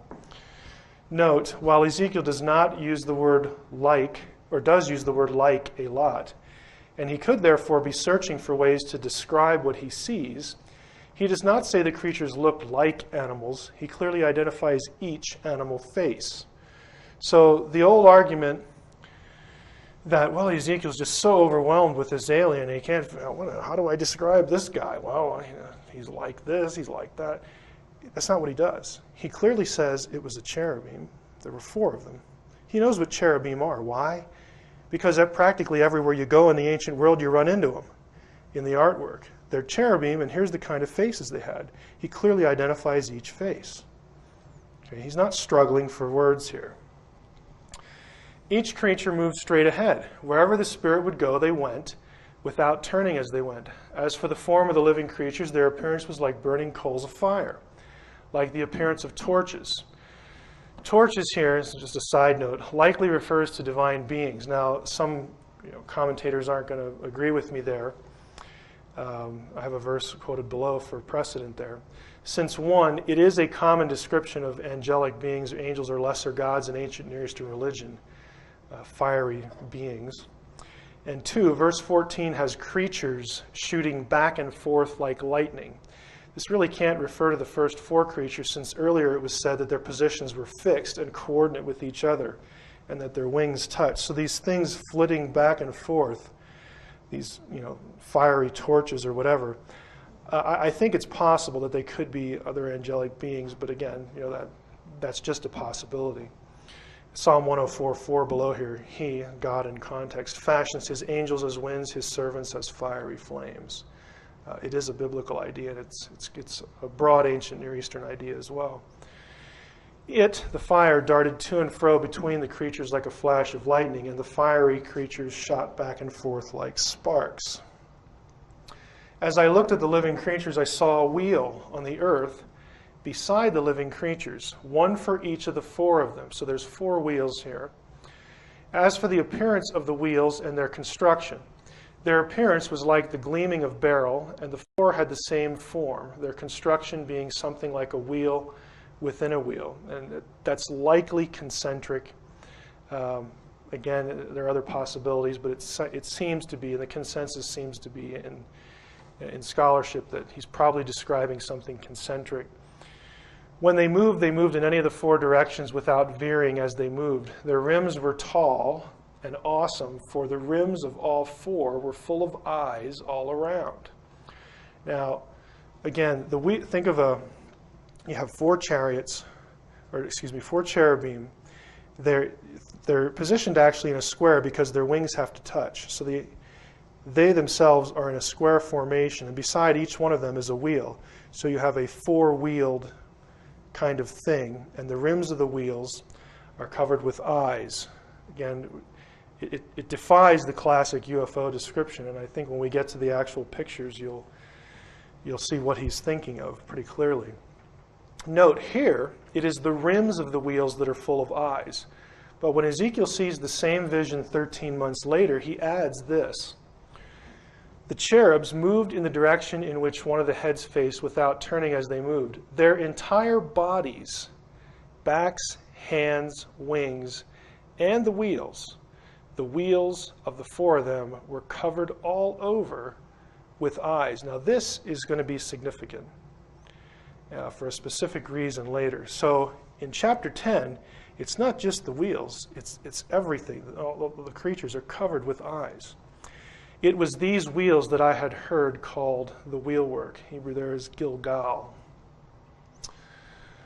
When the living creatures went, the wheels went up by them, and when the living creatures were lifted up from the earth, the wheels were lifted up. Whithersoever the Spirit was to go, they went. Thither was their spirit to go, and the wheels were lifted up over against them. For the spirit of the living creature was in the wheels. When these went, these went. When those went, these went. And when those stood, these stood. And when those were lifted up from the earth, the wheels were lifted up over against them. Basically, he's saying they all moved together. They were all connected in some way. They were not moving independently. For the spirit of the living creature was in the wheels. Note, again, the wheels and the creatures, the cherubim, move in tandem. As the creatures go, so go the wheels. And remember again, store this away. The creatures and the wheels have lots of eyes on them. We'll talk about eyes in a bit. The likeness of the firmament, Hebrew word there is rakia, upon the heads of the living creatures. So there's a firmament on the heads of the creatures. It's attached to the creatures' heads. They're supporting it, in other words. Was as the color of the terrible crystal stretched forth over their heads above. And under the firmament were their wings straight, the one toward the other. Every one had two, which covered on his side, so on and so forth. When they went, again, we've read a bunch of this, but I heard the noise of their wings like the noise of great waters, as the voice of the Almighty. It was pretty loud. The voice of speech as the noise of a host. When they stood, they let down their wings, and there was a voice from the firmament that was over their heads when they stood and had let down their wings. Again, we'll come back to this, but what UFO is powered by animals or creatures? Above the firmament that was over their heads. So you got the four cherubim, you've got this flat expanse over their heads. They're holding it up, they're supporting it. And on that firmament, that rakia, was the likeness of a throne as the appearance of a sapphire stone. By the way, if you go to Exodus 24 and other passages, when the throne of God is described on Mount Sinai, it's the same description. He's on a sapphire platform. And upon the likeness of the throne was the likeness as the appearance of a man above it, or above upon it. This informs us that the firmament was some sort of platform. Again, the throne is sitting on it, and there's somebody sitting on the throne. And I saw as the color of amber as the appearance of the fire round about within it, from the appearance of his loins even upward, and from the appearance of his loins even downward, I saw as it were the appearance of fire, and it had brightness round about, as the appearance of the bow that is in the cloud of the day of rain. It was very bright and colorful. So was the appearance of the brightness round about. This was the appearance of the likeness of the glory of the Lord. And when I saw it, I fell upon my face, and I heard a voice of one that spoke. Note again, likeness here should be understood as representation. It is one of the words used in Genesis for the image of God. The object was constructed as some sort of throne or seat and was at the very top, again on top of the rakia, the platform, the expanse, the firmament. Now in Daniel 7, usually people who do research on Ezekiel 1 as a UFO, they never seem to get to this passage. That this object is indeed a throne is indicated by the other passage in the Old Testament where we see such a wheeled object. This is Daniel 7. This is one of the classic divine council passages, by the way. As I looked on, again, the scene is in heaven, thrones, note the plural there, thrones were set in place. So there's more than one throne in heaven. Thrones were set in place, and the Ancient of Days took his seat. Now, I'm not going to go into the Ugaritic comparisons here, but everyone agrees the Ancient of Days here is God. In the Ugaritic version, it's El. His garment was like white snow, and the hair of his head was like lamb's wool. His throne was tongues of flame. That sounds familiar. Its wheels were blazing fire. A river of fire streamed forth before him. Thousands upon thousands served him. Myriads upon myriads attended him. And the council sat, and the books were opened. Specifically, this is the vision. Daniel sees four beasts here. The four beasts show up in Revelation, as again does the heavenly throne.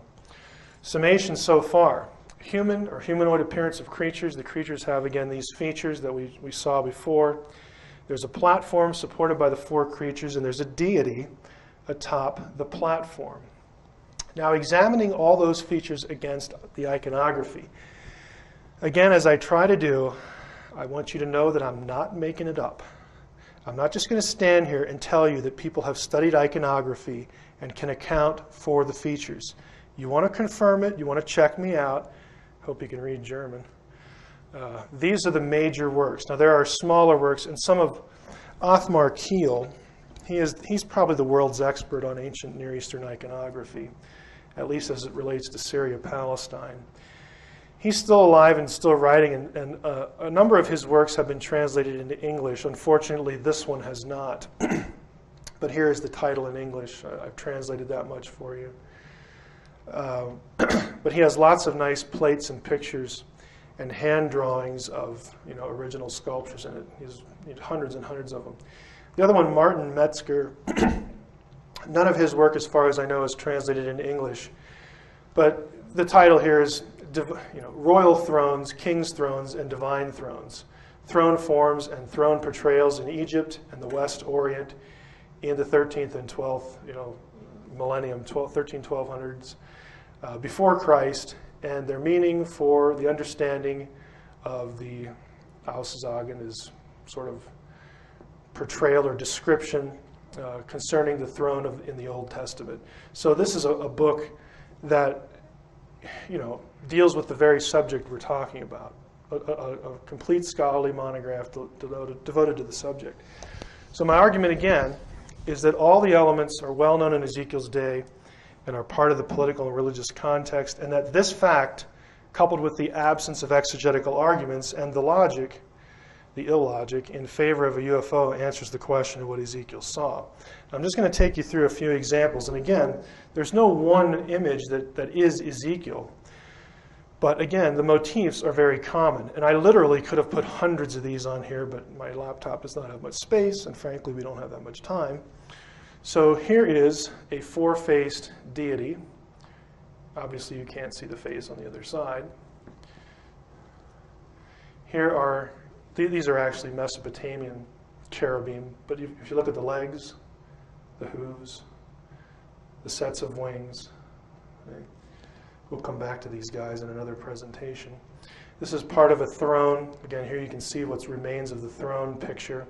Again, the four-winged cherubim with their wings touching. Underneath, the rakia, the platform, atop which is the throne. Here's a nice example of cherubim. Again, it's very common to have four in a circle like this. The rakia at the top, the platform, could be round. It often was. Sometimes it's square, sometimes it's round. Again, just cherubim that form a seat. Very, very common in the ancient world. Again, the deity or the king is seated upon the cherubim throne. Here's another example. This, by the way, I don't know if Dave Flynn here, this is from the coffin of Hiram of Tyre. We actually have his coffin. And there's an inscription on it that I had to translate for my preliminary exams in grad school, but it gives you a nice idea. And Hiram, if you remember, was the one who Solomon went to design the temple. The throne of Yahweh, cherubim seat. Okay. Again, we're getting into some wheels here. It was common to have wheels underneath the feet of the cherubim. Here's just a wheel, a throne with a wheel. This is a four-faced cherubim, okay, a body of an ox in this case. This is Egyptian. Four wings, four faces. Again, four faces with the wings. This only has two, but again, the ox feet. I really like this one because this almost has every element in it. You'll notice carefully here, if you look at this, you've got cherubim, there's the wings touching.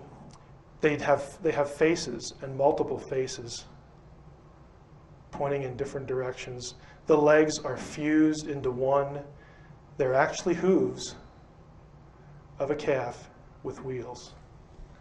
This is a throne platform, again, Syria, Palestine. Deity it's obviously a phallic deity, but we've got the four-winged cherubim, again, with eyes covering it. What I'm going to give you here is the standard view, but I'm going to disagree with part of this, but with the iconography. Again, all I'm saying is that all the elements are available, and I've only given you a dozen or so pictures from the sources that I gave you. If you want to go, look them up, loan them from a library, you're, of course, free to do that. Might be worth your time. But what about the logic of the UFO and Ezekiel hypothesis? What do I mean by that? Simply that if we assume Ezekiel is describing a flying saucer from another world, the narrative itself undermines the idea. Does it make any sense to have a craft from space powered by animals? The description of fire and flames is often presented as evidence that we are dealing with a flying alien craft. Flame indicates a combustion engine. No physicist, no matter how charitable their attitude toward alien life, would defend the idea that a combustion engine could navigate the expanses of space, attaining the necessary speed, or succeed in utilizing and surviving a wormhole if that were even possible. Nobody is going to say that because it is, in terms of physics, absurd. Okay? And if you're going to say this is some kind of alien craft, you better account for all the elements, and that includes the flame. You have combustion. Makes no sense at all. The fire is even said to contain hot coals, and not something like coals. He uses the word coals, since God commanded the coals be scattered over the city. In Ezekiel 10, he commands one of the cherubim, or one of the fiery beings, to scoop up the coals and scatter them over the city. And the being does that. So now we have a coal-powered space vehicle. I mean, this is like the Industrial Revolution in reverse. Okay, it just makes no sense at all. What about the Rakiach? Okay, I think that, do I want to do this or not? I may come back to this. What I actually did, let me just summarize what people are saying about the Rakiach. I've gotten a number of emails from different people, one person in particular, who insists that Rakiach, the firmament or expanse, is a circular dome. And obviously he wants to get a flying saucer out of that. And the argument is that, this is what it describes, because in Genesis it talks about the firmament of the sky. I have a Word document here. We may refer back to it if we have time. If you want to see it, I can put it on a disk for you if you want to take it with you. But I looked up all the occurrences of the word Rakiach in my database of the Hebrew Bible. And I looked up the root form, the verb form, rakah, which means to pound. Pound is probably the best word, to beat. What it is the act of beating out, either in the Hebrew Bible, you're stomping on the ground, or beating out a piece of metal. It's metal work that you would overlay and beat with a hammer. There is nothing in the word at all that has anything to do with a circle. The reason why it's round in Genesis should be obvious. Because if we're describing the firmament of the sky, to the visual observer, you go from one to the other. You view the horizon, okay, the expanse of the sky. That's going to come into play in a bit, because it's important as to why the firmament of the sky is round. But there's nothing actually in the context of Ezekiel. We read the entire chapter that in and of itself would indicate roundness. Now, I'm going to make a suggestion here. If, as I'm saying, that the throne platform in the vision is flat, but probably circular, could be, the vision isn't that specific, but it's flat, throne's on top of it. But then you have the round firmament of the sky and all these different creatures with eyes on it. I'm going to suggest, and here's where I'm going to speculate and go out on a limb here. I'm going to suggest that the vision of Ezekiel has something to do with precession, with constellations. All four of the constellations, those four that we read about, or the cherubim in Ezekiel's vision, those are the four cardinal points of the zodiac in the ancient. I don't think that's a coincidence. They are the four cardinal points. And again, if I'm wrong here, I'm going to blame Flynn. So but let's take a look at some other passages, and you'll see where I'm going here. 1 Chronicles 28, King David rose to his feet and said, "Hear me, my brothers, my people. I wanted to build a resting place for the ark of the covenant of the Lord, for the footstool of our God. And I laid aside material for building." Now, if you remember the ark of the covenant, the 2 foot, essentially 2 foot by 3 foot, roughly box that the Israelites toted around in the Old Testament, it had a lid with 2 cherubim on top. Their wings, they were facing each other, and their wings were facing each other. And the lid was called the mercy seat, the place of propitiation, because the high priest once a year would sprinkle blood on that for atonement at Yom Kippur. But notice it was called a mercy seat. It was sort of where God sat. Okay, when he spoke to Moses, or again when the high priest made intercession, it was God's throne. Here it's called a footstool. What's going on there? Well, why is it a footstool now? Well, because in the temple, this comes from Metzger's book, by the way. When you have to be a little bit familiar with the ark. Here's the ark down here. The ark was portable, as was the tabernacle in which the ark was kept. The Israelites would move from place to place. They'd set this thing up, do their thing, conduct worship, whatever, and then they would move on when they were directed to do so. When the temple was built, obviously a stationary building, inside the Holy of Holies, Solomon was instructed to build 2 cherubim, to put 2 giant cherubim in here, their wings touching. I tend to think that these 2 wings might have been flat, but we'll go with Metzger's drawing because if I drew one myself, it would really be stupid looking. Because this, now in the temple, was the seat where God sat and his feet rested on the ark. That's why the ark was called the footstool. Okay, the ark was actually inserted between the cherubim. We know this from descriptions of the temple that are given in the Bible. Now take that image and go to this. Thus said the Lord, the heaven is my throne, and the earth is my footstool. Where could you build a house for me? What place could serve as my abode? Interesting image. Keep that in mind. This is the ancient Near Eastern conception of the world. In the ancient Near East, including Israel, I know I'm going to offend maybe some literal 24-hour day creation people, but oh well. You had the earth. The earth was viewed as flat, and again, perhaps round, but flat. Over the earth, you had the rakia, the firmament, the dome. The view was that the cosmography, the cosmic geography, as it were, of the ancient world, thought that the ancient person thought that the sky you saw was actually a dome to which were affixed the stars.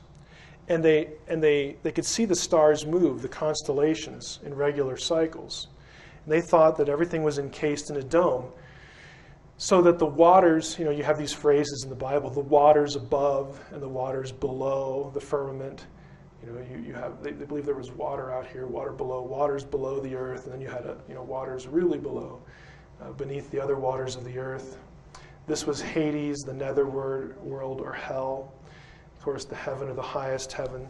The reason this is kind of significant is when God says, the earth is my footstool. There are verses in the prophets that have God sitting above the heavens, looking down upon the earth. Now here's my suggestion. Is it possible that Ezekiel's vision, if we superimpose Ezekiel's vision on here, you would have wheels on the sides, and I think the reason there are 4 is because of the 4 cardinal points, but that would mean that you have wheels rotating in this direction if the wheels in fact were set right here. I think it could be an ancient Israelite description of precession. And why precession? There are the wheels. Because again, in the vision, man and cherub, it's man in chapter 1, cherub in chapter 10. Cherub, as we have seen, is a humanoid being. These are the 4 cardinal points of the ancient Near Eastern zodiac. They correspond again to the cherubim in Ezekiel. Notice that in 10, the eyes were in the creatures and also the wheels. In the ancient world, eyes, the word eyes, was often used as a description or a euphemism for guess what? Stars. Now, you go back here again to these guys. Again, this is again sort of the humanoid appearance. The man and cherub, again, taken together. But that's my suggestion. So to conclude, what I think is going on here is not a UFO, but I think it really could be the key to linking the processional idea that is very common in classical literature, in the Greek world, in the Hellenistic world, to the Bible. I mean, to a vision, and especially a Flynn's suggestion that essentially when the ancients looked at the universe, and they thought essentially it was a clock, it was a chronometer, the universe as chronometer.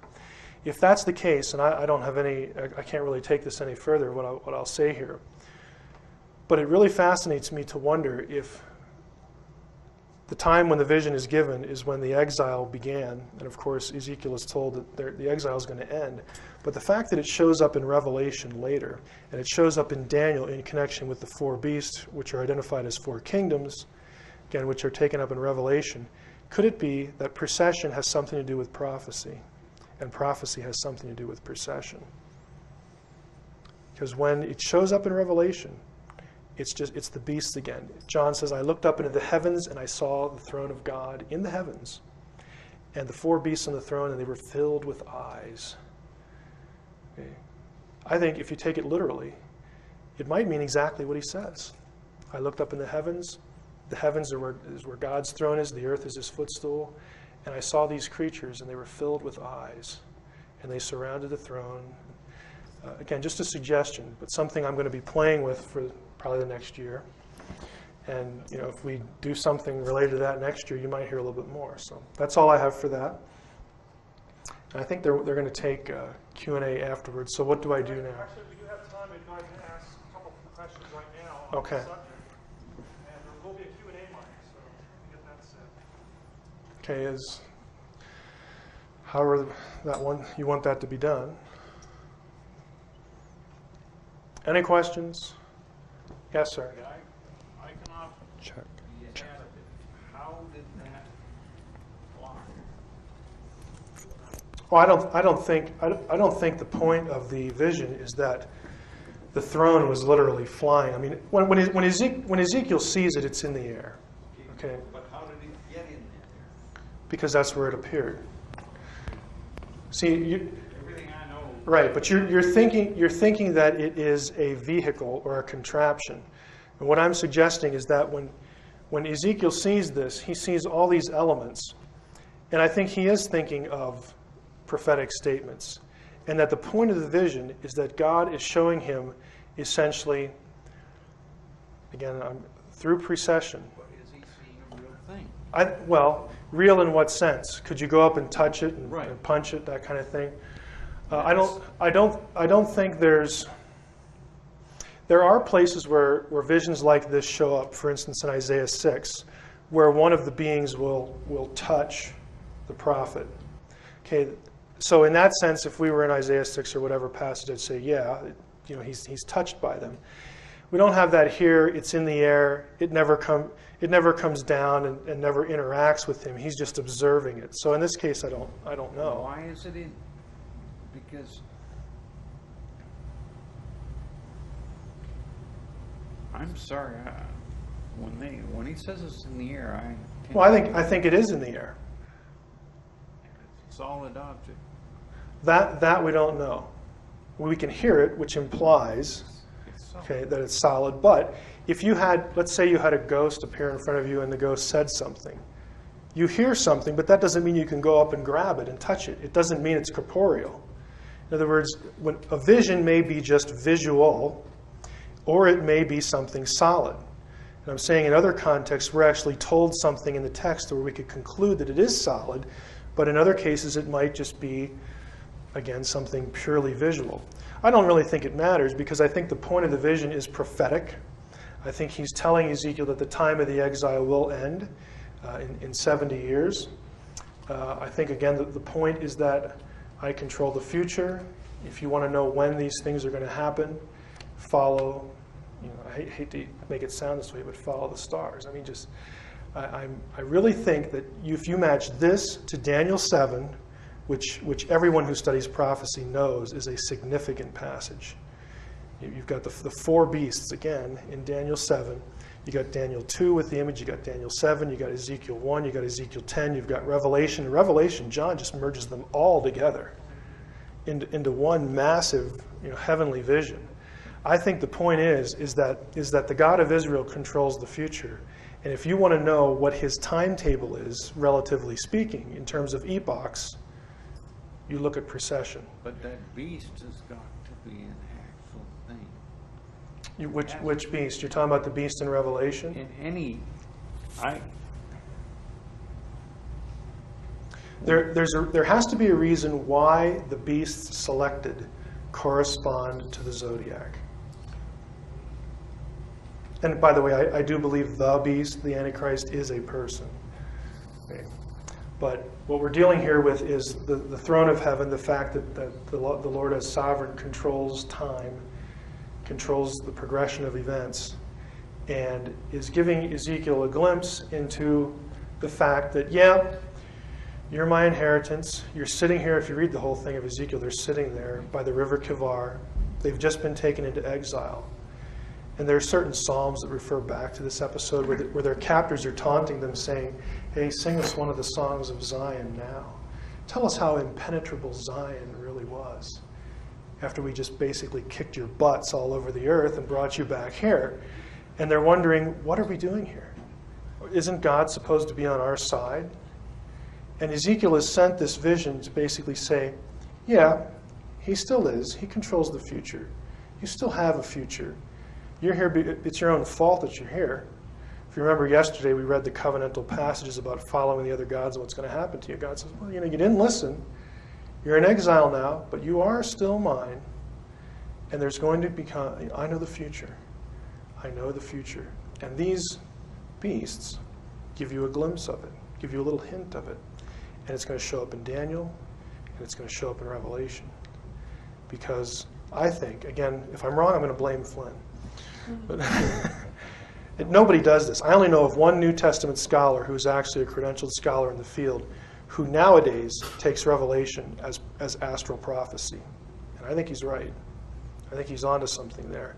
It used to be 100, 150 years ago when people were more in tune to the kind of thing that Flynn is doing now, that you had scholars, and I mean major mainstream credentialed scholars that said, this really looks like astral prophecy. That's very uncommon now. It's very hard to find material to help you here because it's essentially been forgotten. And astrology has gotten a bad name, and I don't want to give it a good name, like you should go out and do your horoscope. That's not what I'm talking about. I'm talking about something entirely different, but you had a question. That's basically what I was going to ask you. You're using astrology here simply as a measurement of time. Mm-hmm. Is that correct? Right. Certainly not the astrology of reading your horoscope. No. Right. I mean, it's clearly forbidden in the scriptures. But here's the interesting thing: the ancients. I have an acquaintance. I wouldn't call him a friend, but I have an acquaintance. His name is Lester Ness, and you can look him up on Amazon because you can actually get his work now. But he did his dissertation a fair amount of time ago now under Edwin Yamauchi, who is a Christian Gnostic scholar. He teaches at the University of Miami at Ohio. He did his dissertation on zodiac mosaics in Jewish synagogues. Mm-hmm. And there's a lot of them. Exactly. And not only that, but in the early church, the early church fathers, and the villain or hero here, depending on your perspective, is Origen, yes. Origen. Really looked at Revelation as astral prophecy, because what they were doing, what the rabbis were doing, is they're saying, look, God created the universe, it has order, it is his map of the heavens, it is a chronometer. The glory belongs to him. We're not sitting there, who should I date, who should I marry, and what day should I have my bar mitzvah, or something like that. They're looking at it as a map of where God is going in human history. That's why they did it. And it was a very ancient and honored practice. But again, as astrology started to get a bad name in the ancient world because of frankly, the silliness of it. Right. And also, I think as the knowledge of the divine council was either lost or stamped out because of the whole divine plurality problem. And again, the guy here is Augustine. Mm-hmm. Augustine, when he became a convert to Christianity, he linked up with the Manichees and had a bad relationship with them eventually. They held the Book of Enoch in esteem. And when he split from the Manichees, this isn't my guess, there's a lot of scholarly literature on this. When he split from the Manichees, he said, I want nothing to do with Enoch, I want nothing to do with this council stuff. And he became so influential in the early church that is when the Sethite view of Genesis 6 came up, because he created it. Uh-huh. Okay, he is the pivotal figure in church history for why all of a sudden the church just sort of moves away from this, and what people like Flynn and what eventually I hope to contribute here is essentially we should go back to our roots. We should go back to what the early church was thinking. We should go back to viewing Christianity through a Jewish lens and ultimately through an ancient Israelite lens, and then take a look at what biblical theology is. I'm not saying we're going to come out completely in some other direction, but I think it will sharpen the focus and lend a lot of clarity to some things that right now people are just pulling their hair out. Who knows what this means? So yes, in the back. Two questions. I didn't hear you say the word theophany, which is what I thought was the prominent Christian view of Ezekiel. And then the second one it is a theophany is just an appearance of God. They're usually anthropomorphic, but not always, like the burning bush. But go ahead. So do you believe that the Ezekiel vision was a theophany, or was it? Did he actually? Was it a Christophany? No, a theophany. Okay. Or what's the alternative you're going to give me? or he actually saw the throne, a vision of the throne of God. Well, he says he sees the throne and something like a man sitting on it. So yeah, I would call it a theophany. Some Christians want to say, and I'm not saying there's not merit to this. I don't know if you can say it every time, but some would want to say that anytime you have the God of Israel, because of aniconism, the resistance against images, thou shalt make no graven image. Some people would say anytime in the Bible when you see God pictured in human form at all, even if it's like just his feet, that's Christ. That's like a pre-incarnate appearance of Christ. I don't have any trouble with that. I'm just not sure that that's the case. But yeah, I would use the word theophany. And then the second question is, how did you offend the 24-day literal or the 7-day literal creations? Because when you say that the ancient Near Eastern worldview, including Israelite, has a flat Earth, a lot of them aren't going to like that. And by the way, if you want to read somebody who, if you are a conservative Christian or a conservative Jew in the audience and you're wondering, well, how do we square this with ideas like biblical inspiration and biblical inerrancy, I could say subscribe to my newsletter, but I won't. I'll tell you where it is. There are a couple articles by a guy named Paul Seeley, S-E-E-L-Y. He's done 3 of them on this subject. 2 of them are in Westminster's Journal. And you can buy the major theological journals on CD by going to a place called Galaxy Software. But he's done work on this, and he essentially takes John Calvin's view of inspiration and inerrancy, where he says that there are places in the Bible where God, to get across a very difficult intellectually concept to an ancient people, will accommodate himself to the beliefs of their day to get the message across. And he says this is an instance of that. Yes. Here in the black here.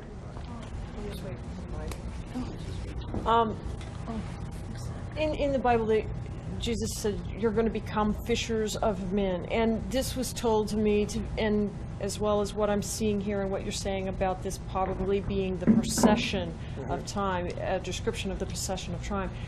I'm seeing this as, this is that code, a way of describing things in code because of not only they didn't want people, such as the Gentiles, to understand what it was that they were talking about, but also to prevent the works or their words being misconstrued by those that don't understand it, to be used against them also. That they spoke in code to prevent themselves from being understood by those that were not of their teachings. It's certainly true in the early church for obvious reasons, for persecution reasons, that things had to be cloaked a bit. So I'm wondering if this is just simply the wording was chosen on the basis of cloaking this, and that it is basically symbolic. And being that this is symbolic, isn't that leading one to believe that a lot of things in the Bible might also be symbolic? Some of this question goes to the issue of hermeneutical schools in the ancient world, and there were certainly schools that developed in the New Testament era, and even before that, in the rabbinic, I shouldn't say rabbinic, in the Second Temple era, where methods of exegesis approach the text just like you're saying, that it was metaphor. and that it was allegory, that kind of thing. Without discounting that, I think what we need to do is I'll just speak personally here. I accept that that may be the case, but what I need is I need some sort of check and balance system so that I don't just go to the text and say, well, this symbolizes this and this symbolizes that. I mean, I just see so much of this, and because there's no controls. Anything can symbolize anything else.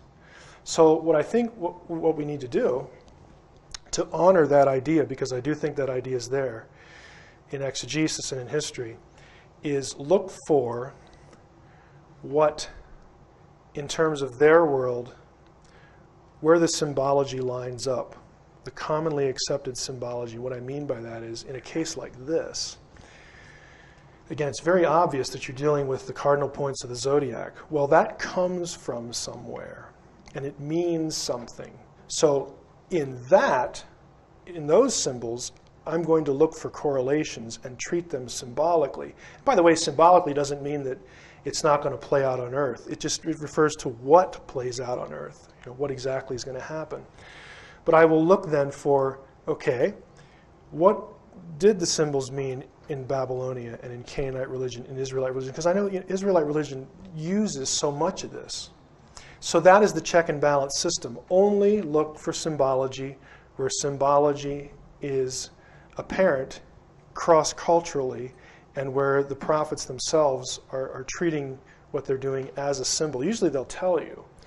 Sometimes they don't, which is the frustrating part. So I'm just wary, while I accept what you're saying, I'm wary of just letting people run with it, including myself, because there are just no checks and balances. It's kind of like where, I don't know if you're familiar with the concept of typology. A typology is, there's two kinds of prophecy. There's oral prophecy where the prophet says, thus says the Lord, this and that's going to happen, then he lays it out. There's unspoken prophecy, and those are called types. People, institutions, events in the Old Testament prefigure something that will happen later. For instance, we're told by Paul in 1 Corinthians 10 that the Passover lamb of the Old Testament prefigured the crucifixion of Christ. It was an unspoken prophecy. It depicted something, a reality that would happen later. Now, people have seen this, Bible scholars have seized upon this, and so now there's a tendency among some people to see a type everywhere. Everything's a type of something else. And what I'm saying is, no, let's stick with what the New Testament actually says is a type in the Old and just leave it there. In other words, I don't want to set myself up as the authority to determine for you or anybody else what a type is. I'm going to go with the ones where they actually use the system, and I can see that they're using it because of something that appears in the Old, what they do with it in the New. Relating to you, the Jews in the intertestamental period would use stuff like this, and they understood it astrally, especially at Qumran. And when John does the same thing in Revelation, I'm thinking, okay, there's a stream of tradition there, okay, that I should follow. I'm not going to make up any of my own, but I'll follow this one. Okay, and that's the check and balance that I think we need. But are we ready to do something else? Or I guess I should do something else here. Okay, I'm gonna have to get it up here. Okay, we're going to switch gears a little bit here, and this is something I did it last year, but it was kind of I don't want to say thrown together because that makes it seem like I got up one day and just sort of did it on a napkin. But I talked about this last year, and a guy wanted me to do it again this year. And so I agreed. What we're going to talk about here is, let's just assume, for the sake of discussion, that the extraterrestrial as creator of humanity. Now, none of the literature I'm familiar with has ETs claiming to have created the universe. I don't know anybody that says that. But they do often want to position the extraterrestrial or whatever entity, whatever channeled message They receive. There's often this talk of how extraterrestrials created humanity, and so what we're going to do here is essentially say, okay, if this is true, if that's true, that we were actually created by extraterrestrials who are now essentially abducting people and experimenting on them, and if it's true that Zecharia Sitchin's views are correct, and of course you know that I don't think that. But again, if it is, if the Mesopotamian text actually describes some extraterrestrial race creating us, what would that mean? Okay, how would that work out in terms of a worldview? And is that something to get really enthused about? Okay, and we're going to go through and just sort of follow the logic. This session's not going to take that long. We're going to follow the logic and compare the traditional theistic creator paradigm, whether you're a Muslim, Jew, or Christian doesn't matter, but just that there's a God, a personal God who creates, and sort of note the comparisons. And I'm going to suggest that this reveals the dark side of believing that the design of us, the design of our civilization at the hands of ETs is a dark thing. It's not a very optimistic thing. So, for the sake of the session, let's presume for a moment, if this teaching is indeed correct, we'll presume that humanity was created by ETs who came to Earth long ago.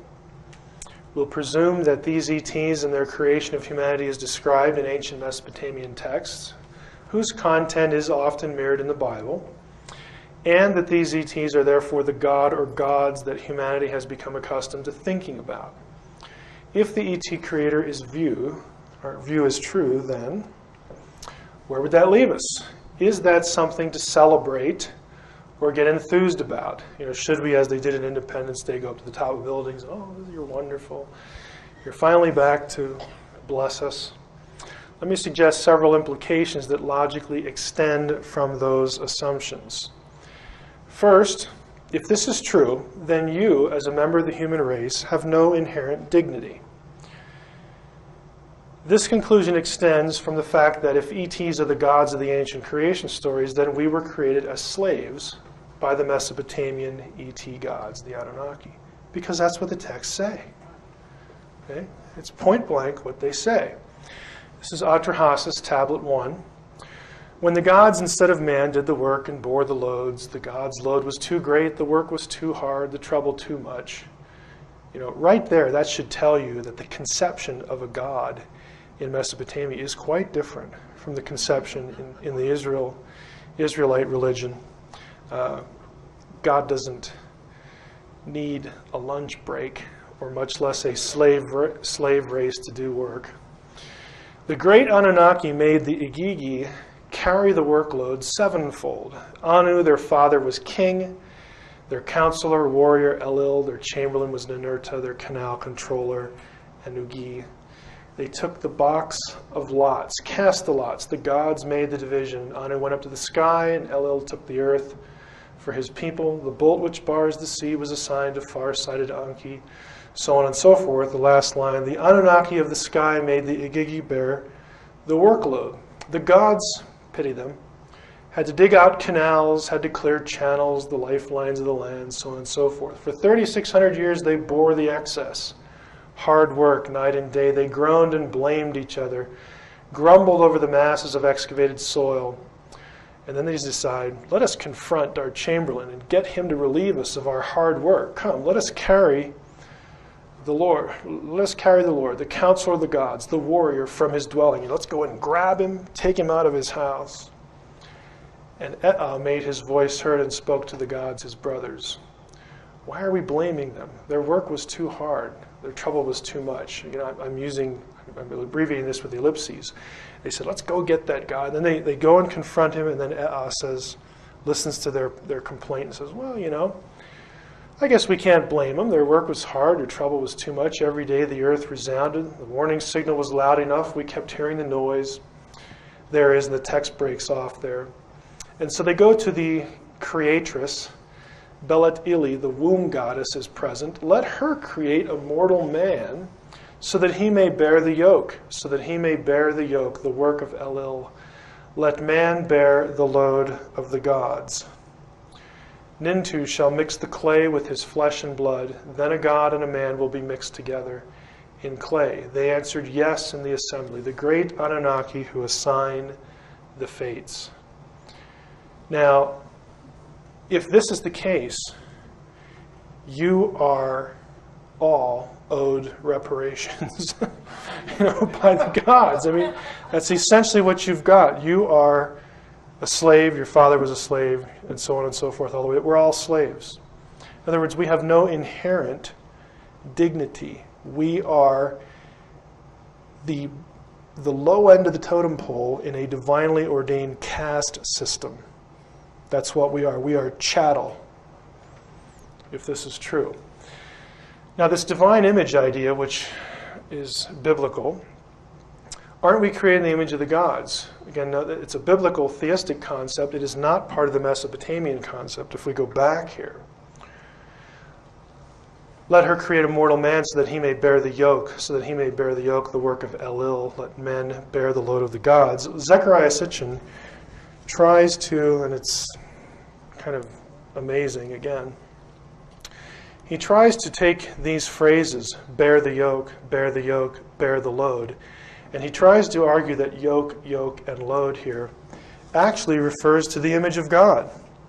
Of course, the problem is that the biblical word for image is tselem, Akkadian is tsalmu, and that is not the word used in any of those three lines in that text.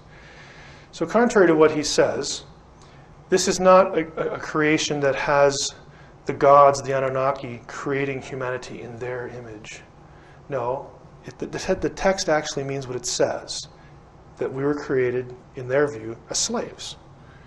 We are strapped with their burden. Well, that's not what the alien who abducted me told me. Well, if you were told about how special you were, think again. Or abandon the Sitchin worldview, which you could do and still retain, an extraterrestrial worldview. 2 questions. How do you know his message, the ET, can be trusted? How do you know that? Doesn't he know what his ancient offspring wrote about him? Okay, again, we're presuming that this is true, that the extraterrestrial gods created us. Well, doesn't the ET who abducted you know what the ancient Mesopotamians wrote about him long ago when he supposedly created you? Did he forget that? The bottom line is that in the ET creator view, we were created as slaves, and our makers wanted it that way. In contrast, the theistic creator worldview has every man, woman, child, unborn, born, whatever, every person has inherent worth as God's imagers. Life is sacred because we are the receptacles of God's life and share certain of his attributes. Humans are Yahweh in effigy.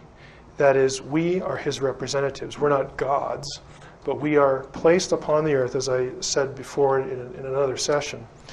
We are God's representatives. We are to rule and steward, take care of the world, not to rape and pillage it. We are to take care of the world, steward it as though God were here.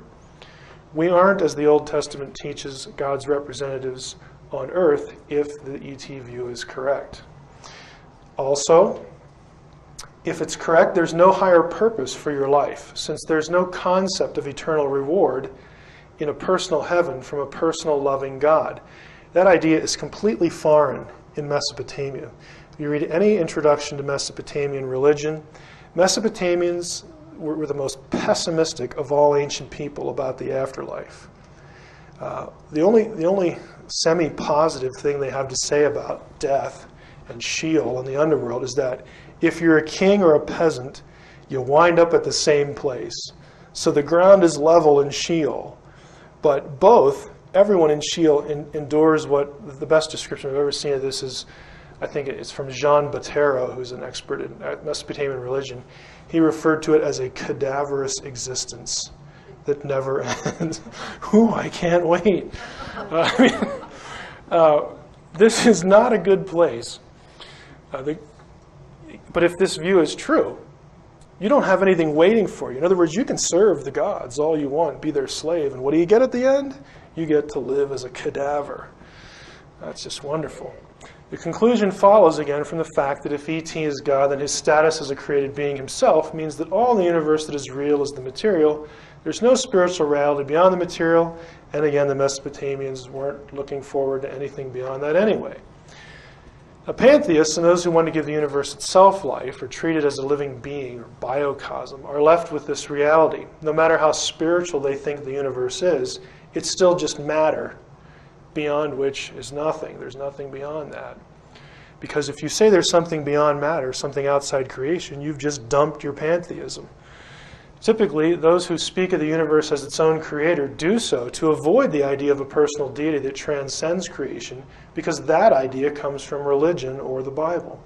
And they want to avoid the personal accountability that the biblical worldview entails. No matter how badly you want to deny the theistic creator view and yet keep a feeling of personal destiny beyond the material, these two ideas are contradictory in terms of philosophy. If matter is all there is, then matter is all that is. Okay? If something is beyond matter, that thing can't be material. The Big Bang doesn't create itself. It's a result, not a cause.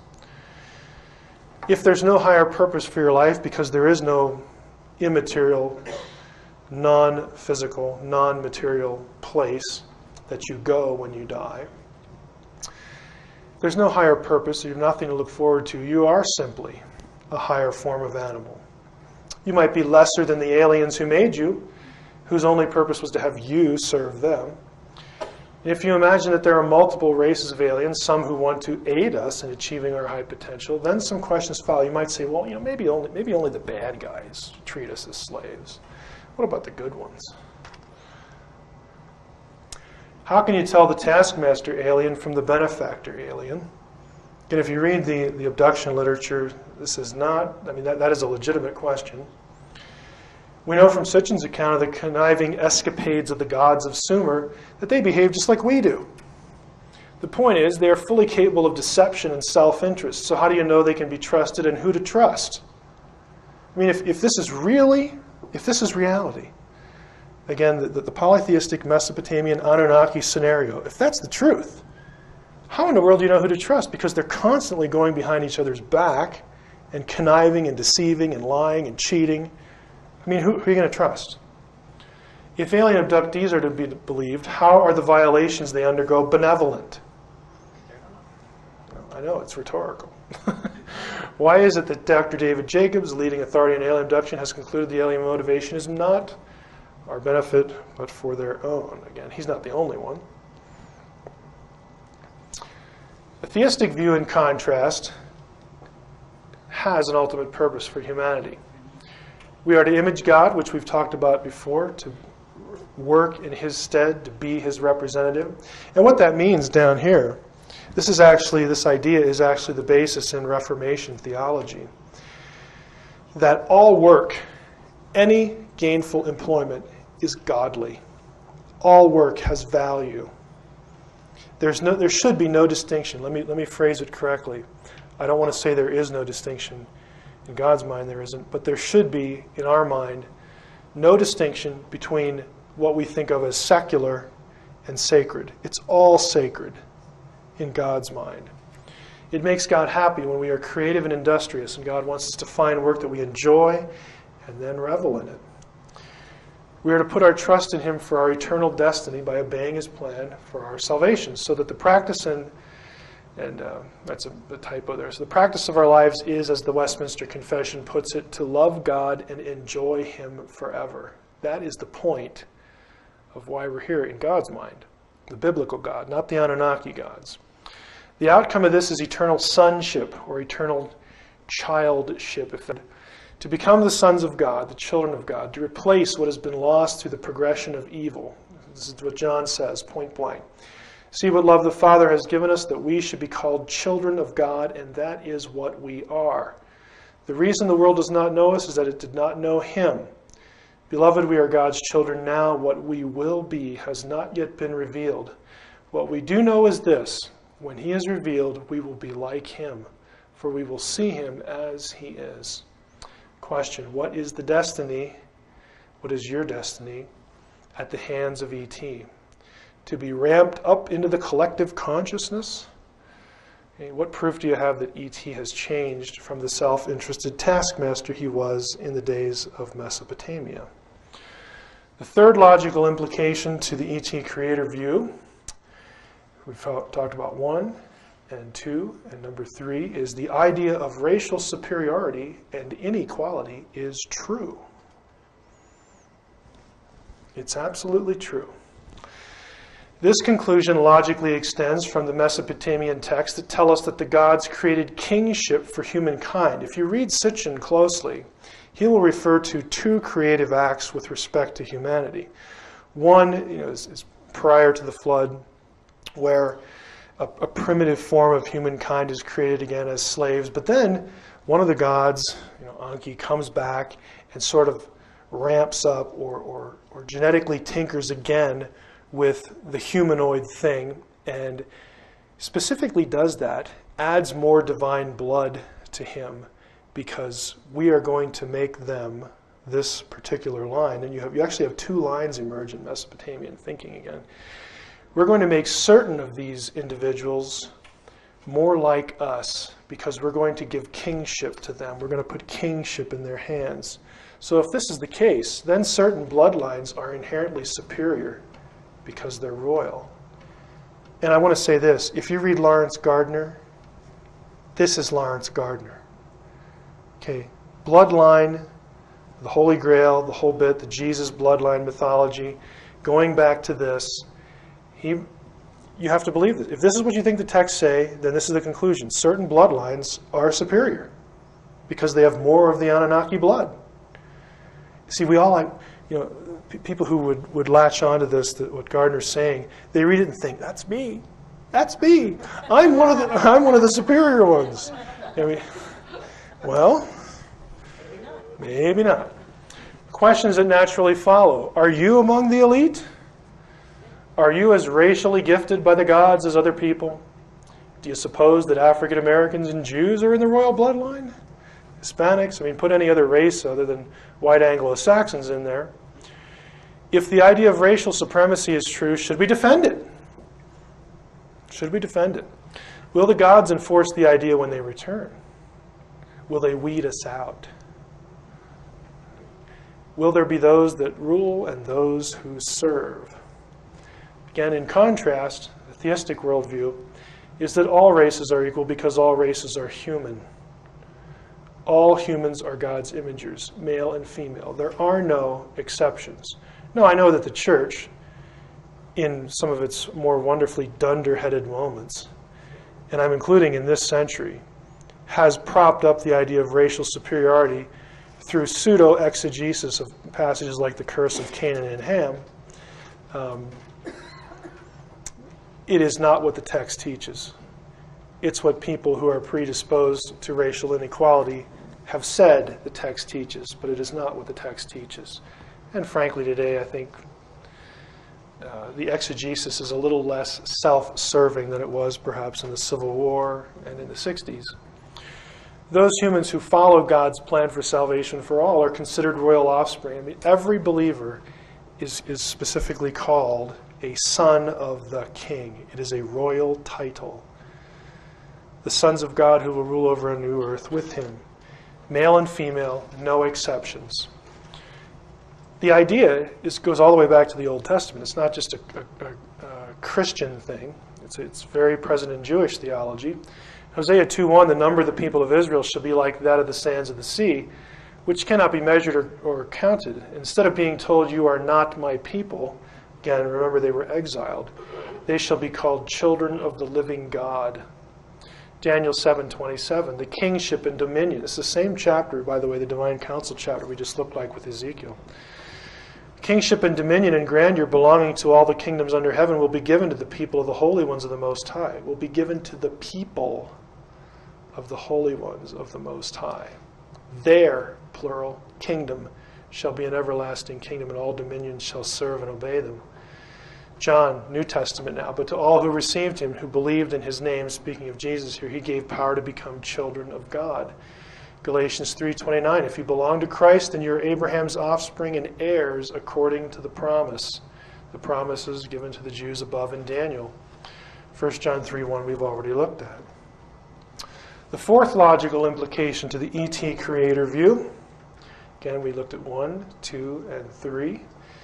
The dignity, no higher purpose, and racial inequality. And fourth, then the ET gods are your creator masters, not your brothers. Now this is a little repetitious with the first one, but it's a different angle. They're not your brethren. If ETs created us, they have the right. They have the right of ownership over our bodies, souls, and children. We are theirs by right, if this is true. What that means is that whether you like it or not, royal kingship is a monarchy. It is not a democracy. You have no right to complain or gripe about what happened to you in your experience. You got to take the whole package, in other words. The elite command, the rest of us submit or suffer. Don't complain then that you have been abducted and abused. You have no right to demand justice, for the alien has legal claim over you. Period. The theistic creator worldview, again in contrast. As noted already, in a biblical worldview, we are all destined to be kings under God's sovereignty. The image, the sonship, the rulership is democratized. It is not kept for a select few or for a certain bloodline. It's not even kept for beings in heaven. As Paul said, don't you know, 1 Corinthians 6, that you'll rule over angels? Think of the council. God of Israel, sons of God, angels. Paul says, don't you know you're going to rule over angels? You're the middle slot. You are the royal household of God. You will command them, not the other way around. This is the biblical worldview. Jesus, as incarnate God and Redeemer, is our brother, not our owner. Now, I realize that Christ is Lord in Christian theology, but that's not where it ends. He is also our brother, as Hebrews 2 says very, very plainly. What are human beings that you are mindful of them, or mortals that you care for them? You have made them for a little while lower than the angels.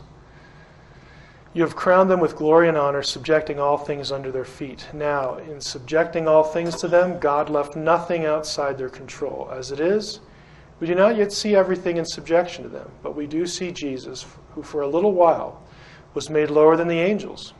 He was made human. Now crowned with glory and honor because of the suffering of death, so that by the grace of God he might taste death for everyone. It was fitting that God, for whom and through whom all things exist, in bringing many children to glory, should make the pioneer of their salvation perfect through sufferings. For the one who sanctifies and those who are sanctified all have one Father. For this reason, Jesus is not ashamed to call them brothers and sisters, saying, I will proclaim your name to my brothers and sisters. In the midst of the council, I will praise you. It's not all about ownership. Concluding focus, two summative questions. I'd like to ask you, does E.T. love you? And how do you know? Pretty simple. Well, they tell me so. They tell me I'm specially chosen. They want humanity to survive in the future and to evolve toward a greater self-enlightenment. Really? If the stories about the gods in ancient texts are true, why are those stories so different than those messages? Can these beings be trusted? What kind of love do they feel for you? Is it a sacrificial love? The kind of love you would have for a puppy or a car or your favorite thing at home? At what level is the emotional attachment that you think they have for you? To use an illustration, as your creator, do your E.T. gods love you as a child? Do they really? If E.T. loves you, then why create you as a slave? Why create you and leave? Why create you or hide? The fact is, at best, we're an experiment. not a loved child. The God of the Bible has an emotional investment in us, and I want to ask, where is E.T.'s emotional investment? The truth is, there is no emotional investment from E.T. It's a scientific curiosity at best, and a pretty detached one at that. At best, E.T. is an absentee parent. At worst, he is a cold, detached researcher. Is this the way you love your children? Is this how you want your children to remember their childhood? Probably not. There really is something better. And I would suggest to you, and that's the end of the session here, I would suggest to you that the theistic worldview is favorable, is more favorable, is better. And it's in your interest to consider it. And that's part of what the conference, as we, as in my cases, I've contributed to it, but as Guy has constructed it, to try to bring, create a bridge between what we look at seriously as paranormal stuff and perhaps spiritual stuff, whatever the intersection is. One of the goals is to get you to consider that if you opt out of a Christian view of this stuff and you embrace the other side, what it really means.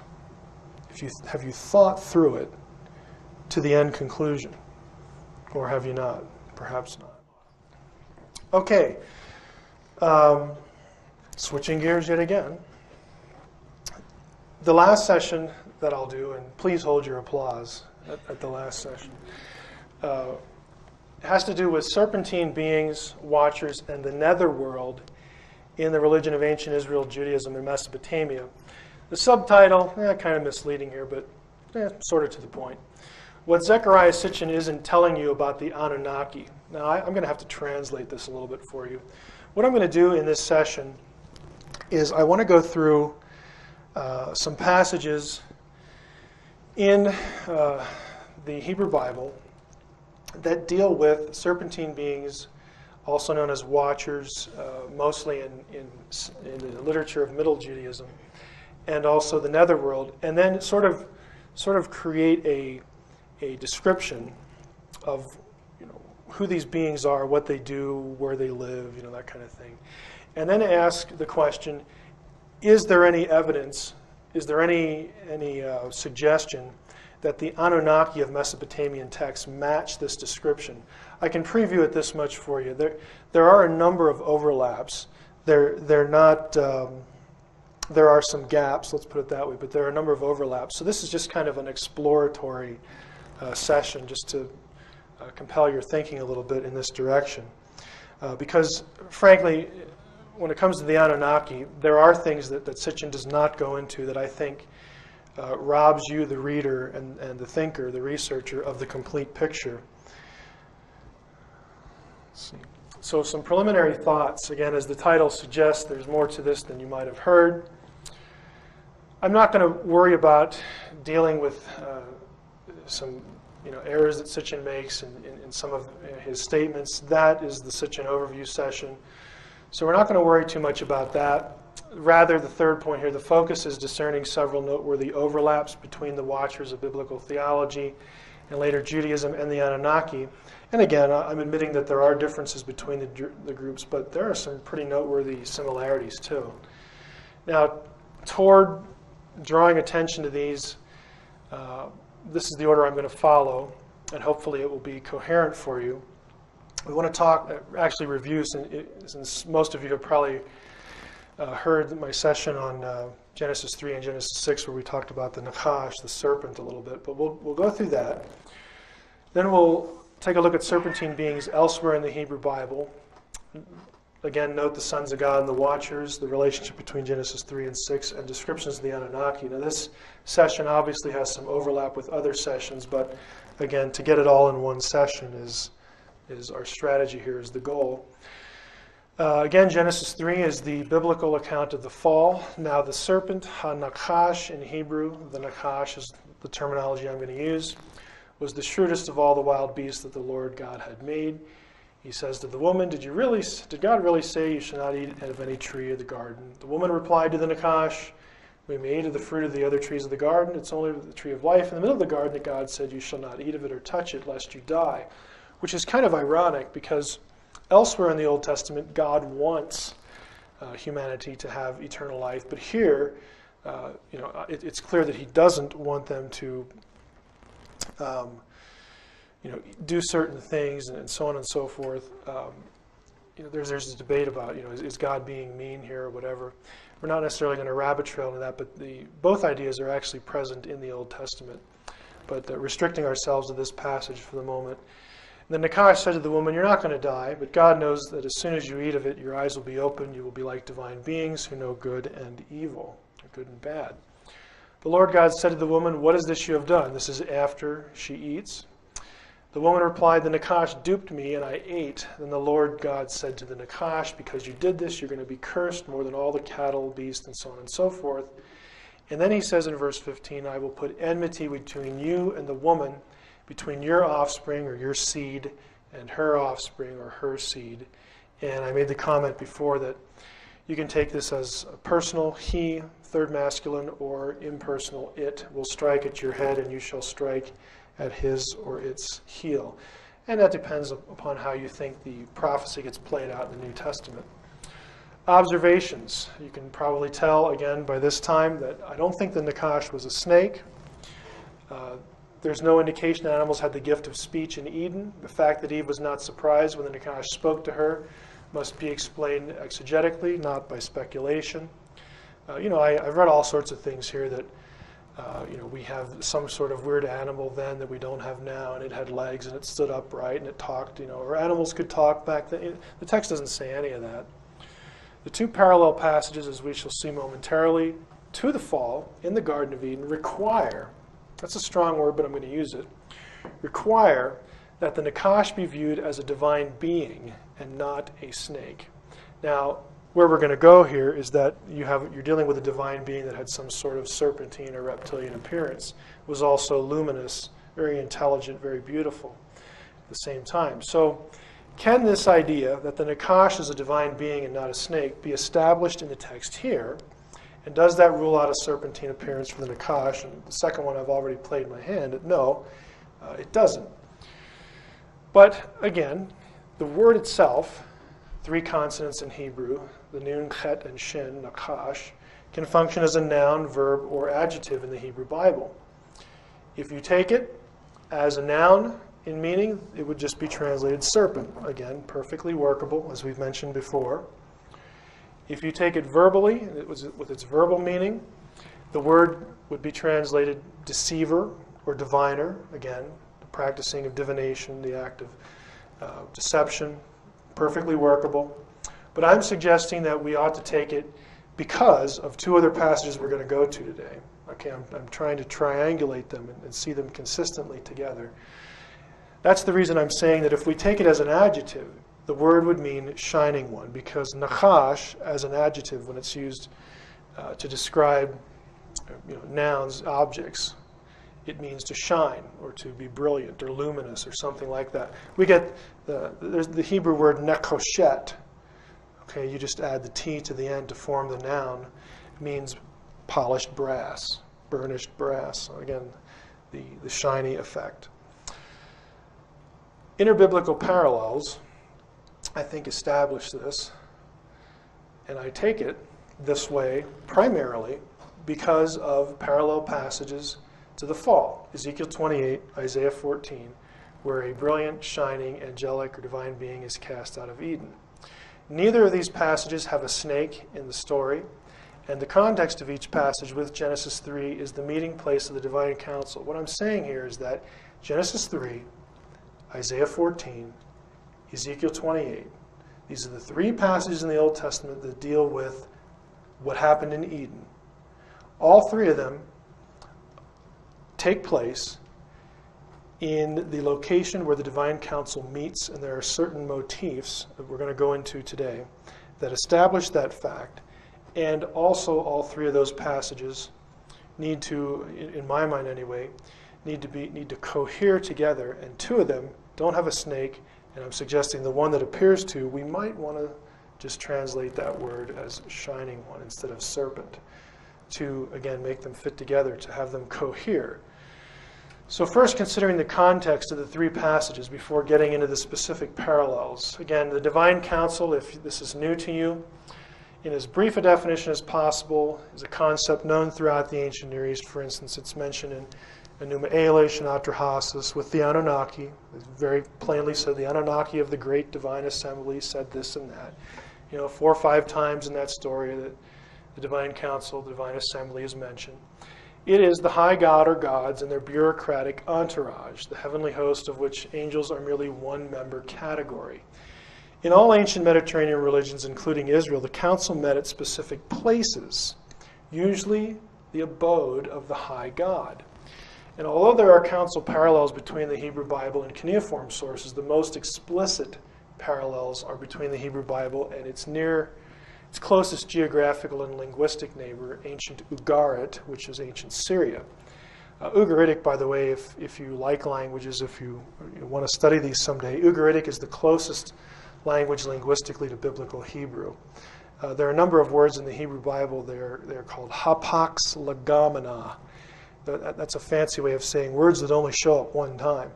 And you've heard me saying that meaning is determined by context. Well, if you only have a word that shows up one time, how do you really know what it means? Because you don't have anything to compare it to. Well, when the Ugaritic tablets were discovered, a lot of those words that only show up one time in the Hebrew Bible were in that language, consonant for consonant. And so Semitic linguists looked at that and said, boy, this will really give us some help here, because there's such a close language overlap here between the two. So it's been very useful. And it's especially useful in parallels of this kind. So the second thought here, the relationships are actually so close between the two literatures and their religions that one of the names of the God of Israel, El, that's from the Hebrew Bible, was also the name of the high god of Ugarit. They were both El. El's vizier, or his vice-regent, who was called the ruler of the gods, was Baal. That's a title he gets. This proximity and terminology was one reason why Baal was the chief nemesis of Israel's prophets. Israel also had a second power in heaven, a second god, if you will, a second vizier in the Old Testament. I don't want to rabbit trail too much, but this is my dissertation, and I like to talk about my dissertation, even though it was such a point of suffering in my life for so many years. But it actually has value. No, what happened was, in Israelite religion, in the Israelite version of the council, you can't have Yahweh and another god separate from Yahweh ruling the cosmos. So what the Israelites did, which was really kind of neat, kind of clever, was they said the second person is Yahweh's essence manifested in a different form. So you don't have Yahweh competing with another god. You have Yahweh and then his essence manifested differently. There are some real plain examples. The name, that word, the phrase, the name. There are passages in the Old Testament where the name does this, the name does that, the name goes out to battle. It's sort of euphemistic, but the technically correct term is that this is a hypostasis of Yahweh. It's Yahweh's essence manifested separate from him. It is him, but it isn't. This is the basis. It's the basis. It's the beginning point for binitarianism in Jewish thought. Now later the Spirit of God is going to be spoken in the same way. That's where we get Trinitarianism. It's actually Jewish. I mean, it's not something the Christians invented. It's well known in Middle Judaism. The Malach Adonai, the angel of the Lord, God says, this angel is different than all the other ones because my name is in him. Okay, my essence is in him. And that's why the angel of the Lord and Yahweh are interchangeable in a number of passages. Because he is Yahweh, but he kind of isn't. He is and he isn't. It's that sort of difficult binitarian, Trinitarian problem that we look back at in theology and struggle with. But, by the way, hypostasis was also a common institution in other religions of the ancient Near East, Mesopotamia, Egypt. Each god had one or a couple hypostases. But in Israel, it was the consistent pattern in the council. But anyway, let's take a look at the Council of El to get an idea of how close the council's ideas are between the two religions, because this is the point today. Because I'm going to try to establish that Ezekiel 28, Isaiah 14, and Genesis 3 are divine council settings. Now, at Ugarit, the location of the meeting place of the divine council went by these descriptions. At the source of the two rivers, in the midst of the double deep fountain. These are the places where heaven and earth meet. Mount Safanu, that was Baal's mountain. The Mount of Assembled Council, and again, there were a variety of sacred mountains that are mentioned as where the council shows up and has a meeting. Now, you'll notice Safanu and this Puchru Moed. If you go to the biblical side, you have some conceptual parallels here, and here you have direct linguistic parallels. Zion and Eden are well watered. You might think, well, there's 4 rivers in the description of the Garden of Eden. What you should do is you should go back and get a good exegetical commentary there, because it can be coherently argued that the names are interchanged there and you actually only have 2, but I'm not going to rabbit trail there. Zion and Eden, again, where God lives, is Mount Zion, where the temple was, are described as well watered. And you get this watery language here in these passages. Let's go down here. Mount Sinai, Mount Zion. Again, God lives on a mountain in Israelite religion. It's very familiar. And Eden is called the mountain of God and the garden of God in Ezekiel 28. You actually have Eden called a mountain. But back here, Zion is called the heights of Saphon in Isaiah 40 or Psalm 48:2 and Isaiah 14. It's exactly the same term, Saphon, Saphanu. The vowels are different because Ugaritic's a different language. They use different vowels. Mount of Assembly, Isaiah 14. Look at the passages. Isaiah 14, Ezekiel 28. Okay. The Har Moed, the Mount of Assembly. By the way, this is free. I wish I would have put this up here in the PowerPoint itself. If you were to you see this little kind of backward parentheses here? That is a letter in Hebrew that we don't have in English. It's a r. That's how you pronounce it. The Greeks didn't have it either. They don't know what a r is. So what they did was, what's the closest letter to that? It's a Hebrew term, and when it was a Hebrew term, they would just transliterate it. They just put the letters in. And they decided, well, a G, duh, sounds like ugh. And so like Gomorrah is spelled with one of these in the front. It's actually Gomorrah. Okay, so the Greeks put a G, Gomorrah. Well, why do I say this? Because if you put a G here, you have H, take the vowels out, H, R, M, G, D. Okay? You go to the book of Revelation, when the word Armageddon is used, John specifically says, this is in the Hebrew tongue, Armageddon. In the Hebrew, that would be Har Moed. The N is actually a place name consonant that is very common for geographical words. What I'm suggesting is the Battle of Armageddon is actually a battle on Mount Zion because it is the battle of the Mount of Assembly. It's the war, as the Qumranites put in the war scroll, it's the war of gods and men. Read the war scroll sometime, then go read the book of Revelation. It's kind of shocking. But anyway, that's a little off the beaten path. Description of the divine council meeting place. Continuing here. At El's house, El's abode, decrees were issued from the tents of El. This is Vad-il in the Ugaritic. El and the gods lived in tents, Ohalim, and tabernacles, Mishkanot. El's abode is a dwelling, Methav and Mazilel, the shelter. El and the council meet in a house, temple. Baal's palace had paved bricks and a court and stones like lapis lazuli. If you look over here, the parallels are just kind of amazing. Yahweh lives in a tent, same consonants. Okay, the tent of meeting, the tabernacle, it's the same thing. The pavilion, the dwelling, again, the conceptual parallel. These are exact terms. The beit, the house, the heichal, the hakalim. Okay, in Exodus 24, Yahweh's abode is described with a courtyard, Same word, katser, made of bricks, levanot.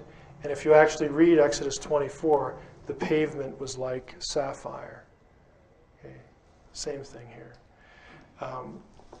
The language is very tight. Now, I showed you that as preparatory to this. When you look at these three passages, what you've got going on are divine council scenes. So what happens is something happens in the council, some sort of event or rebellion associated with the fall of a divine being and also the corruption of humanity. So both passages in these two, we'll go back to Genesis 3 in a moment, are not about divine beings per se, but about evil tyrant kings. You'll read this in commentaries, and that's true. What's going on here is that the prophets are railing against, in one case, the king of Tyre, in another case, the king of Babylon, and they're just going off on them, telling them how bad they are. And they both get the idea, I'll show you how bad you are. I'm going to compare you, foreign king, you wicked king, to a tale about a divine being who fell from paradise in rebellion against God. I'm going to illustrate your arrogance by comparing you to this being. And that's what they do in these passages. Let's go over here. Let's take a look at them. Ezekiel 28. The word of the Lord came to me, O mortal, O human one, O son of man, literally. Intone a dirge over the king of Tyre and say to him, Thus says the Lord God, you were the seal of perfection. You were full of wisdom and flawless in beauty. You were in Eden. Now we know the king of Tyre was not in Eden, so he's describing the king of Tyre in light of this story for the sake of illustrating his arrogance. You were in Eden, the garden of God. Every precious stone was your adornment, and he lists them. I created you as a cherub with outstretched shielding wings, and you resided on God's holy mountain. So he's in Eden, God's holy mountain. You walked among stones of fire. You were blameless in your ways from the day you were created until wrongdoing was found in you. By your far-flung commerce, you were filled with lawlessness, and you sinned. He starts going off on him again. So I have struck you down from the mountain of God. I have destroyed you, O shielding cherub, from among the stones of fire. You grew haughty because of your beauty. You debased your wisdom for the sake of your splendor. I have cast you to the ground. I've made you an object for kings to stare at. Isaiah 14, you're going to see a lot of similarities. Here the rant is against the king of Babylon. He's such a tyrant and such a jerk. And so Isaiah says, Sheol below was astir to greet your coming. When you think you're something special, well, that's where you're going to end up. Rousing for you the Rephaim of all earth's chieftains, raising from their thrones. The Rephaim are on thrones in Sheol. Remember that. Raising from your thrones all the kings, Hebrew, the Melech, M-L-K-M. It's not Mal-Akim, angels. It's different spelling there. There's no Aleph here. All speak up and say to you, so you have been stricken as we were. You've become like one of us. Your pomp is brought down to Sheol. And the strains of your lutes, worms are to be your bed, and maggots your blanket. By the way, that's a real good description of the Mesopotamian underworld. How are you fallen from heaven, O shining one, son of the dawn, shining one, son of the dawn? How are you cast down to earth, O vanquisher of nations? Once you thought in your heart, I will mount to the heavens. I will mount to the heavens. Higher than the stars of God will I set my throne. I will sit in the mount of assembly, on the summit of Zaphon. Your English Bibles will say north. North is Zaphon. Why? Because that's where the mountain of El was in the north, the geographic north. I will mount the back of a cloud. Yahweh's title, Baal's title, the cloud rider. I will match the Most High.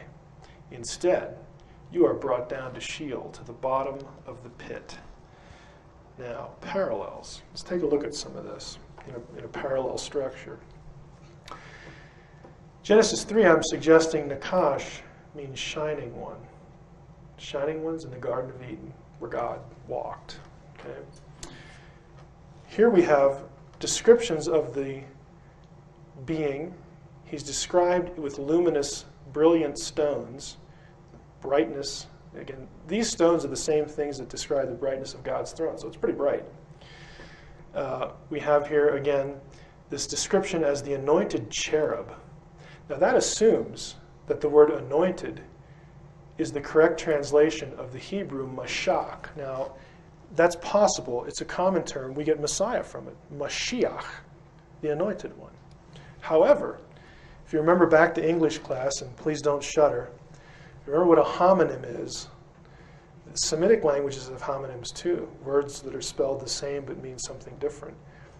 There is also a Hebrew Mashach, which means, guess what? To shine. So this could very well be translated, and I'm suggesting it should be, I created you as a shining cherub. Shining cherub, shining one, and here it's point blank. Isaiah 14, O shining one. The Hebrew is Hallel ben Shachar. This is where, by the way, we get our word Lucifer from, because when the text was translated into Latin, the word for shining one, Hallel, in Latin is Lucifer. Okay, shining one just means something luminous. Nakash here, again, can still carry its other two meanings, serpentine and deceiver. And I think serpentine is important because here, this is really kind of interesting. You had this odd phrase back in Ezekiel 28, you were the seal of perfection. And commentators usually say, well, that just means, it's kind of a sort of a description, an embellishment to show how wonderful and beautiful this king thought he was. And I'm not saying that's not possible, but what's really interesting is if you transliterate the Hebrew for seal of perfection, chotem tachnit, if you put it into transliterated letters, this is an interesting term because at times in Semitic languages the M here is silent, like we have silent E. And if that's the case here, what you have here is that this phrase, exact same phrase, means skillful serpent, because this word, chet vav tav, with silent M, means serpent in Canaanite. It's just one of the generic words for serpent. So you could have, I created you as a shining cherub and a skillful serpent, a shining serpentine being. Some more. Genesis 3. He was in Eden. He knew that when Adam and Eve ate, they would become like, that should be one, sorry about that, one of the gods. And again, Eden was the place of the council. You go over to Ezekiel 28, it's point blank, Eden is the mountain of God and a garden as well. He walks among the stones of fire, but was thrown out of heaven, the place of the stars. Now that is interesting. He gets thrown out of heaven, and that helps inform us what stones of fire are. Stones of fire are considered by experts in ancient Israelite and Near Eastern religion to be either planets or stars, which of course for the sake of this conference is really interesting, really cool. And divine beings were considered celestial objects, or perhaps, it goes either way. Stars to the ancient person were either divine beings themselves or they were inhabited by divine beings. It varies, but you'll see both. The stars of God, in Isaiah 14:13, and at Ugarit, and in Job 38, the stars of God, anybody remember Job 38 from a night or two ago? Where were you, Job, when I set the foundations of the earth? When the stars of heaven, the stars of God, the sons of God shouted for joy, the morning stars. Stars of God are divine beings. They're members of the council. They're Elohim. They're the B'nai Elohim in Job 38. Again, we have the shining one here. He wanted to set his throne on the mountain of God. Mountain, mountain. Eden is a mountain here. On the mountain of assembly, the place where the council meets, above the stars of God. What he's saying is, I want to be supreme, and I'm going to be supreme in council. I'm going to kick El off the throne, and I am going to subsume that position. I will be like the Most High. I will be above all other gods, above the stars of El. I will supervise the Mount of Assembly. I, and so on and so forth. And again, this phrase, the mountain of God, is the summit of Tzaphon, which we've already seen as parallels for the divine council. Nakash, again, serpentine, seal of perfection, and whatnot up here. Going again here, if you look at, again, the rest of the passage in a fuller sense, you might say, well, what about the curses? You know, I get this question a lot, frankly, where, you know, how can you take the serpent in Genesis 3 as a divine being? I mean, after all, he gets punished, you know, he's made to crawl in his belly, and that sure looks like you have an animal that now, you know, his legs are taken away and he becomes a snake and so on and so forth. Okay, here's my suggestion to you. Interpret this curse by virtue of these two. Now watch, we're going to start with these two. I have struck you down from the mountain of God, destroyed you. Among the stones of fire, I've kicked you out of the council, kicked you out of heaven. I have cast you to the ground. It's a critical word. It's arts in Ugaritic. Notice the consonants. There's that parentheses, the R, and then the S with a dot. We would say arts in Ugaritic, eretz in Hebrew. It's a generic word in the Hebrew Bible for earth or ground. In Canaanite dialects, though, it means the netherworld. The aretz is Sheol. It's a synonym for Sheol. It's the place of the dead. I have made you an object for kings to stare at. So in Ezekiel 28, the divine being gets kicked out of the council. He gets kicked out of heaven, so to speak, the place where the gods meet, the realm of the gods. Let's put it that way. He gets kicked out of the realm of the gods, and he gets sent to the lower realm, the realm of the dead, the realm in Sheol, the netherworld, the aretz. Isaiah 14, Sheol below was astir to greet you as you're coming. I mean, right, point blank, that's where he ends up. Rousing for you the Rephaim who, quote unquote, live there. You're brought down to Sheol. How are you fallen from heaven, O shining one, son of the dawn? You're cast down to the earth, to the arts. It's the same word in the text. You're brought down to Sheol, to the bottom of the pit, and they peer at you closely. As a side here, Job 26 says, the Rephaim tremble beneath the waters and their denizens. Sheol is naked before him. Abaddon has no cover. Rephaim, Sheol, Abaddon. We're going to come back to these terms. If you were here for the Ezekiel presentation, I'm going to show you this in this presentation, but just to prep you, I had a graphic of what the ancient Near Eastern conception of the world was, and you had a flat earth, you had the dome overwards, and then underneath you had Sheol.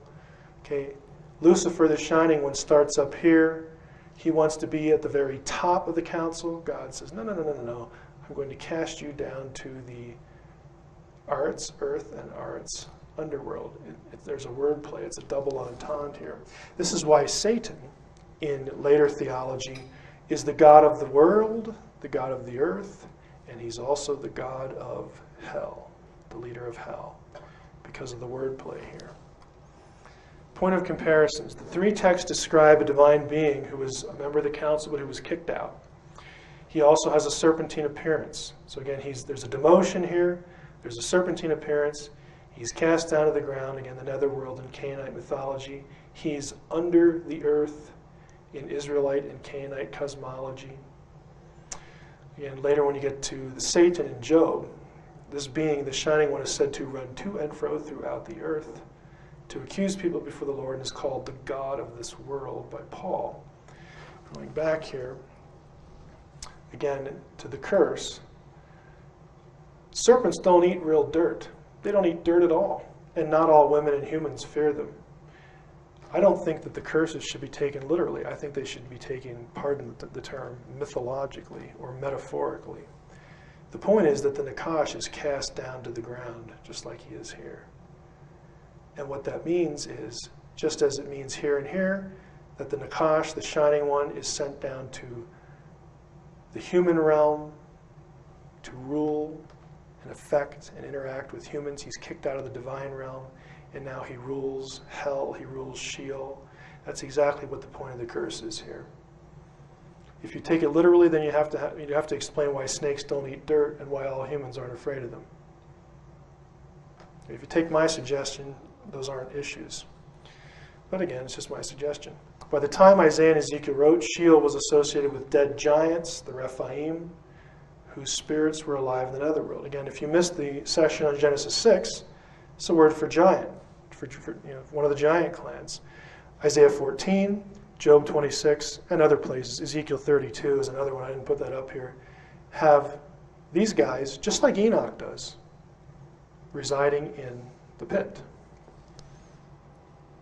Additional note, it is interesting to note that in the Gilgamesh epic, tablet 11, a snake steals the immortality of humanity, line 283. After which Gilgamesh laments that this is a really weird phrase in Gilgamesh.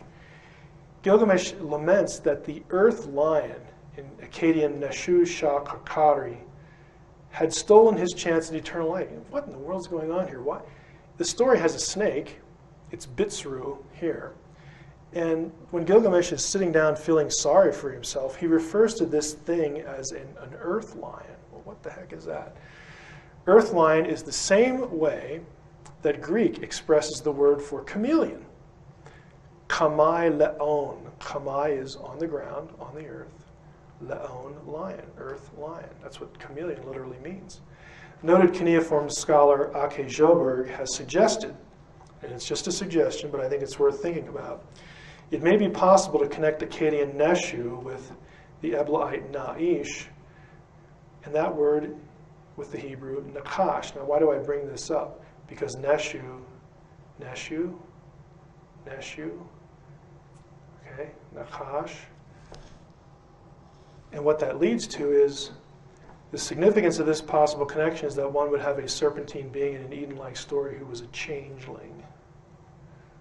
Chameleons change their appearance, don't they? This might resonate with 1 Enoch 19:1, where the Watchers were said to be able to change form, and perhaps 2 Corinthians 11:14. This is the verse where it talks about Satan being able to be transformed into an angel of light. He can appear as something brilliant and wonderful when he actually is not. The identity, we talked about this, was our first point, identity, nature, and fate of the serpent. Let's talk about serpentine beings elsewhere besides the one we think of, the Nakash in the garden. Some tentative comments and speculations, and again, I'm deliberately saying this because, quite frankly, I'm still thinking about some of this. I don't know quite what to make of it. Trust me, folks, this is, pardon the expression, virgin territory. It's not like I can go look up a commentary or go ask some scholar to think in these terms. It's not going to happen. And so, I'm still cogitating on a good bit of this. The reference to the shining being in the Garden of Ezekiel as a shining anointed cherub is interesting, but it's rarely received much thought, since scholars assume that cherubim and seraphim are different. Many scholars assume that seraphim means burning ones, from Hebrew saraf. That cherubim are sphinx-like creatures based on ancient Near Eastern divine throne iconography. Now, if you were here with the Ezekiel session, you know that there's a lot of cherubim that look like sphinx-type creatures. That's true. The question is that all they are? Is that only what they are in the Semitic mind? Now, I think all the assumptions are open to question, and some observations might come to fruition here, or at least contribute.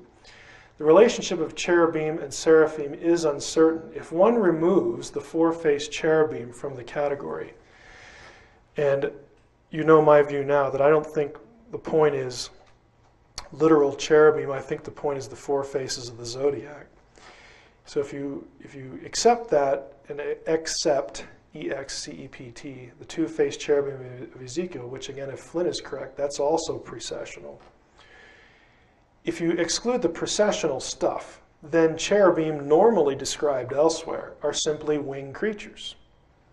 On occasion, the description of a cherub includes features that are not in the iconography of the ancient world, such as the hands of a man, but which are shared with seraphim. Here I'm suggesting maybe there's a relationship between cherubim and seraphim. Again, it's possible, I'm still thinking about it. The function of both could be called guardianship of the council or the throne of God. Seraphim, of course, are the ones that guard the throne in Isaiah 6. Genesis 3:24, after Adam is driven out of the garden, God places a flaming a seraphim, there at the entrance to the garden. And then, of course, Ezekiel 28, taking Mashach, again, as shining. You might have one there, too. So seraphim are quite likely serpentine. The term seraph is interchanged with nakash, same word, serpent in the garden, the shining one, in the account of Moses and the serpents that bite the Israelites in Numbers 21. But what I'm just going through is what we do know here. In this story, in Numbers 21, the children of Israel are going through the desert and to punish them, again, for grumbling and murmuring after they've been delivered at the Red Sea and a few other kind of amazing deliverances. God says, the people are grumbling, again, despite the fact that I've done these amazing things for them. And he sends serpents that bite the Israelites. The serpents in that account are called both. They go by both terms. They're called nakash and seraph. These are synonyms. Okay, we know what this is. It can mean a serpentine thing. But most scholars say that this just means burning one. Well, guess what? While there is a root seraph that means to burn in Hebrew, it is equally true that there is seraph right here in Numbers 21. That's just a serpent. So what I'm suggesting here is that a seraphim might be a serpentine being. That might be what they look like. Okay, again, still thinking about this. In Egypt, seraph, Egypt actually combines the features. A seraph in Egypt is a shining or flaming serpent. So they sort of dovetail both possibilities in Egyptian literature and Egyptian iconography. So we've talked a little bit about both of these, identity, nature, fate, and possible serpentine beings elsewhere. Sons of God and the Watchers, again, by this time you should be familiar with Genesis 6. I'm not going to read this whole thing to you, but sons of God with the daughters of men, bearing the Nephilim. Again, sons of God are often called watchers in later Jewish literature. I've had these passages up before, but again, they are distinct. The watchers come down to the earth and teach the sons of men, and they end up committing sins with the daughters of men because they began to mingle themselves with the daughters of men so that they might be polluted. Again, we're familiar with all this. Watcher is not just a later Jewish term. It does show up in the Bible. So don't leave here and get the mistaken notion that watcher is just an Enochian term. It actually does show up in Daniel. And it's always accompanied with the phrase Holy One. So a watcher is a Holy One, which means by this time in Daniel, in Israelite history and theology, you have good watchers. Okay, it's not the point is not that they're all evil. The ones in Genesis 6 are viewed as evil, but here you have three examples where they're good guys. In the vision of my mind in my bed, Daniel says, I saw a watcher, that is a holy one, coming down from heaven. This is when he's going to interpret Nebuchadnezzar's dream, and he gets, the edict passed down, the decree passed down by the watchers as to what's going to happen. The watcher, that is the holy one whom the king saw descend from the heavens, saying, so on and so forth. Here's the phrase, watcher, holy one. Daniel 4:23, a sentence is decreed by the watchers. This verdict is commanded by the holy ones.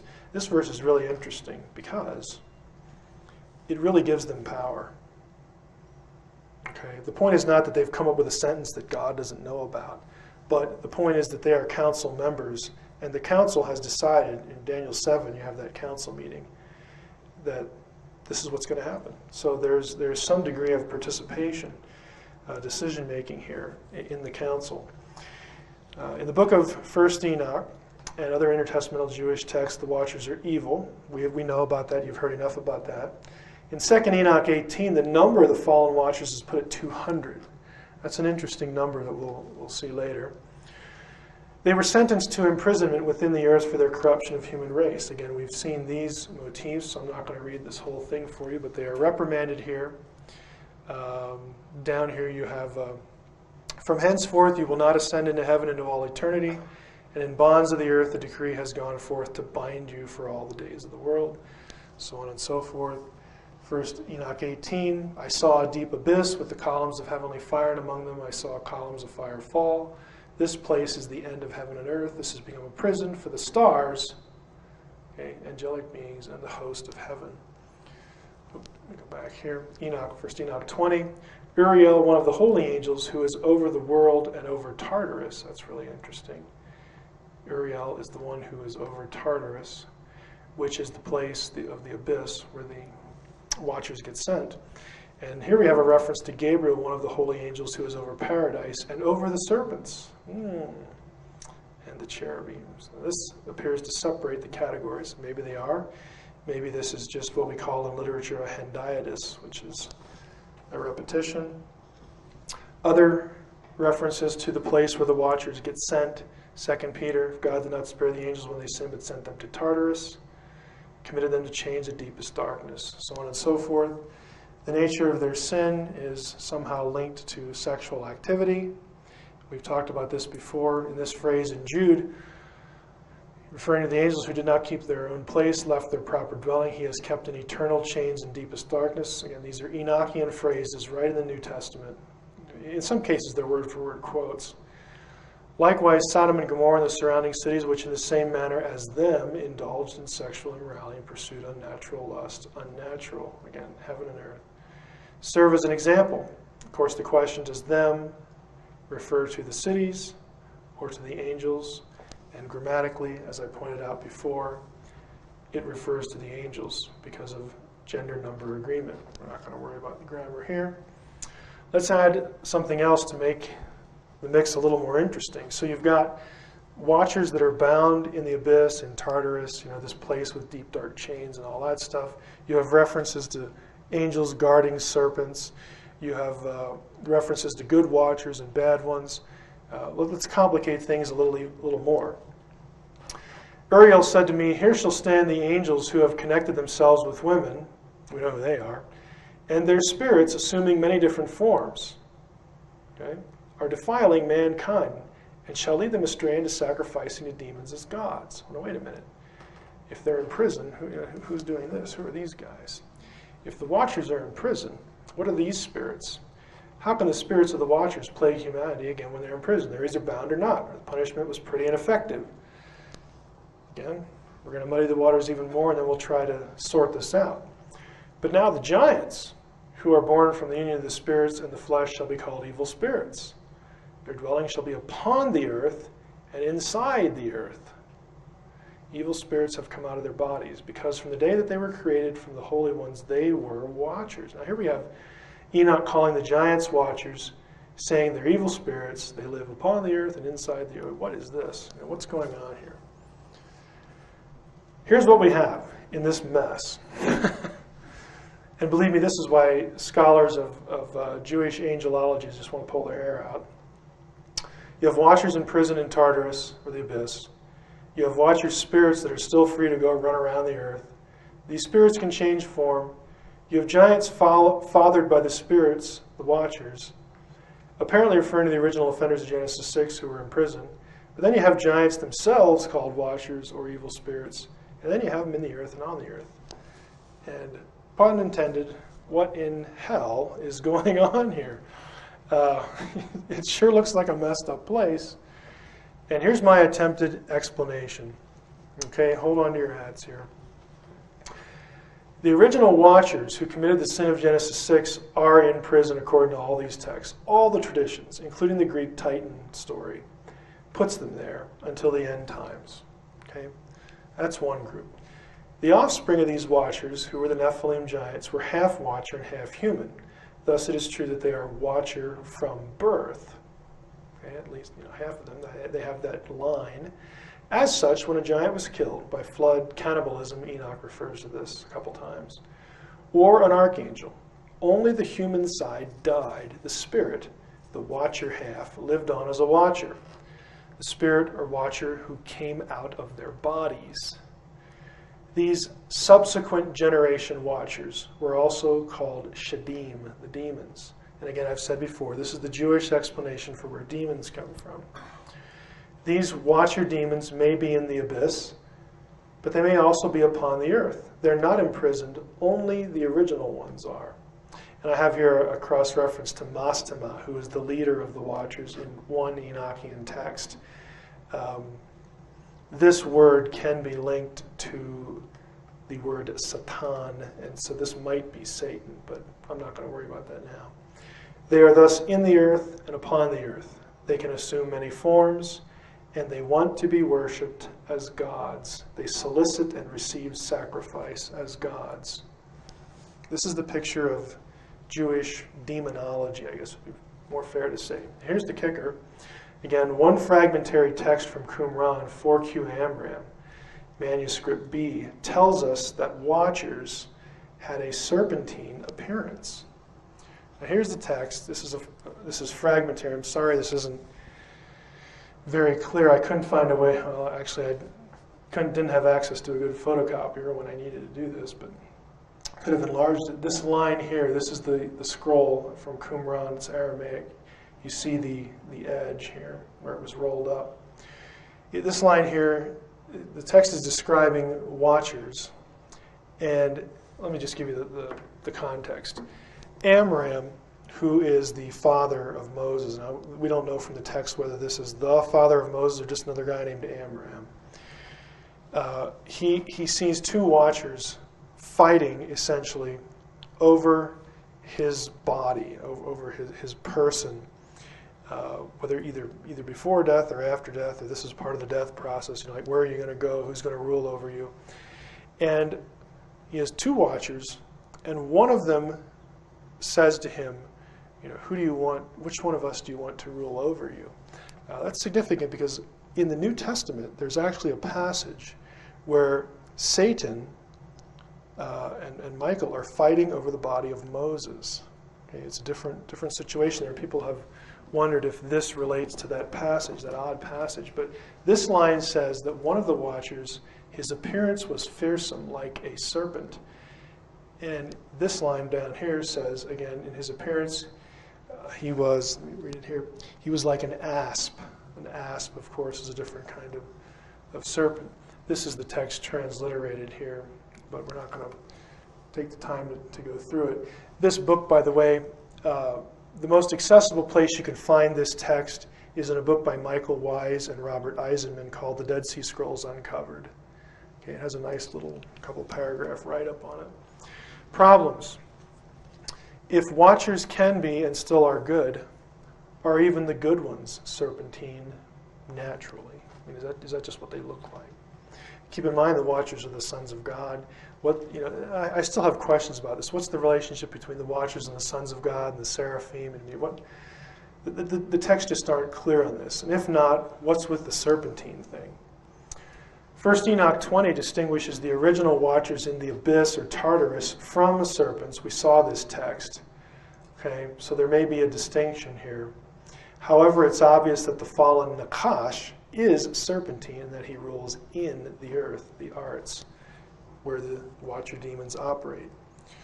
So moving on, again, I realize we're covering this rapidly.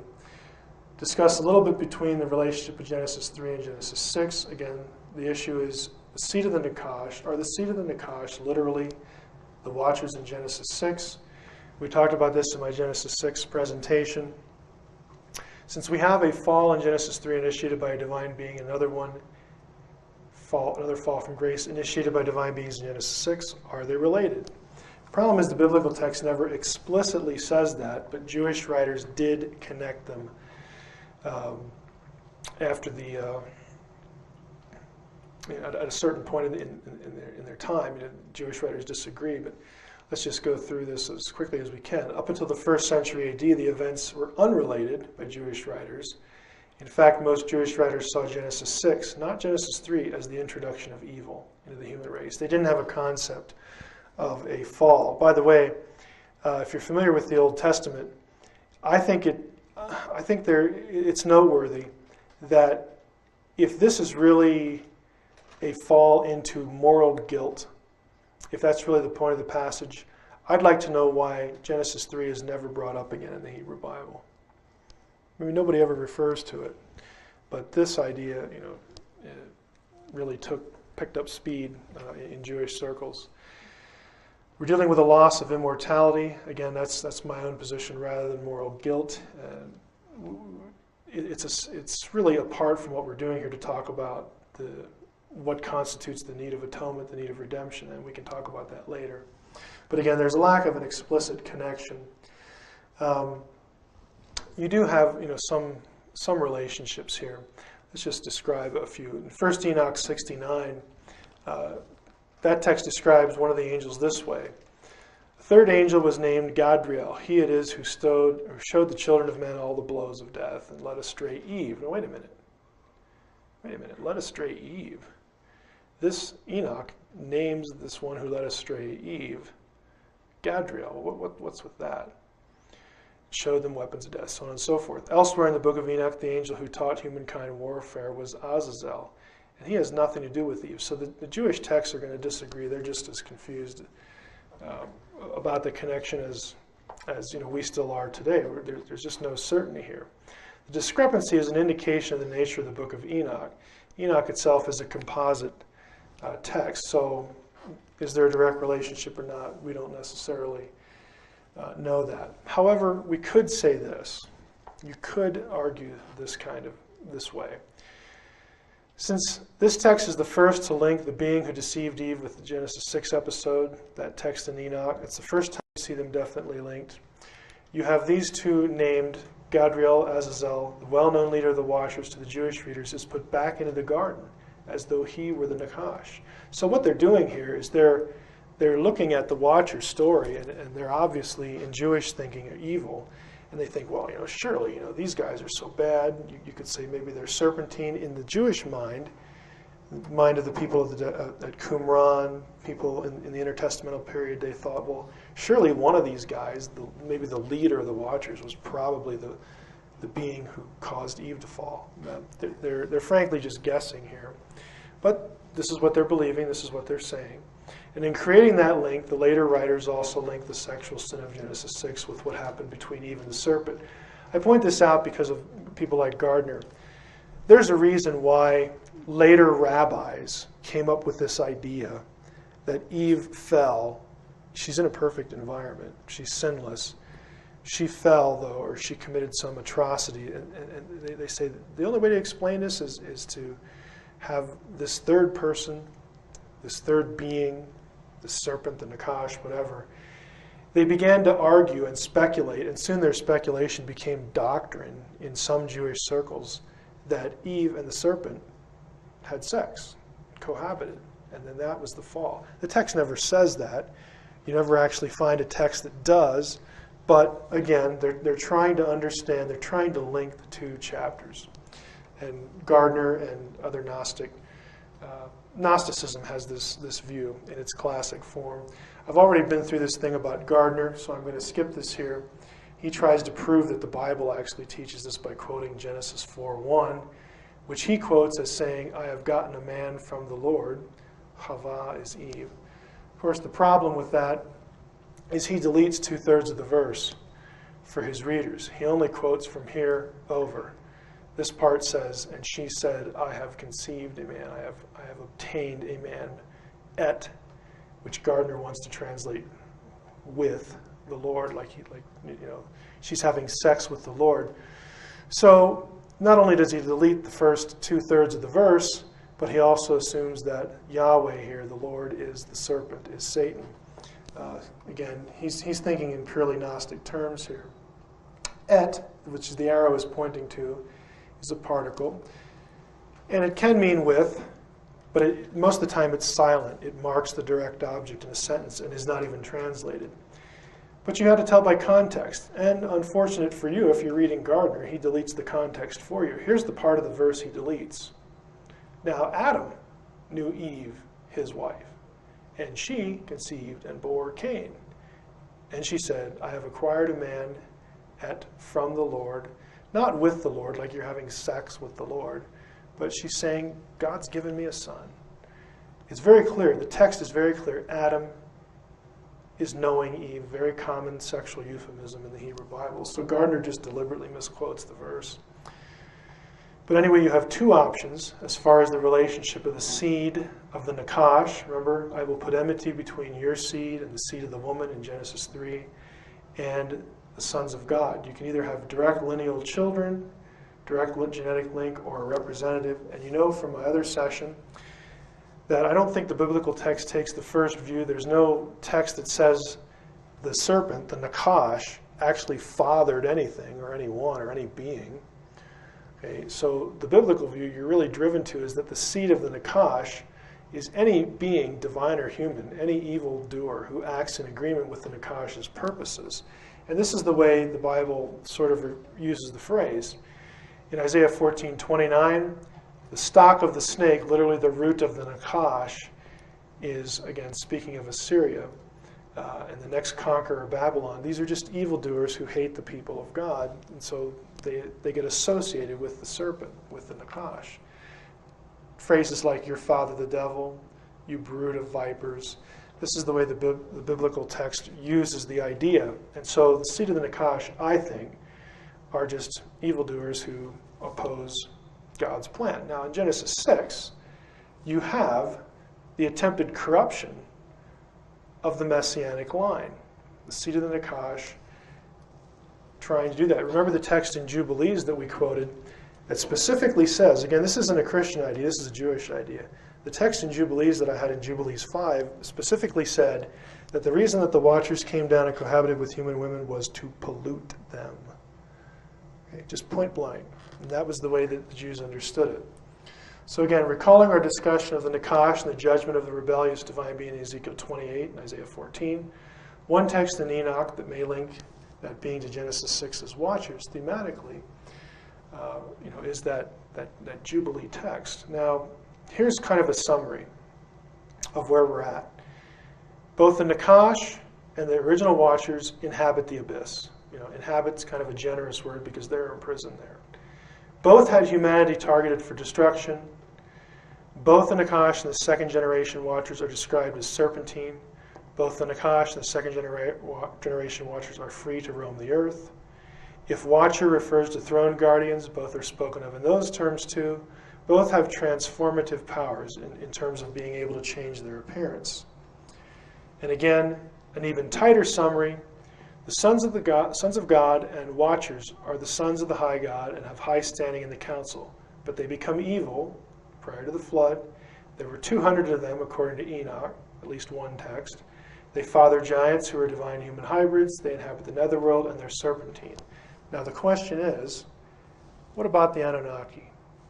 Are any of those things associated with the Anunnaki? Is there a correlation between them and the Watchers, the sons of God?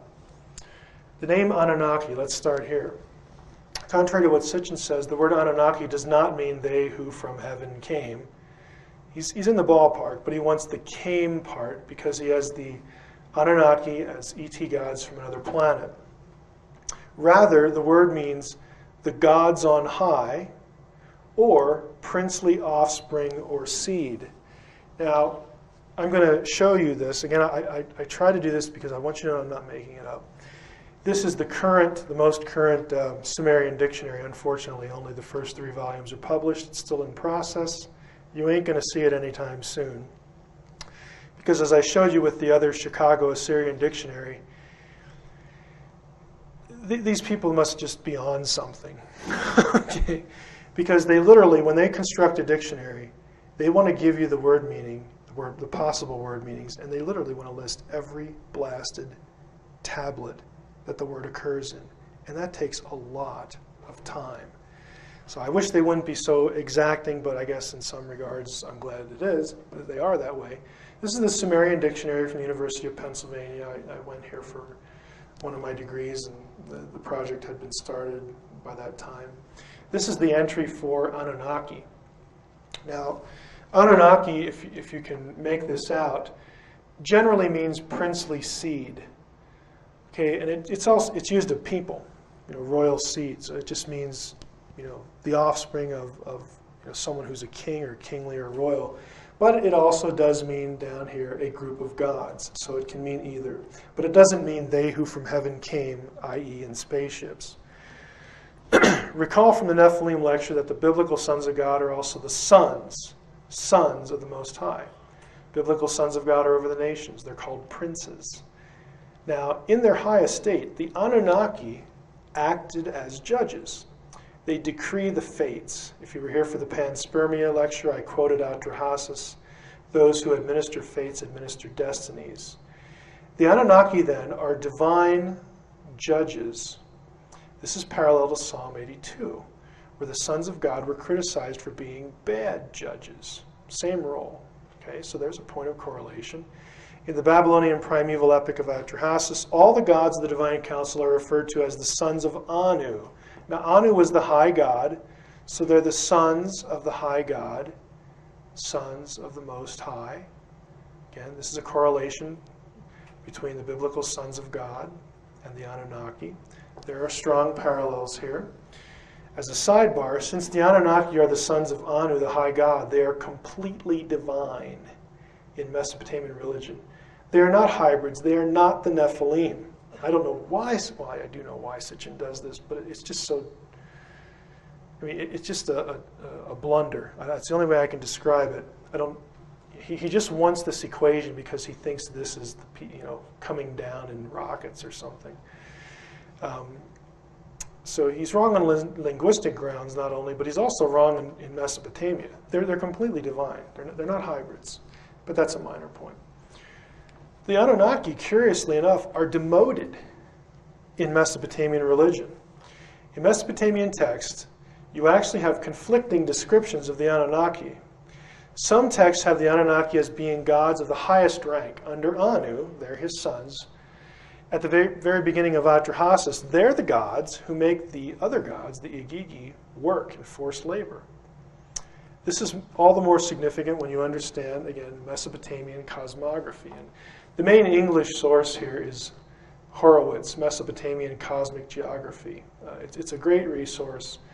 He covers every term in every text in cuneiform that has to do with any part of the heavens or anything like that. It's just a wonderful source. There are 3 levels, different abodes, on high, earth, and the abyss. But in the Mesopotamian version, there were also 3 levels in heaven. Anu reigned in the highest level. The next tier down was the seat of Marduk, who was surrounded by the celestial gods. Part of this comes from Batero, religion in ancient Mesopotamia. The Igigi. So the Anunnaki would have ranked higher than the Igigi with their father Anu. The lowest heaven was for the stars and the constellations. Now, at some point in Mesopotamian religion, and we are not told why, the Anunnaki were demoted. Eventually, they were consigned to the netherworld, believe it or not. Jean Batero, an expert in Mesopotamian religion, puts it this way. The Anunnaki were the most powerful, the most eminent, in some way the upper class and chiefs of others. At the very beginning of Atrahasis, these high-level gods make others work. Those who worked were the Igigi. Later, we aren't told why, the situation was reversed, and the latter represented the celestial gods, whereas the Anunnaki became the gods who resided in the netherworld. They did something, for some reason, they were sent to hell, to be pretty blunt about it. They became known in later texts as the infernal gods, since they were sent to the lowest region of the netherworld, where human ghosts stayed after death. The descent of Ishtar is where you'll find this phrasing. In the netherworld, the Anunnaki judged. So they still do the judging. They still do judging here. They judged the Etemu, or that's literally death spirit, to confirm each of the dead's entrance into the Mesopotamian netherworld and hell. Are you getting the picture here? Okay, we have beings who, in the Hebrew Bible, inhabit the netherworld where the Rephaim are, the spirits of the dead, the bad place, and so on and so forth. Again, you have connections with the Watchers who are consigned there. Even the second successive generations of Watchers, according to Enoch, they're allowed to roam around on earth as demons, but they are also the inhabitants of the netherworld, of Sheol, of Tartarus, of hell. The number of the Anunnaki is interesting. Again, this is not an exact correlation, but it's just kind of interesting, so I throw it out here. The number of Anunnaki is inconsistent in Mesopotamian texts. One tradition has 600 in the netherworld, 300 in heaven. There's the reference. So like the Watchers, there are fallen and unfallen Anunnaki. Another tradition, believe it or not, has 200, which corresponds to the number of fallen Watchers in at least one Enoch tradition. But since it's inconsistent, you shouldn't press the correspondence. Is there a sexual element with what the Anunnaki are or do? It's pretty obvious that the central concern in Genesis 6:1-4 is the sexual cohabitation. Many scholars have argued there's no such thing in the Mesopotamian version, despite all the other parallels to the biblical account, between the accounts. But one cuneiform scholar has recently put forth a challenge to this idea. This is 2002, so this is a new article from the Scandinavian Journal of the Old Testament. Kronvig argues, and she also has produced a major work on the roots of apocalyptic and specifically apocalyptic literature in Enoch to Mesopotamia. So she's certainly in the ballpark here with the kind of things we're thinking about. In the Atrahasis account of human creation, there's emphasis placed on the antediluvian, that means before the flood. The antediluvian humans brought about by a divine conception.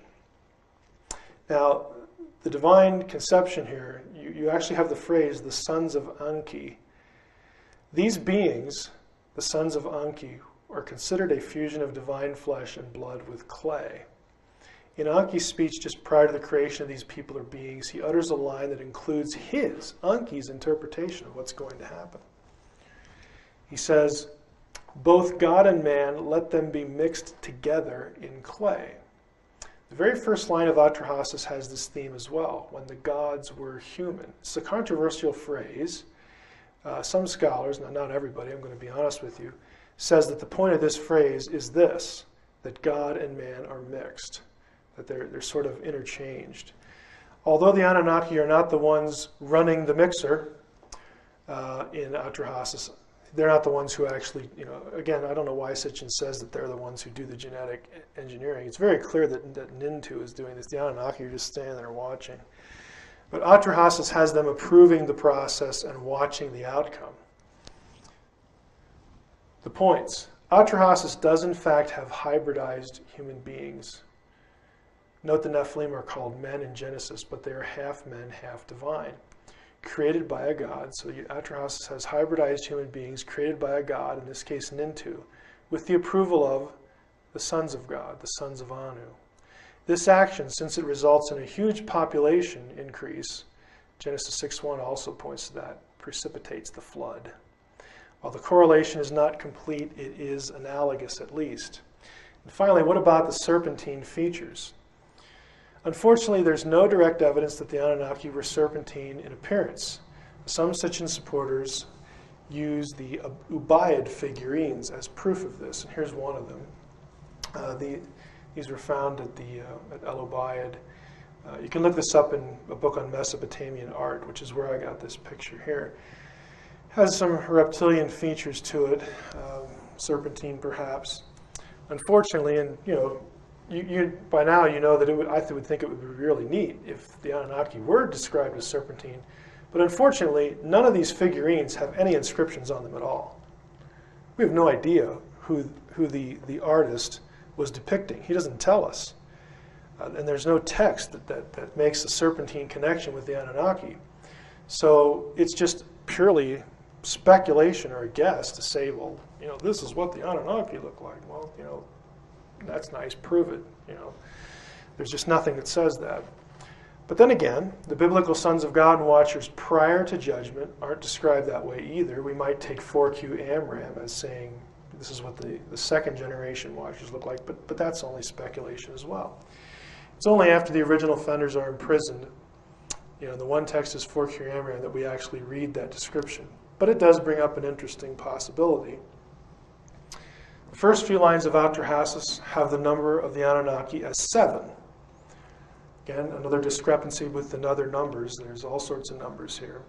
Some deity lists of gods in the netherworld list a subgroup of gods that are associated with serpents or serpent demons. Now, this is all Mesopotamian stuff.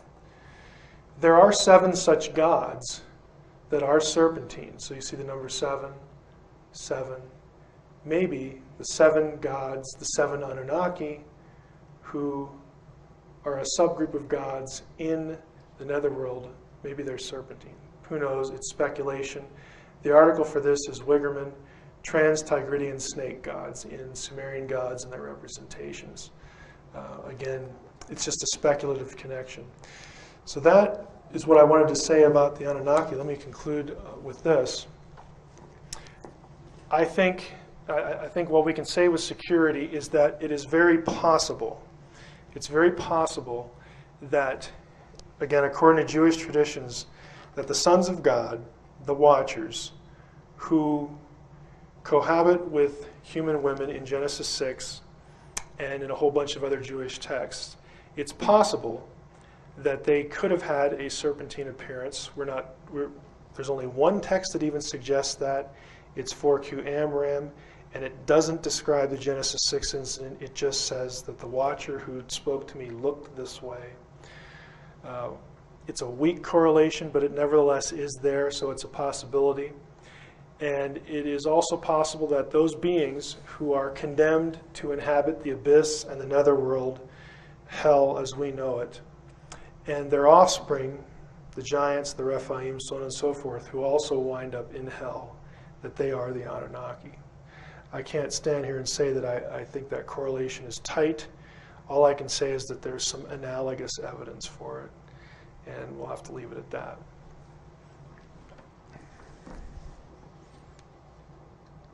Let me close this. Are we going to take any Q&A, or are we going to quit? What was that? It's totally up to you. They can ready for the panel discussion tomorrow. What time is it? 12 o'clock. Is Daryl here? Yeah, Okay. My druthers is to quit. Okay, so write up your questions because I have a meeting with that guy right there. Thanks a lot.